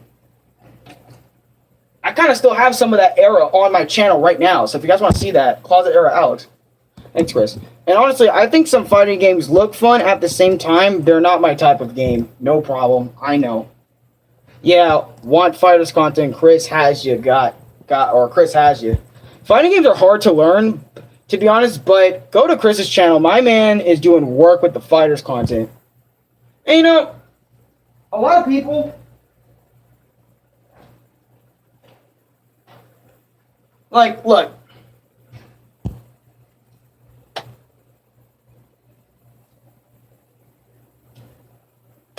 And look. A lot of people say I'm better than Chris probably for these 3 things, right? They say I'm better than Chris because I have more subscribers. They say I'm better than Chris because they think my content is better overall. And they probably say I'm better because they think I'm funnier, but literally, or they just don't like the games he plays. Which, I get that one, but like, well, actually, no, I don't even get that one because it's like, how can you judge someone's whole character off of one game they play? Like, if you think about that, when you judge somebody's character off of a game they enjoy and play, like, for example, I'm going to use me as an example. Oh, you play Mario? Disgusting. Go play Fighters. It's like, fuck you. Get the fuck off my channel and leave. Go to Chris's channel. Fuck you. Unsubscribe right now. Go unsubscribe. I'll wait. This is my games again, bitch. I will knock your shit. Anyway, but seriously, in a nutshell, it's like, and then vice versa. Ew, you play this? Go play Mario Brothers, you scumbag. It's like, fuck you, unsubscribe, go watch Alex then. Yeah, I said it. Go watch Alex, mate. And then it'd be vice versa. Yeah, I don't upload this. I upload Mario, that's what I upload. If you want that, fuck off and unsubscribe. But you see what I mean though, right? It's like it hurts to judge someone's whole personality off of one game. Unless that's the one game they do on their channel, then it's entirely different. But if it's not that one, even if it is just the whole channel, I feel like it's still wrong to base somebody off of that one game they put on their channel. Right? That they put on their channel for content, ad revenue, etc. When they probably don't even like the game. Like, think about this, for example. It's like, it's always my mind right here. It's always when I think about shit like this. It's like, how about this? You think about someone's mindset, right? They could be playing the game, right, for the content, ad revenue, etc., and for your guys' entertainment, but they don't even actually like the game like that. I'm actually going to drop it. They don't even actually like the game like that. What if, keep this in mind, they like this game, but they don't like it as much as they let on? Big brain plays. Big brain play. Did not mean to hurt myself, but big brain plays. Hell, look at me, for example. I loved BBS on the front, but on the back, I despise the shit out of this. And now that's not, and I'm not trying to say fighters in general, but just think of this as BBS, and it's like, you know, my face is like, I make BBS content, but in reality, I barely play you anymore. You're old news. See what I mean? It could be like that type of situation. For another example, so many situations behind the camera. You know what I mean? That's why you always got to think about them and their mindset. If they actually genuinely like Dragon Ball FighterZ / Dragon Ball in general, you know, they'll show you by videos and stuff. If they don't have a video like posted on it or that said game, or they don't even do that at all, it's like, okay. And also, don't assume they don't like the game just because they don't have it on their channel. What if they like having a collection of games they don't like playing on camera? Think about that too.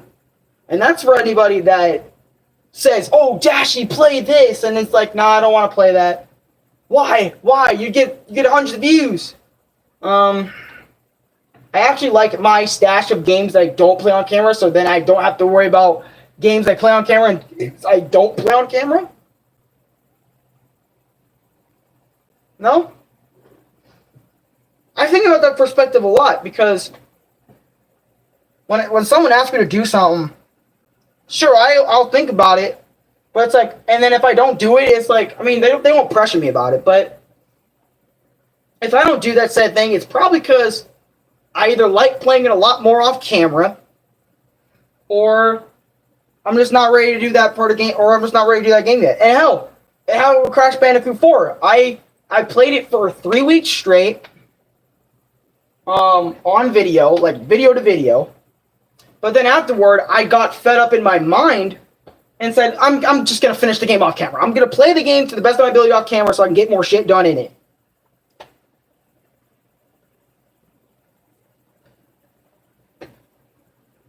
And then I came back as I finished the game and to complete the series on YouTube. Because I did that. That's what I did. And no shitting on fighters, okay? I may not like it that well. I like it, but like, I mean, honestly, my opinion on Dragon Ball is kind of negative in the first place nowadays. Let's be dead ass with ourselves. My opinion on Dragon Ball is negative. If I'm talking about Super, Heroes, anything after Dragon Ball Z or Ball, it's so just straight up negative.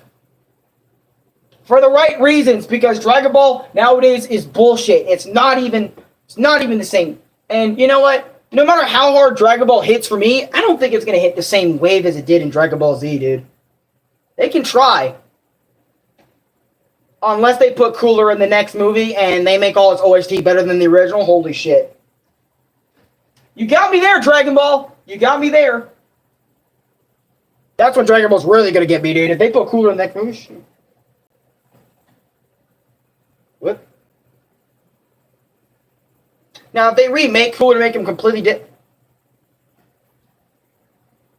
Bye. Sayonara. I'm gonna go play Mario. Because that's what I'm good at. Oh, and maybe Crash Bandicoot on the side, too. The same trilogy of the originals. Maybe the originals this time around. But seriously, though. For some reason, most of the time when I play platform games on my own, I end up getting mad to the point where I almost break stuff. But when I'm with friends, example Chris and Alex, I feel not as mad. Now, see. I wish that was me, but that's fucking lie. Like, if I've ever said, oh, Chris and, like, being in the vicinity of Chris makes me get less mad, okay, that's like half and half, to be honest. It's not a lie, but it's half and half. It's half a lie and half a not lie, because it's like, you know, where my dad, like, because I remember when my dad came in that one time I played Crash Bandicoot or something, I don't know, just him being in my presence, like, just calms me down a lot more than just, like, letting it on. I don't know. Maybe it's just the fact that this is under Dad's roof and stuff, you know? And whenever, like, Dad comes in and tells me, helps me out and shit, I actually calm the fuck down for once. But, I mean, I calm down, too, when somebody else tells me. But, like, when my dad comes in and explains to me everything's smooth, I'm smooth. Or I get smooth. Sometimes that doesn't work, though. Most of the time, yeah, it does. But sometimes, there's that little spark in me that's still really fucking mad. It's just that I'm not blowing up because sometimes, like, for example, I'm playing Crash 3, the original, and I'm trying to Platinum Relic something. My dad tells me to be quiet, right? I'm still really pissed, but I'm respecting the fact that he told me to be quiet. It's 12 o'clock, please. You know, or I'm trying to get some sleep. Right, I'm trying my damnedest not to blow the fuck up right then and there, but, like, you know, out of respect, I'm keeping it down. Louie, hey man, you're Dragon Ball Fighters, man. Yeah, been holding you for the past hour. Your phone died? No, 13%, but I'm charging it. Okay, great. Are you doing election? The same thing I was talking about earlier? Oh. It's just that I moved to a different topic on accident, and then here we are. You know, so I can get more views for the stream. Just joking. Joking, that's not all of it. Where's my water? My mouth feels like blood. Can you get my water? Yeah, we'll do a hold on. We'll do a Mexican trade-off. Hey, you got the water? Hold on, get hold on. Oh, no. Just no, like, just your arm in the camera, that's all. Yeah. Yeah. This for some, wait, hold on, do you actually do that? Hey, I got this Dragon Ball Fighters case with the game inside. It's a great product. I see. Yeah. Yeah. I got COVID, so Don't tell anybody. I'm able. Okay, give me the drug. Give me the game. yeah. Here's the drugs. Here, take the drugs, guys. Take the water. For purchase. That's fine. No, with all seriousness, though. Yeah. No, not like that. Go play some more 64 DS. Matter of fact, how about you go play Conker's Bad Fur Day? Matter of fact, try Banjo-Kazooie. Matter of fact, you should go play Donkey Kong 64 because maybe your respect for Donkey Kong would grow on you if you play Donkey Kong Country. You see, but now since my mind's expanding on games to play, Donkey Kong Country, Donkey Kong 64, I have never completed that game even casually. I'll play it casually if I never get a chance to do so. I have never beaten Donkey Kong Country 64. Now, a lot of you might be thinking I'm crazy for that, but I've actually never beaten it. And it's just like Crash Bandicoot, man. There's so many Crash Bandicoot 4. There's so many collectibles. And the game is ridiculously long. And on top of that, it's like, dude, getting into it. Dude, it's crazy. But, y'all should try the games I'm playing right now, man. Now, if you don't like any of them, I'm having a mad face behind your back, but I respect your opinion anyways. Hate Conker's Bad Fur Day once. I'm coming after y'all. I'm just kidding. Oh my god. Dude, imagine if I was being serious. Well, I mean, shit. I can get serious when I get serious. You know? If a nigga says he doesn't like Conker's Bad Fur Day, do not be in the same room as me. No, I'm being fucking honest. Don't be in the same room with me if you don't like Conker's Bad Fur Day. If you don't like Conker's Bad Fur Day, you don't like me. So therefore, get the fuck out of my channel. No, I'm just kidding.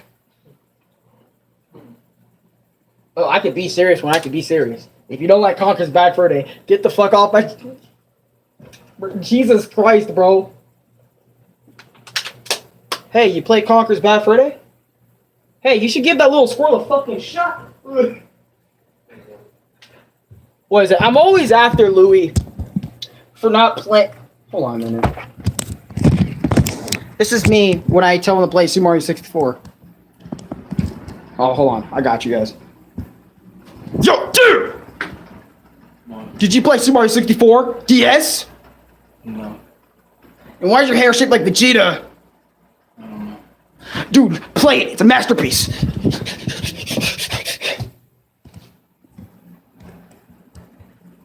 It's a masterpiece, baby. Hey, did you break up with your girlfriend? No. Did something happen to you? Something happened? Yeah. No, I'm just tired. Nothing. Okay. Did you play Conker's Bad Fur Day? No. Play it! What if I don't want you? Ah! It'd be like that. Alright, but seriously though. What's up with Alex talking about Conker's Bad Fur Day? Well, chap, if you want me to spell it out for you, it's a good game. You should play it. Ugh. I'm just trying to go home. Bro, Conker's Bad Fur Day is a great fuck game. Even with the shitty tank controls, gun controls, shitty... Okay, pretty much anything they try to do is almost shitty, but in terms of controls, but it's a blast, I'm telling you niggas. Play Conker's Bad Fur Day, emulator or not. Honestly, I prefer a controller, like Bluetooth PlayStation controller, and map all your controls to the set PlayStation buttons, and you'll be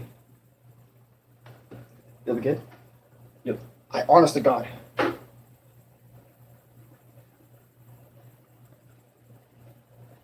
Hello, I'm Luigi, and Alex still hasn't made another fucking Luigi's Adventures episode yet, and yes, I need that YouTube ad revenue, please! Alex, help me, please! No. Unfortunately.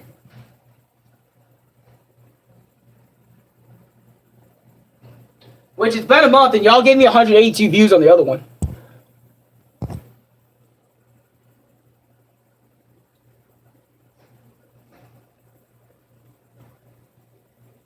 Here's hell. Ah!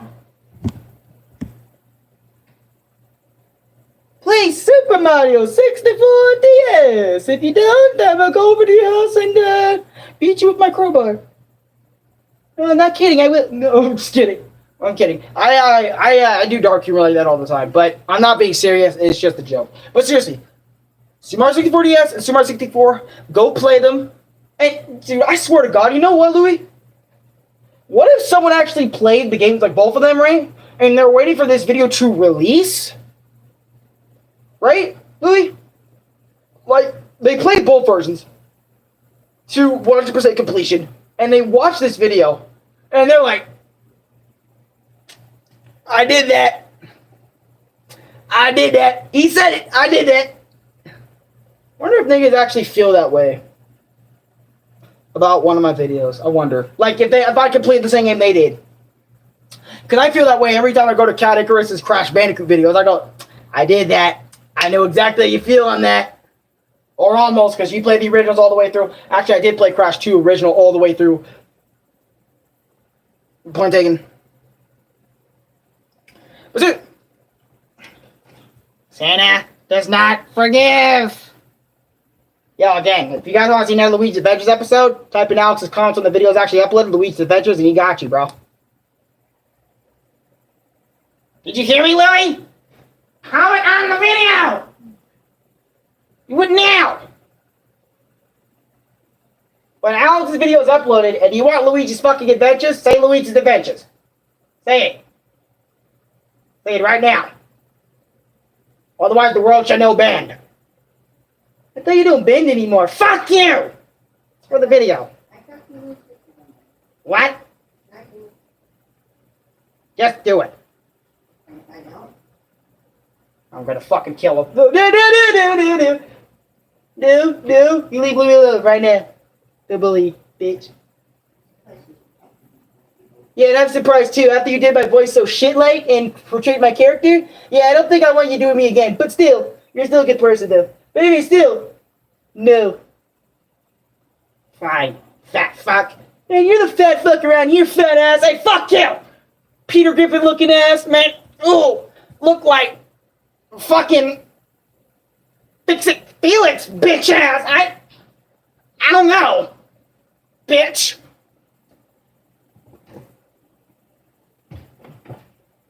I'm not going to get the bitch right there is him. He a bitch. I think I just stole this video. Oh, hi Chris. How you doing today? Bye, Diggy.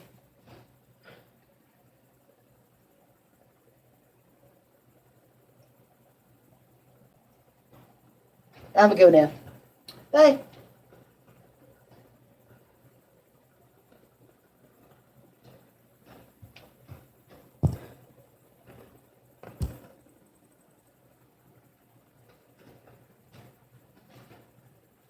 Oh shit.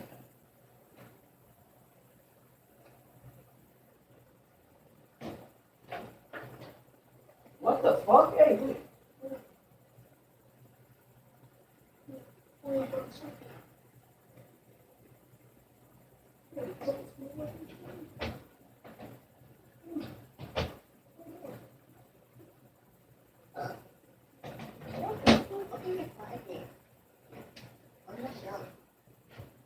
Which one? Oh shit. Never mind.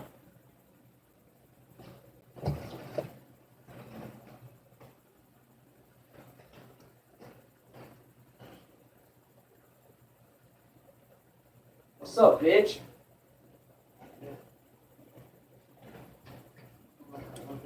What's going on, y'all? I'm in Alex's comments because I'm not much of any relevant character because all I did was help Alex progress in subscribers and views. Fucking bitch. No, I'm the one who made Alex today, motherfucker. You sure about that? Because that's Mario shovel. I'm gonna beat the shit out of him. I'm gonna beat the shit out of Mario. Hey, you sure about that, buddy? I don't think so. Yeah, I'm gonna beat the shit out of you, bro. No, Super fucking Mario, bro. You can't touch me. I will see your ass. So, Hey, let's go, dude. here's the jail.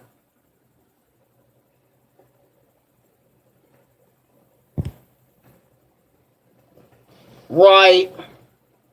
Oh, damn, I just realized I'm ruining my nice pink hair by doing it. Fuck.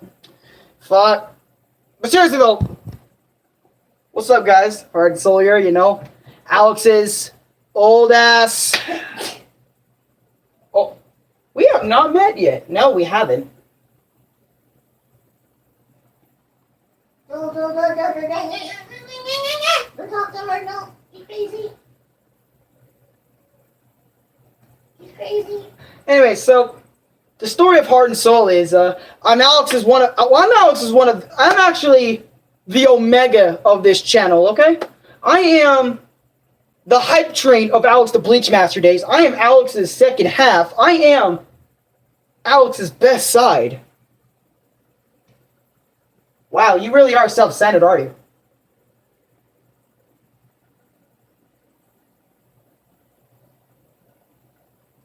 I'm not self-centered. I'm just self-declining. That's not even a word. That's not even a word. Whatever, man. I just want some love, man. No one loves me anymore, man. No one even... I saw Alex do the whole clip shit on YouTube. Man. Low-key, I'm sitting there sometimes, and I wonder to myself, why the fuck haven't I not gotten a clip? So the new generation of viewers on Alex's channel can remember me. No one fucking remembers me, man. Only the OGs remember me. And all the OGs out there, y'all motherfuckers the G. Sheesh. That's right. Heart and Soul knows the sheesh.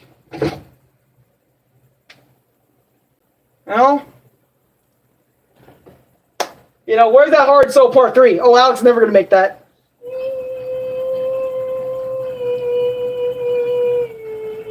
You know, actually... You know what? If y'all motherfuckers want to see a Heart and Soul episode, actually, you know what? I want y'all to go in my comment section. Or not comment section, because this ain't my channel. Apparently. Of course not, you dumbass. I want y'all to go in this motherfucker's comments, right? I want y'all to not only vote, but... like, in my comments when this video is actually uploaded, Alex is going to put a comment. The Return of Heart and Soul skit episode. Stop. Or the Nintendo Direct. Honest to God. Do y'all niggas care about Heart and Soul? Or the Nintendo Direct? Do you guys want to see that? Or the Heart and Soul episode? Nintendo Direct, fuck off. You know, Louis, I loved you.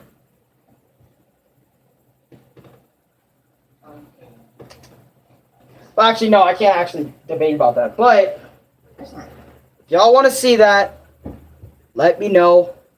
And I will get to Heart and Soul if you want his grand return to the internet YouTube platform. I want y'all not to make me a promise. Alright, but I want y'all to, like, low key. I want y'all to give me the strength. We're gonna live react to it together so that I can't upload regular videos anymore, but Louis, I want you to go to that old video right now. Go to the Heart Soul Anger and Sorrow video, and I want you to go to the ending of that, maybe. Ending of the skit, maybe. So we can all see it together. Actually, I can't record any of that because I have too many clips on my tablet. I can't record anything Heart and Soul related because I have too many things on my tablet. Whoopsie. Hold on. Who texted me? Who is it?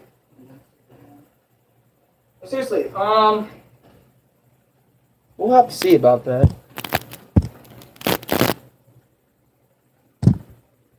Oh, shit. Static? Shit.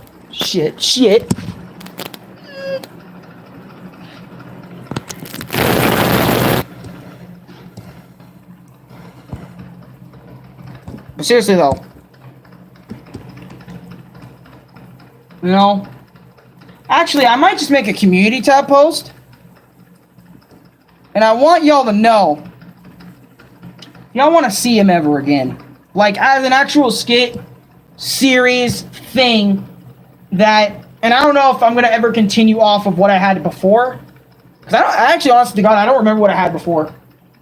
Louis might have to look that up for me, but I don't remember the story I had for him before. But he needs a somewhat return, I guess. Because, what is it? Because I remember niggas liked him. I liked him. Shit. Because he gave me more views and subscribers. Oh my god. Oh, yo, this thing's gonna break. Hold on. Louis, help me. This plug outlet's gonna break. I need help getting that in.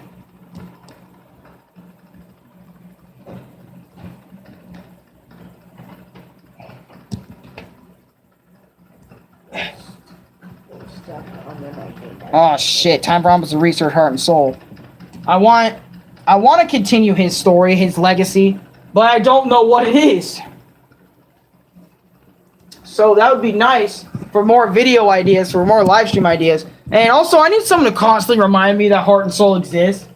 Because I actually forget he exists sometimes, because I don't remind myself or go back to the videos at all. And the videos are so far back in my video catalog that he just gets straight up forgotten about at times. He got thrown out against losing. Oh my god, yeah, dude, Thomas too. Completely forgot about Thomas too, Louis. Yeah, they were all in my birthday thumbnail.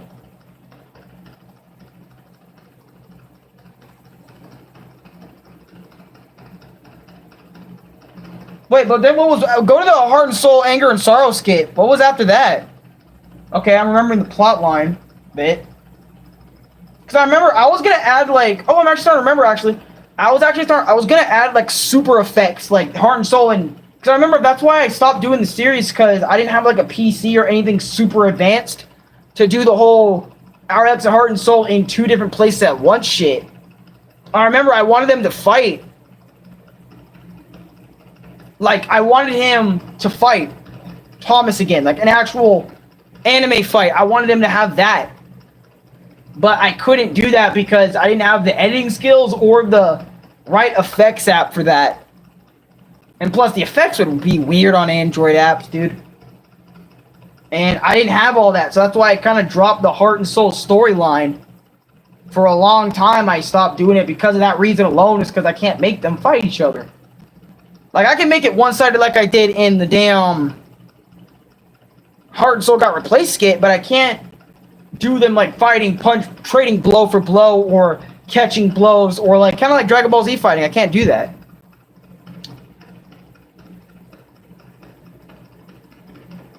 Then the whole Luffy shit where he was going out, going on while he was out there homeless. Like, wait a minute. Yeah, I remember that. Because in the second skit, wait, Louis. Go to the Heart and Soul skit. I might have to continue off of that. Anyways, but go to the Heart and Soul, Anger and Sorrow skit real quick, and I need you to show me bits and pieces of it. We're probably gonna have to rewatch it a bit, so I can remember the storyline. Because I kind of want to continue him. He was homeless after Alex kicked him out. He was homeless. That's what he ended up walking back to the house in front of Alex. Then he ended up getting dropped by Thomas, and that's where he left out. Well, no, can we watch it? Dropped by Thomas. Well, no, because remember, he got dropped by Thomas, right? I remember that much, but I don't remember him going back to the house. That's why I need to see this shit. Man, you know what? I really feel like, man... You know what this reminds me of? This reminds me of Conker's Bad Fur Day. Alright, Lord Draken, I'll see you later, bro. Hey, stay safe, my man. Then he returned and renewed because the he from was before him always acted as a confident and dominant one. No one drew fan art of Heart and Soul. Can you believe that? I'm sorry. No, but just thinking about it, I might just draw Heart and Soul shit. He's actually kind of cool, but I've always wanted fan art of him. I'm not gonna cap. Now I kind of want a channel banner with him on it, with me and him, and then all the characters I know and love on that same banner. Heart and Soul included this time. He's one of my favorite characters. He's one of my favorite characters. Alex, you fucked up one of my favorite characters. See, you get me going. I don't know, like, whenever someone talks to me about something I did or was involved in, I don't know, it gets a giggle on my face. You can probably see it, too. I don't know if my face turns red, but I don't know, probably because of the shitty lighting, you don't see that, but I get all flustered and shit. Cause like I enjoyed that thing. I enjoyed that said thing I did or whatever. Or whatever I was involved in. And when people say, hey dude, what you did or who that was my favorite person. Anyway, really gotta go. Hope to see you again. Bye, Alex. Hey, peace out, Lucas. I'll see you in that Nintendo Direct live stream. Got you, bro. If you're there for it at 9 a.m. on Tuesday. Well, actually, I'll stream a little bit before 9. But you get my point. Really? Are you going back to those videos?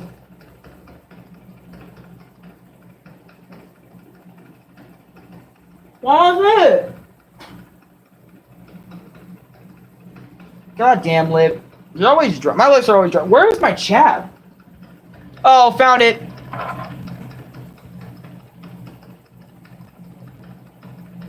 Oh no, that bitch got dirt.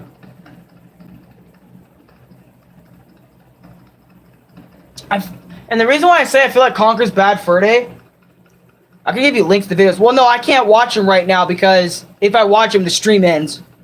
That's why I'm asking Louis to see if he can do something about it. Because I can't... Well, I can't double up for 1 and 2. Wait, what? No, I'm not saying people. I'm saying the Heart and Soul live stream.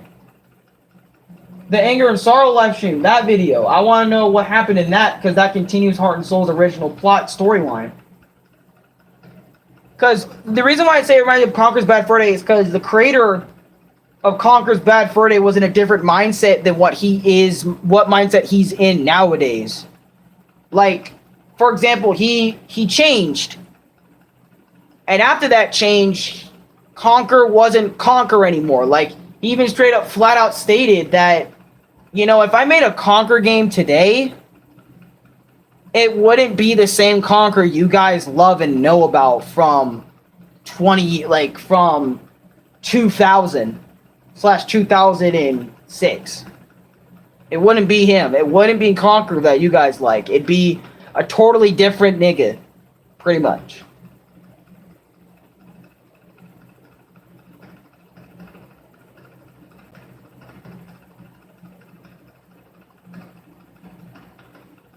But I feel like I can make Heart and Soul different, but better, I feel like. Because I'm still in that mindset where I see Heart and Soul as a cool dude. I don't see him as a disgraceful character or...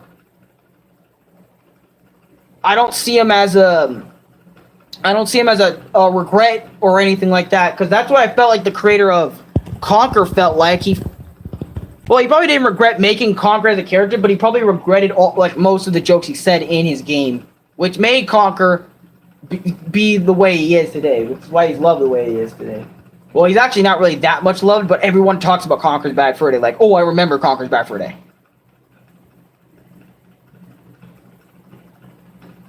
Louis, are you finding it? Are you watching it? Well, let me see, fucker. Louis, let me see. I'm only supposed to remember this shit. By the way, I will end stream soon.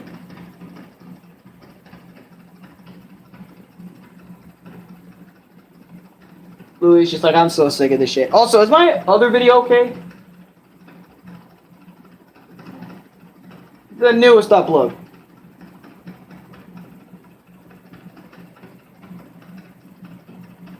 Not my live stream, but the newest one that's actually up. Like, in terms of views, Louis. Well, when you click on it, Louis. Still? Does it say 6 days or a week?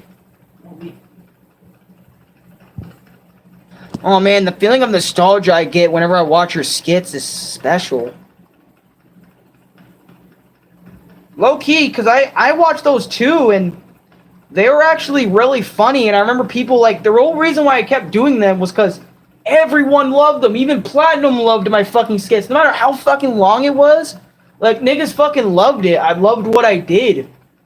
Loved the Heart and Soul character. I didn't think, like, honestly, I didn't think I would actually come up with a decent character in my lifetime. or an okay character in my lifetime, honestly. And I know Heart and Soul has so many flaws in his character, but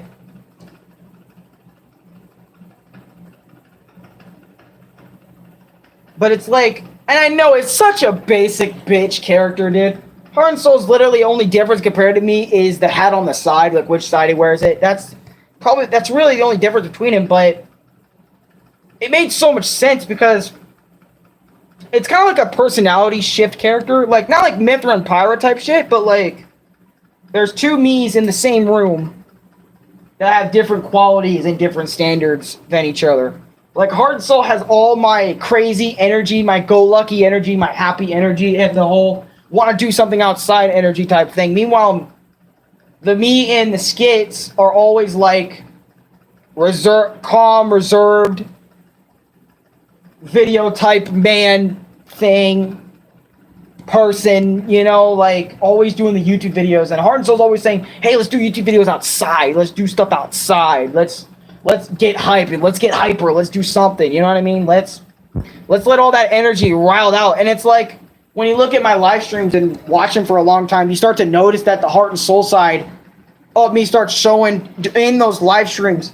For example, like, I get hyped for a character reveal, or I get hyped for a character I got in a game, or I get hyped because I'm talking about that said game. You see that hype, you see that energy, you see that Heart and Soul energy residing in me, and it's like, oh my god, this character has a deeper connection to Alex's whole person in general than just, you know, than just the typical character that has differences to the creator and stuff.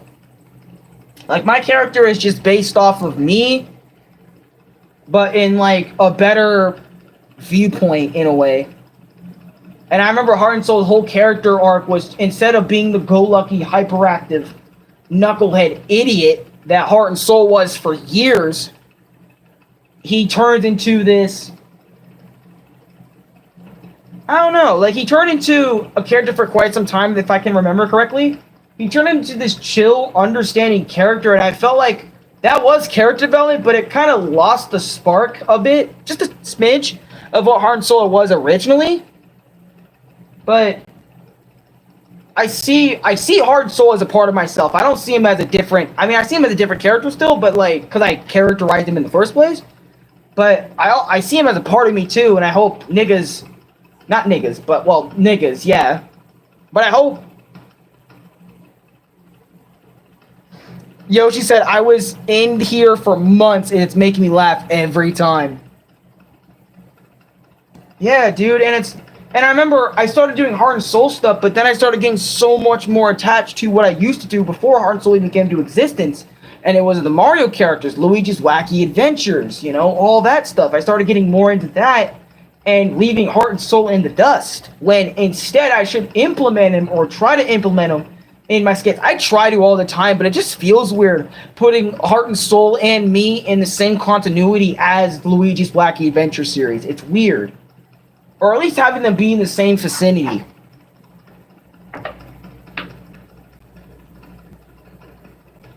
Louis, you watch them?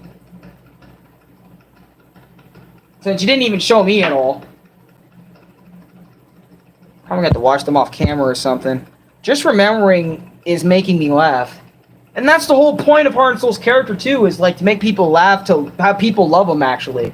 And I want people to I want people to just forever remember him. Like, I don't know. I mean, I want people to remember me for being a gamer and accomplishing so many things to the point he's making experience videos on them. But I also want people to remember me as a man that has done the skits. A man that's created a decent, well-written, well-thought-of character, but a character about himself. And maybe his character arc this whole time, instead of fighting Thomas, it should be about... Well, no, Heart and Soul's completely already something different, but I'm just saying, like, when I added him to the whole Luigi Mario joints, it just felt off. It felt off, right? But that's why before he was a different, but when I mixed them together, I think in the Anger and Sorrow, did I add him to Luigi's group of characters in Anger and Sorrow? I don't know, because Luigi didn't show me. But Well, Louis, I need to know, dude.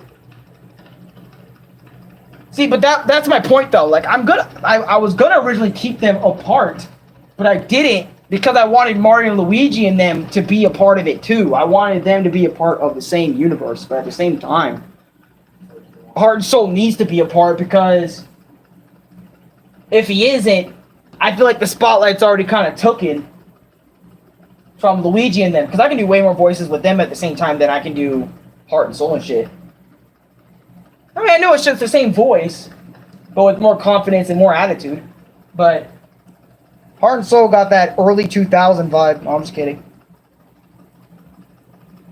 Heart and Soul got that energy of a early 2000 kid.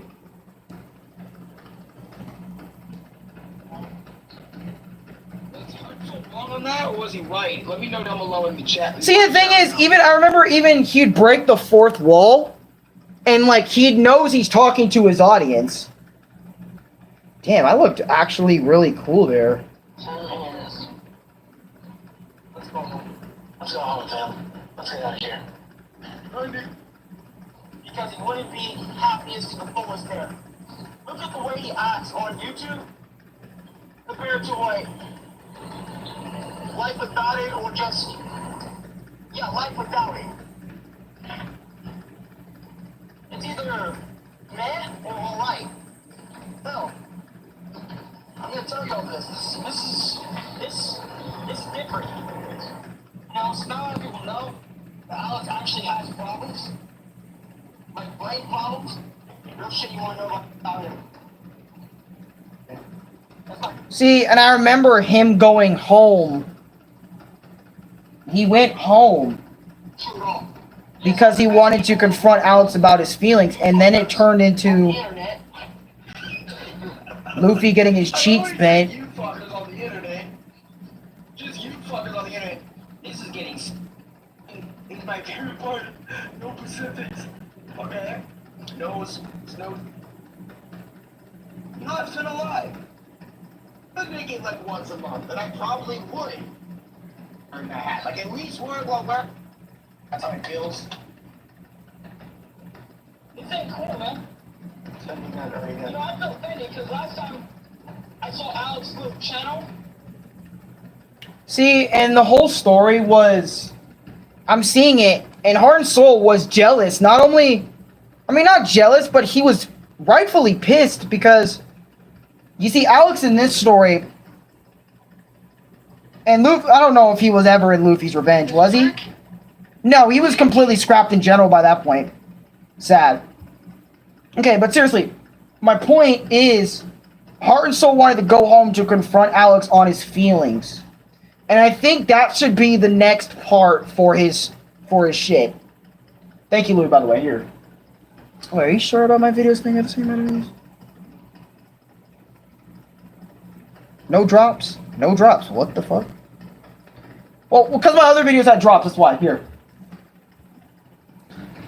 You know what? I think that's what needs to be next, logically speaking, is, even if it's not as funny, I feel like, and remind me on that one, y'all, it needs to be about the two of us. It needs to be about Heart and Soul confronting his feelings. And it needs to be recorded regularly. Because I can't stream it. But it needs to be about Heart and Soul confronting his feelings to Alex so I can complete the saga. But complete a new way where he can come back. Heart and Soul had something special to him on that video because he wasn't just all happy and go lucky, but more sincere side. Yet you can see him having cracks inside him as it goes on. See, oh my god, Amu! Why are you such a goddamn G with this type of shit? Man, you watch too much anime! I'm just kidding. But man, you watch too much anime. I watch too much anime. Fuck. Cause I'm sorry, I see that too, actually. Man, you know, to be honest, like, Louis, hold on, to be honest, yo, can we be honest? I created a decent character. Me myself, I created a good character. Louis, do you understand that? Do you know how hard it is creating a character? how hard it can be with all the complexities.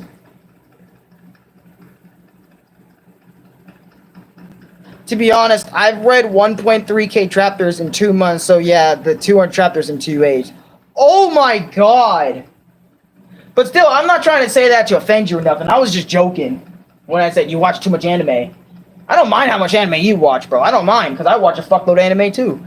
But I see now that this needs to be complete. This has been a project that has been left out in the dust for over a year now. For more than a year and probably 6, 7, 8 months, I have not touched this project. And sure, I continued it, right? But like, I continued on the plush character side, not Heart and Soul's personal journey. And I think that's where the problem lied. As soon as I dipped on him, and now I actually kind of feel like shit for dipping on him, because if I didn't dip on him in the first place and finish off the Heart and Soul arc, instead of going to Luigi's Wacky Adventures, which I feel, which honestly, honest to God, I feel like if I didn't ditch Heart and Soul as a character, I feel like I could have made I mean, I still can make an interesting story with him. Shit, now I actually feel like wanting to right now. I feel like deleting most of those clips I had in my gallery, and me and Louis going outside again and creating another story, or me being in the room creating another story for Heart and Souls and Alex's respective characters in those said skits. The continuation of Heart and Soul must go on.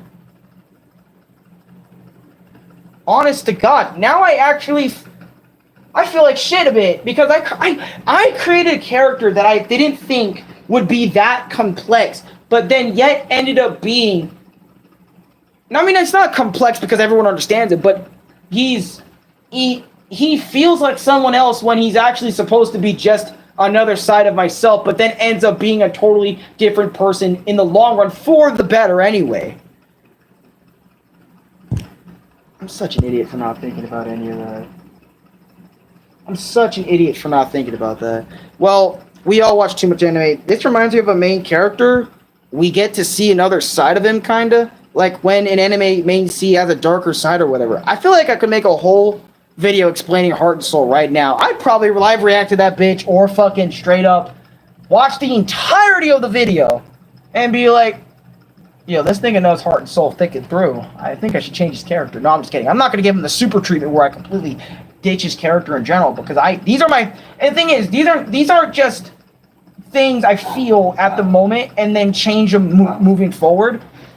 These are actual thoughts I have when not only portraying the character, but these are feelings I have deep inside that I don't talk about or try to avoid or just don't talk about. I mean, I probably already talked about all of them that you guys know about, but at that time especially, I probably haven't said like everything yet. You know? And it's like, what the fuck? Your stories had an element of comedy, yet there is this randomness and twist spin to it that makes it bizarre but yet fitting. Like JoJo's Bizarre Adventure? I'm sorry, I'll just leave the room after that. Sorry, guys. Louis, I created G. Dude. You think his story needs to be finished, Louis? Well, no, because I want your honest opinion, too. I like grasping people's honest opinions on characters or things I do. You know?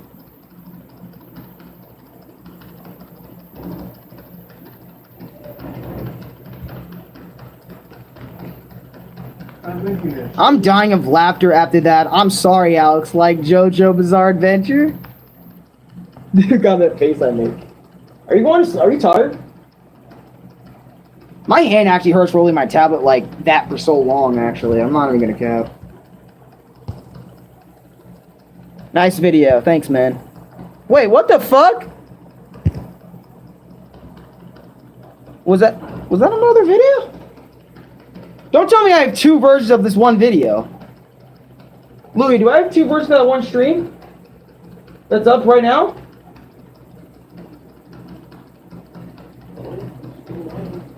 Oh, because I got a comment saying nice vid. I was like, wait, did the stream actually upload? Well, I was taught. That's weird. But no, I think he's talking about my video I have recently about the new Mario shit. I think that's what he's talking about. Heads up, Alex. The special thing is gonna take a while longer. This is over a year in progress, by the way. What the fuck? No, is it the fucking fan fiction? It can't be the fan fiction.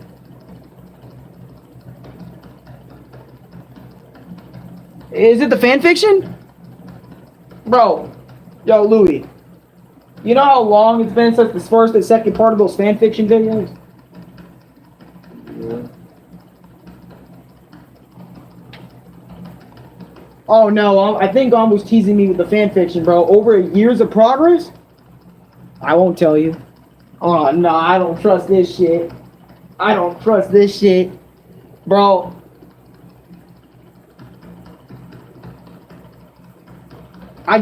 You know what? I'm a man on my mission. You know what? I got it.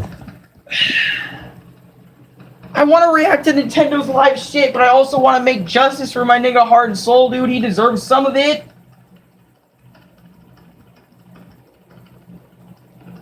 He deserves a lot of it. He deserves a lot of respect, man. Yeah, I gotta do it. Alright, I gotta do Heart and Soul, but at the same time, that means I gotta start uploading clips, bro. I gotta get them uploaded. I gotta get them. Okay. You know, here's what I'm gonna do, right?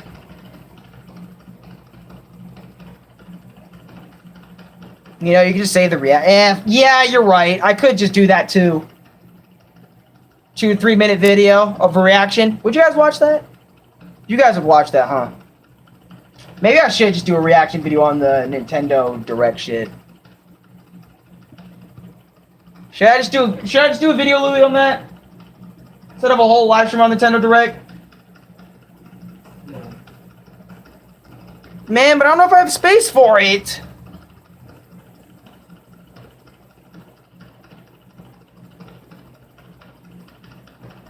Well, no, because I know I could just save the reaction, but like...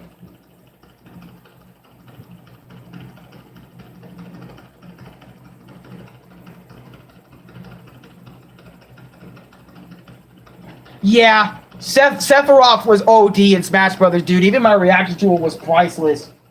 You know what? I remember when I made that video and then it got views and then got traction. They got like 200 views and it stayed there. I don't mind this thing at 200 views. I actually really respected the fact that that video got like 200 views. And I was like, oh my god, this Sephiroth video is really good. I don't know if it's going to work for a second time, so...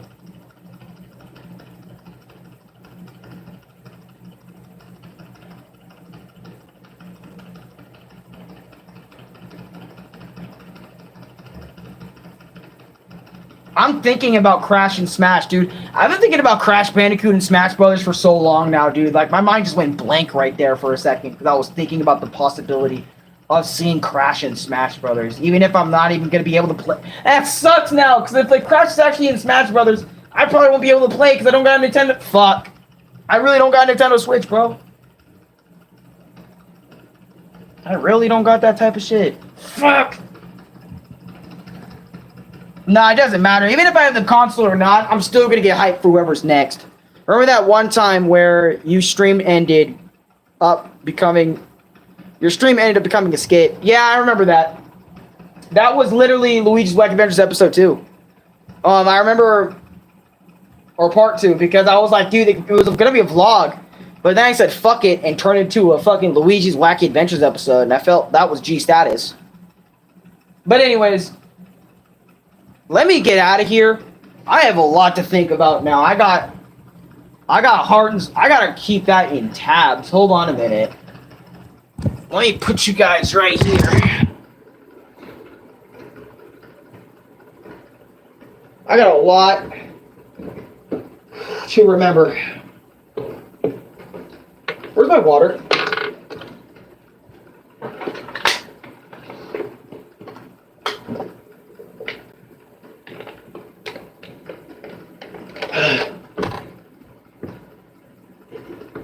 Gotta drink that water.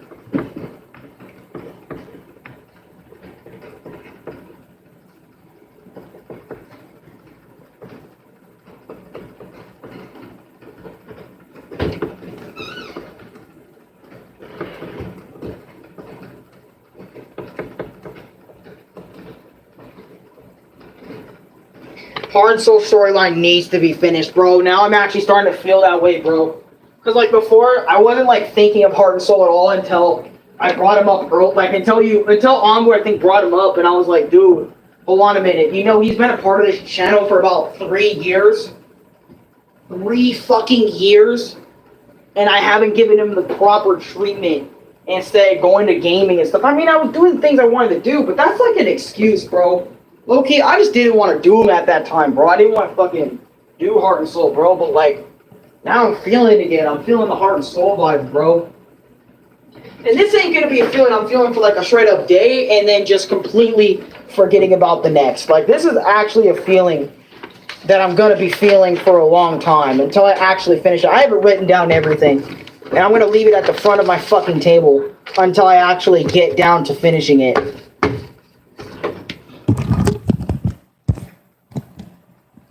The video's already. I'm excited. I never forget Luigi's Adventures Episode 1. Dude, Luigi's Wacky Adventures was one of the best things I've ever come up with as well, because it was like a combination of the original series, but also like the original series ideas, but like even more wacky, like the newer, like nowadays how I do the characters and everything.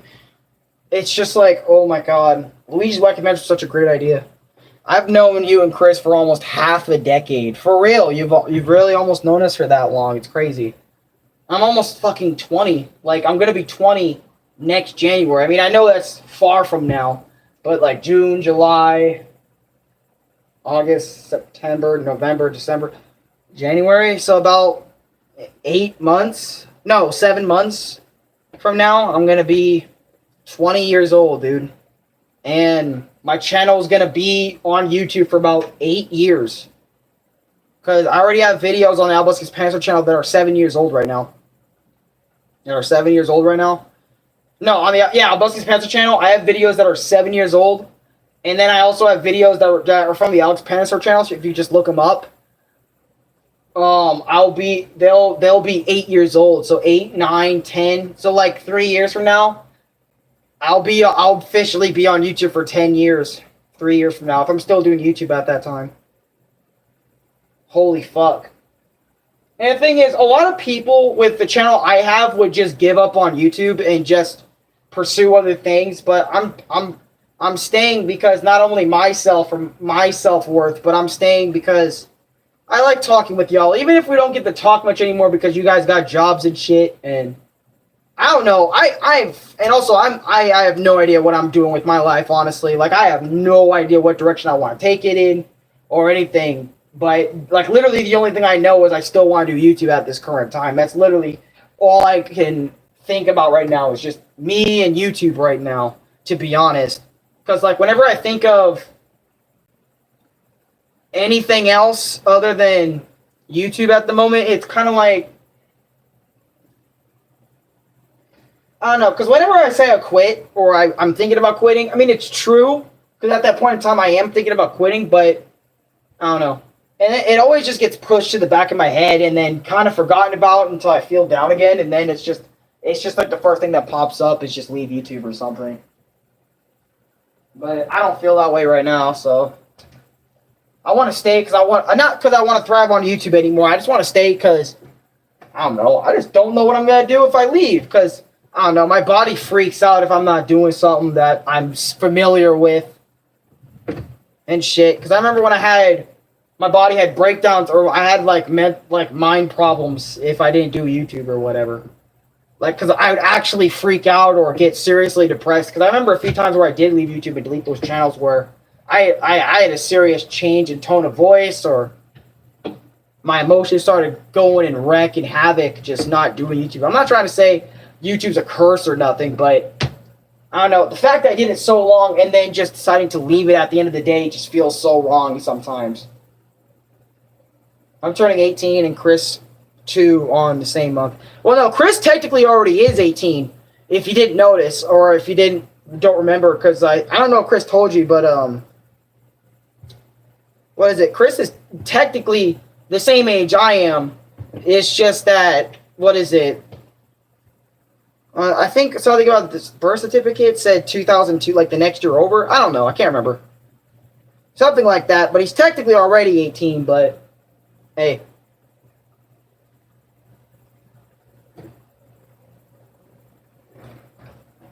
I mean, he feels 18, so fuck it.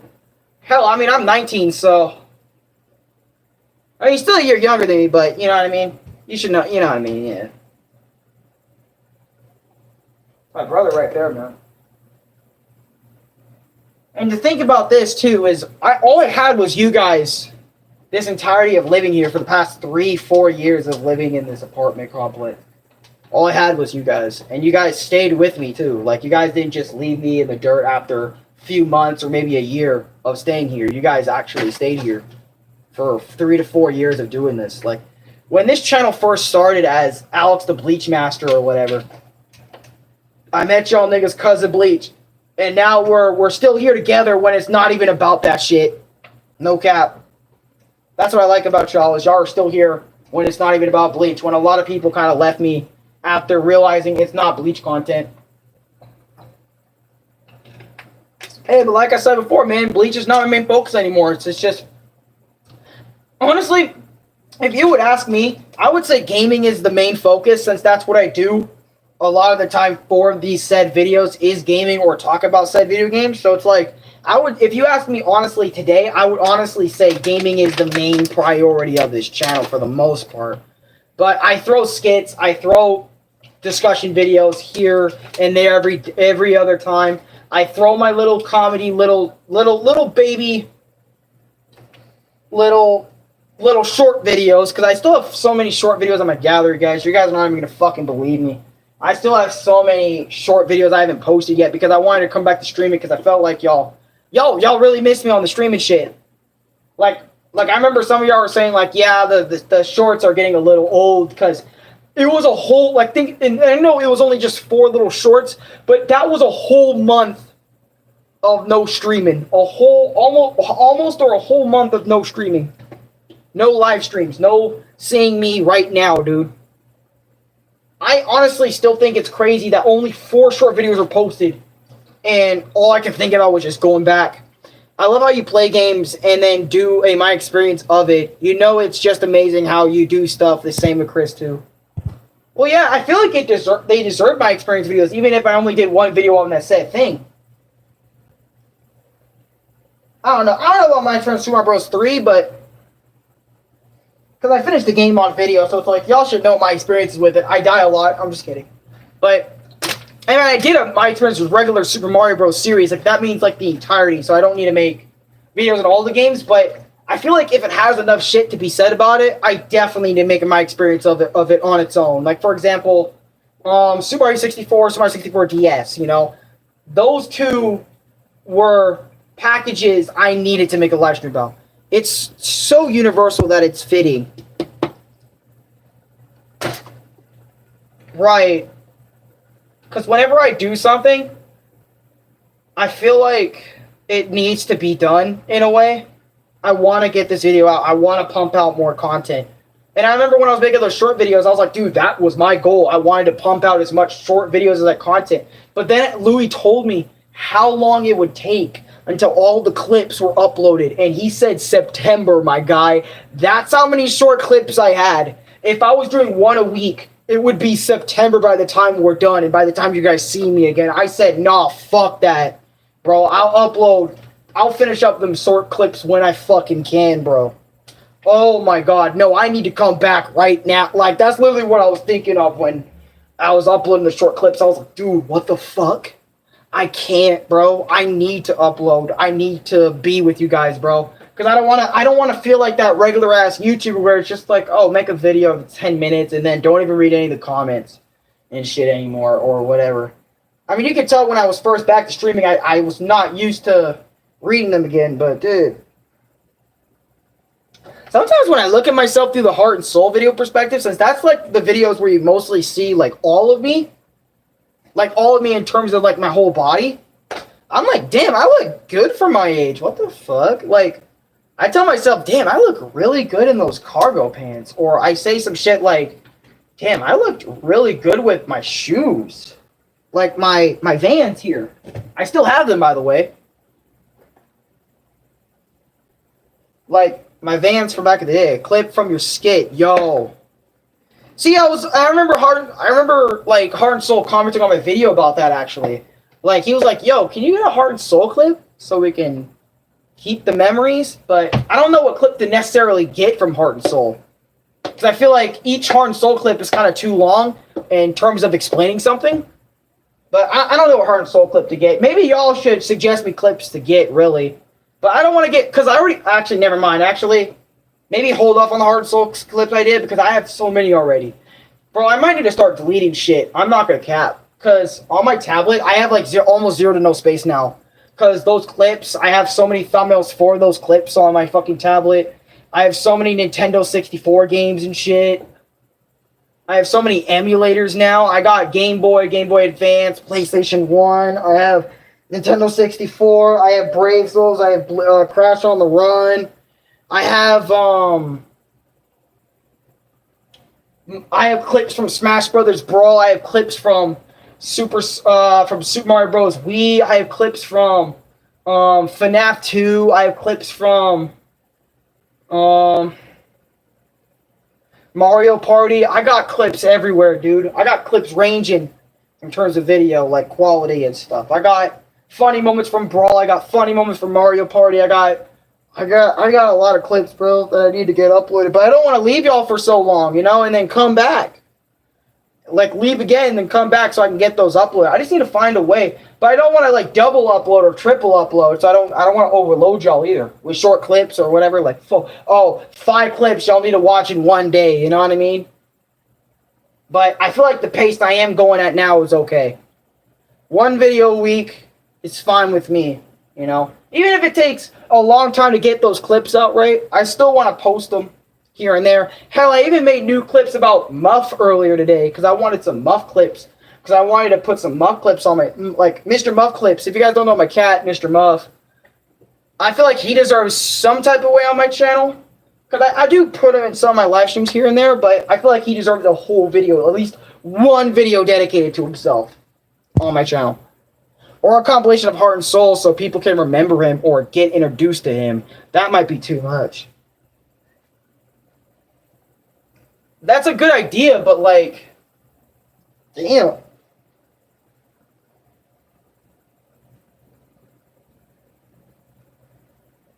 And then it's like, after that, thinking about that, it's like his storyline needs to be finished. He needs to see Alex now and confront his feelings. Like, how he can't be treated like a wayside anymore. He needs to be a part of me. Instead of throwing that side away, he needs to be whole. He needs to be whole. Whole again with Alex. So then it can be the perfect version without it ever feeling like it isn't the perfect version. That needs to be finished. I feel like that would be not only completing it, but now it can be like, oh shit, Heart and Soul is back for the new audience. It's like Heart and Soul didn't get a new video dedicated to himself for 3 years. It's like the goddamn Crash and Saint trilogy just came out. Heart and Soul trailer. Hold on, I got y'all niggas, hold on. Heart and Soul. You know, I just don't remember Alex being such a bitch. Is back. And then just do stupid poses with Heart and Soul and just do fucking run or something. Fucking run and jump. He's homeless. I'm out in a goddamn field. He's legendary. Sup, my niggas. You know what I mean? It's like the blue hat. Jump up in the air. It'd be like, it'd be old trailer. That'd be funny. I'm not gonna cap. A Heart and Soul trailer? It feels like it could do a secret link at the end of the video that leads to a secret video as a teaser for what's next. Oh, dude, I remember when SMG4 used to do that. There was a game SMG liked to play where, or at least he had for a while. It was a game where you were on screen for a minute. Sorry, I'm like, my lip is just dry. That's why I'm like You know, maps right here all the time. But oh, my fucking foot. There was a game he liked to play, or they like to play, where you click links on which decision you want to make. It's a decision-based game where you click links in the description where you want to go. And it was something like that. I think that's what you're talking about. But I remember, I have never done something like that in my life, so I don't know how to fuck. I'd probably have to make so much mini videos and then try to get, I don't know. But I want Heart and Soul, at least bare minimum, to get a third skit, finishing it up, all of it. I'm watching Alex stream at 1 a.m. Let's go. Meanwhile, 1 a.m. for you is like fucking afternoon for me, so it's like, I don't know, man. I don't want to end this video now, but I'm going to have to end it right here, man.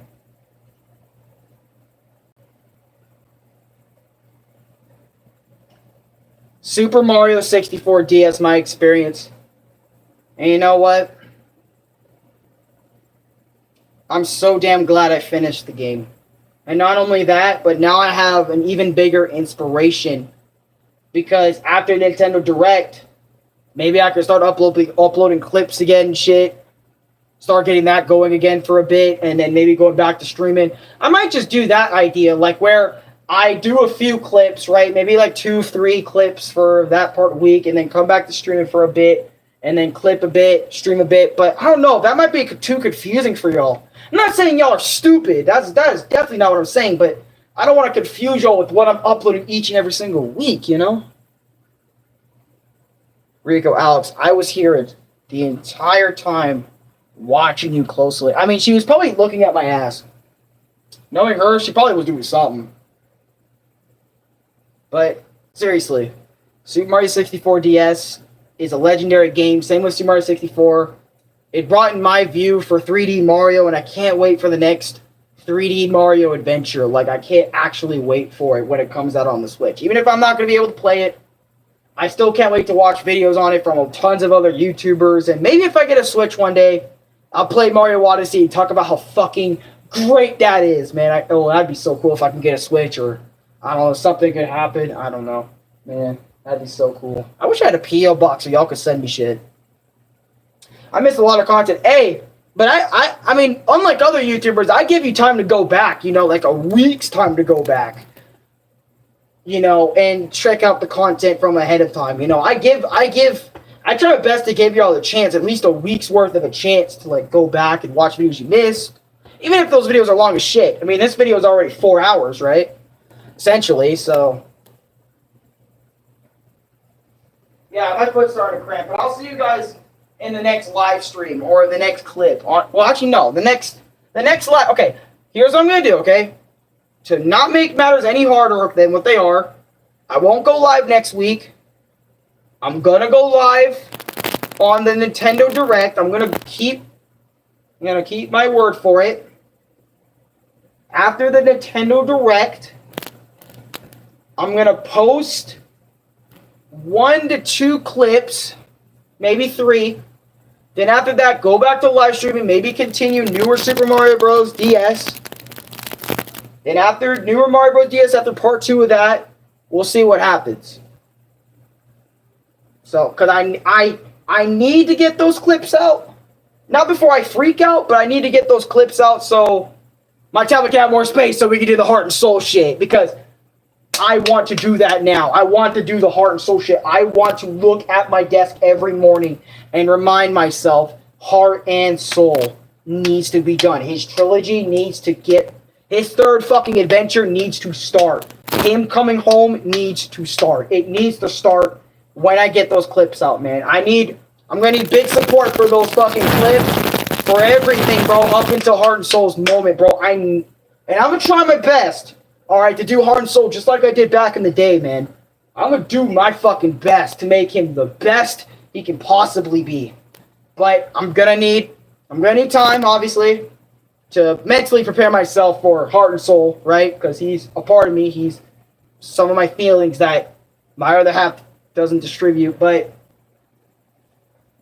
I need to get those clips out. And I need to stop doing side projects before I do what's really on my mind. Because I'm also feeling like the stuff I think of. Yeah, fucking. God, 6%! Come on!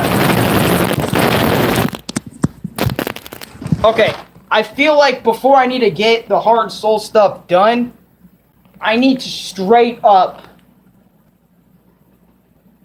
get the other shit done. Sorry for the static, alright? Sorry for the static. Yeah, dead. But seriously, probably got the static gone now. But seriously though, I need to get Heart and Soul's project done, but I need to get all my other small side projects done.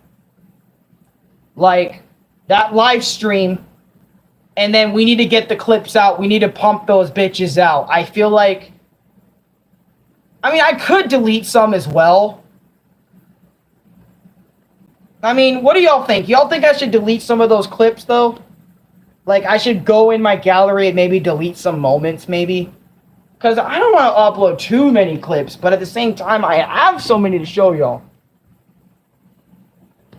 Maybe I should delete some of those clips. I might ask Louie about it. Yo, Louie! Oh, he's not in here.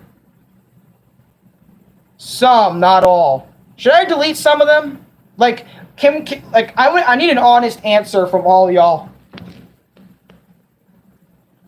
I'll move. That's also some G shit what you just said. I think you should watch them and decide. You right. You right. Because I don't want to, like, wait years and then get the heart and soul shit when no one's already watching, okay? I need to get the heart shit out now, okay? But yeah, you know what? After this, I'm going to go back to all those clips, watch them, see which ones I'm probably going to delete the Ganondorf one. I'm Ganondorf. The fuck off me. Well, I'm probably going to delete that one because I get it. But I was thinking about that one, deleting that one for a minute now, but I don't know. I just want ones that were iconic and that I can laugh at all the time. You know what I'm saying? That's pretty much the ones I want to keep. Not the ones I can just giggle at and then they like, fuck you.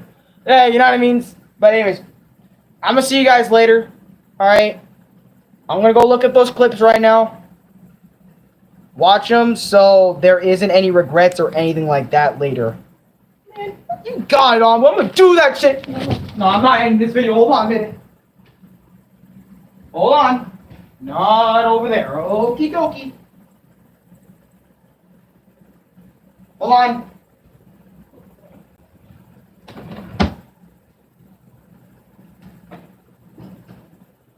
Fucking shit. Where did... the fuck did I... Oh, shit.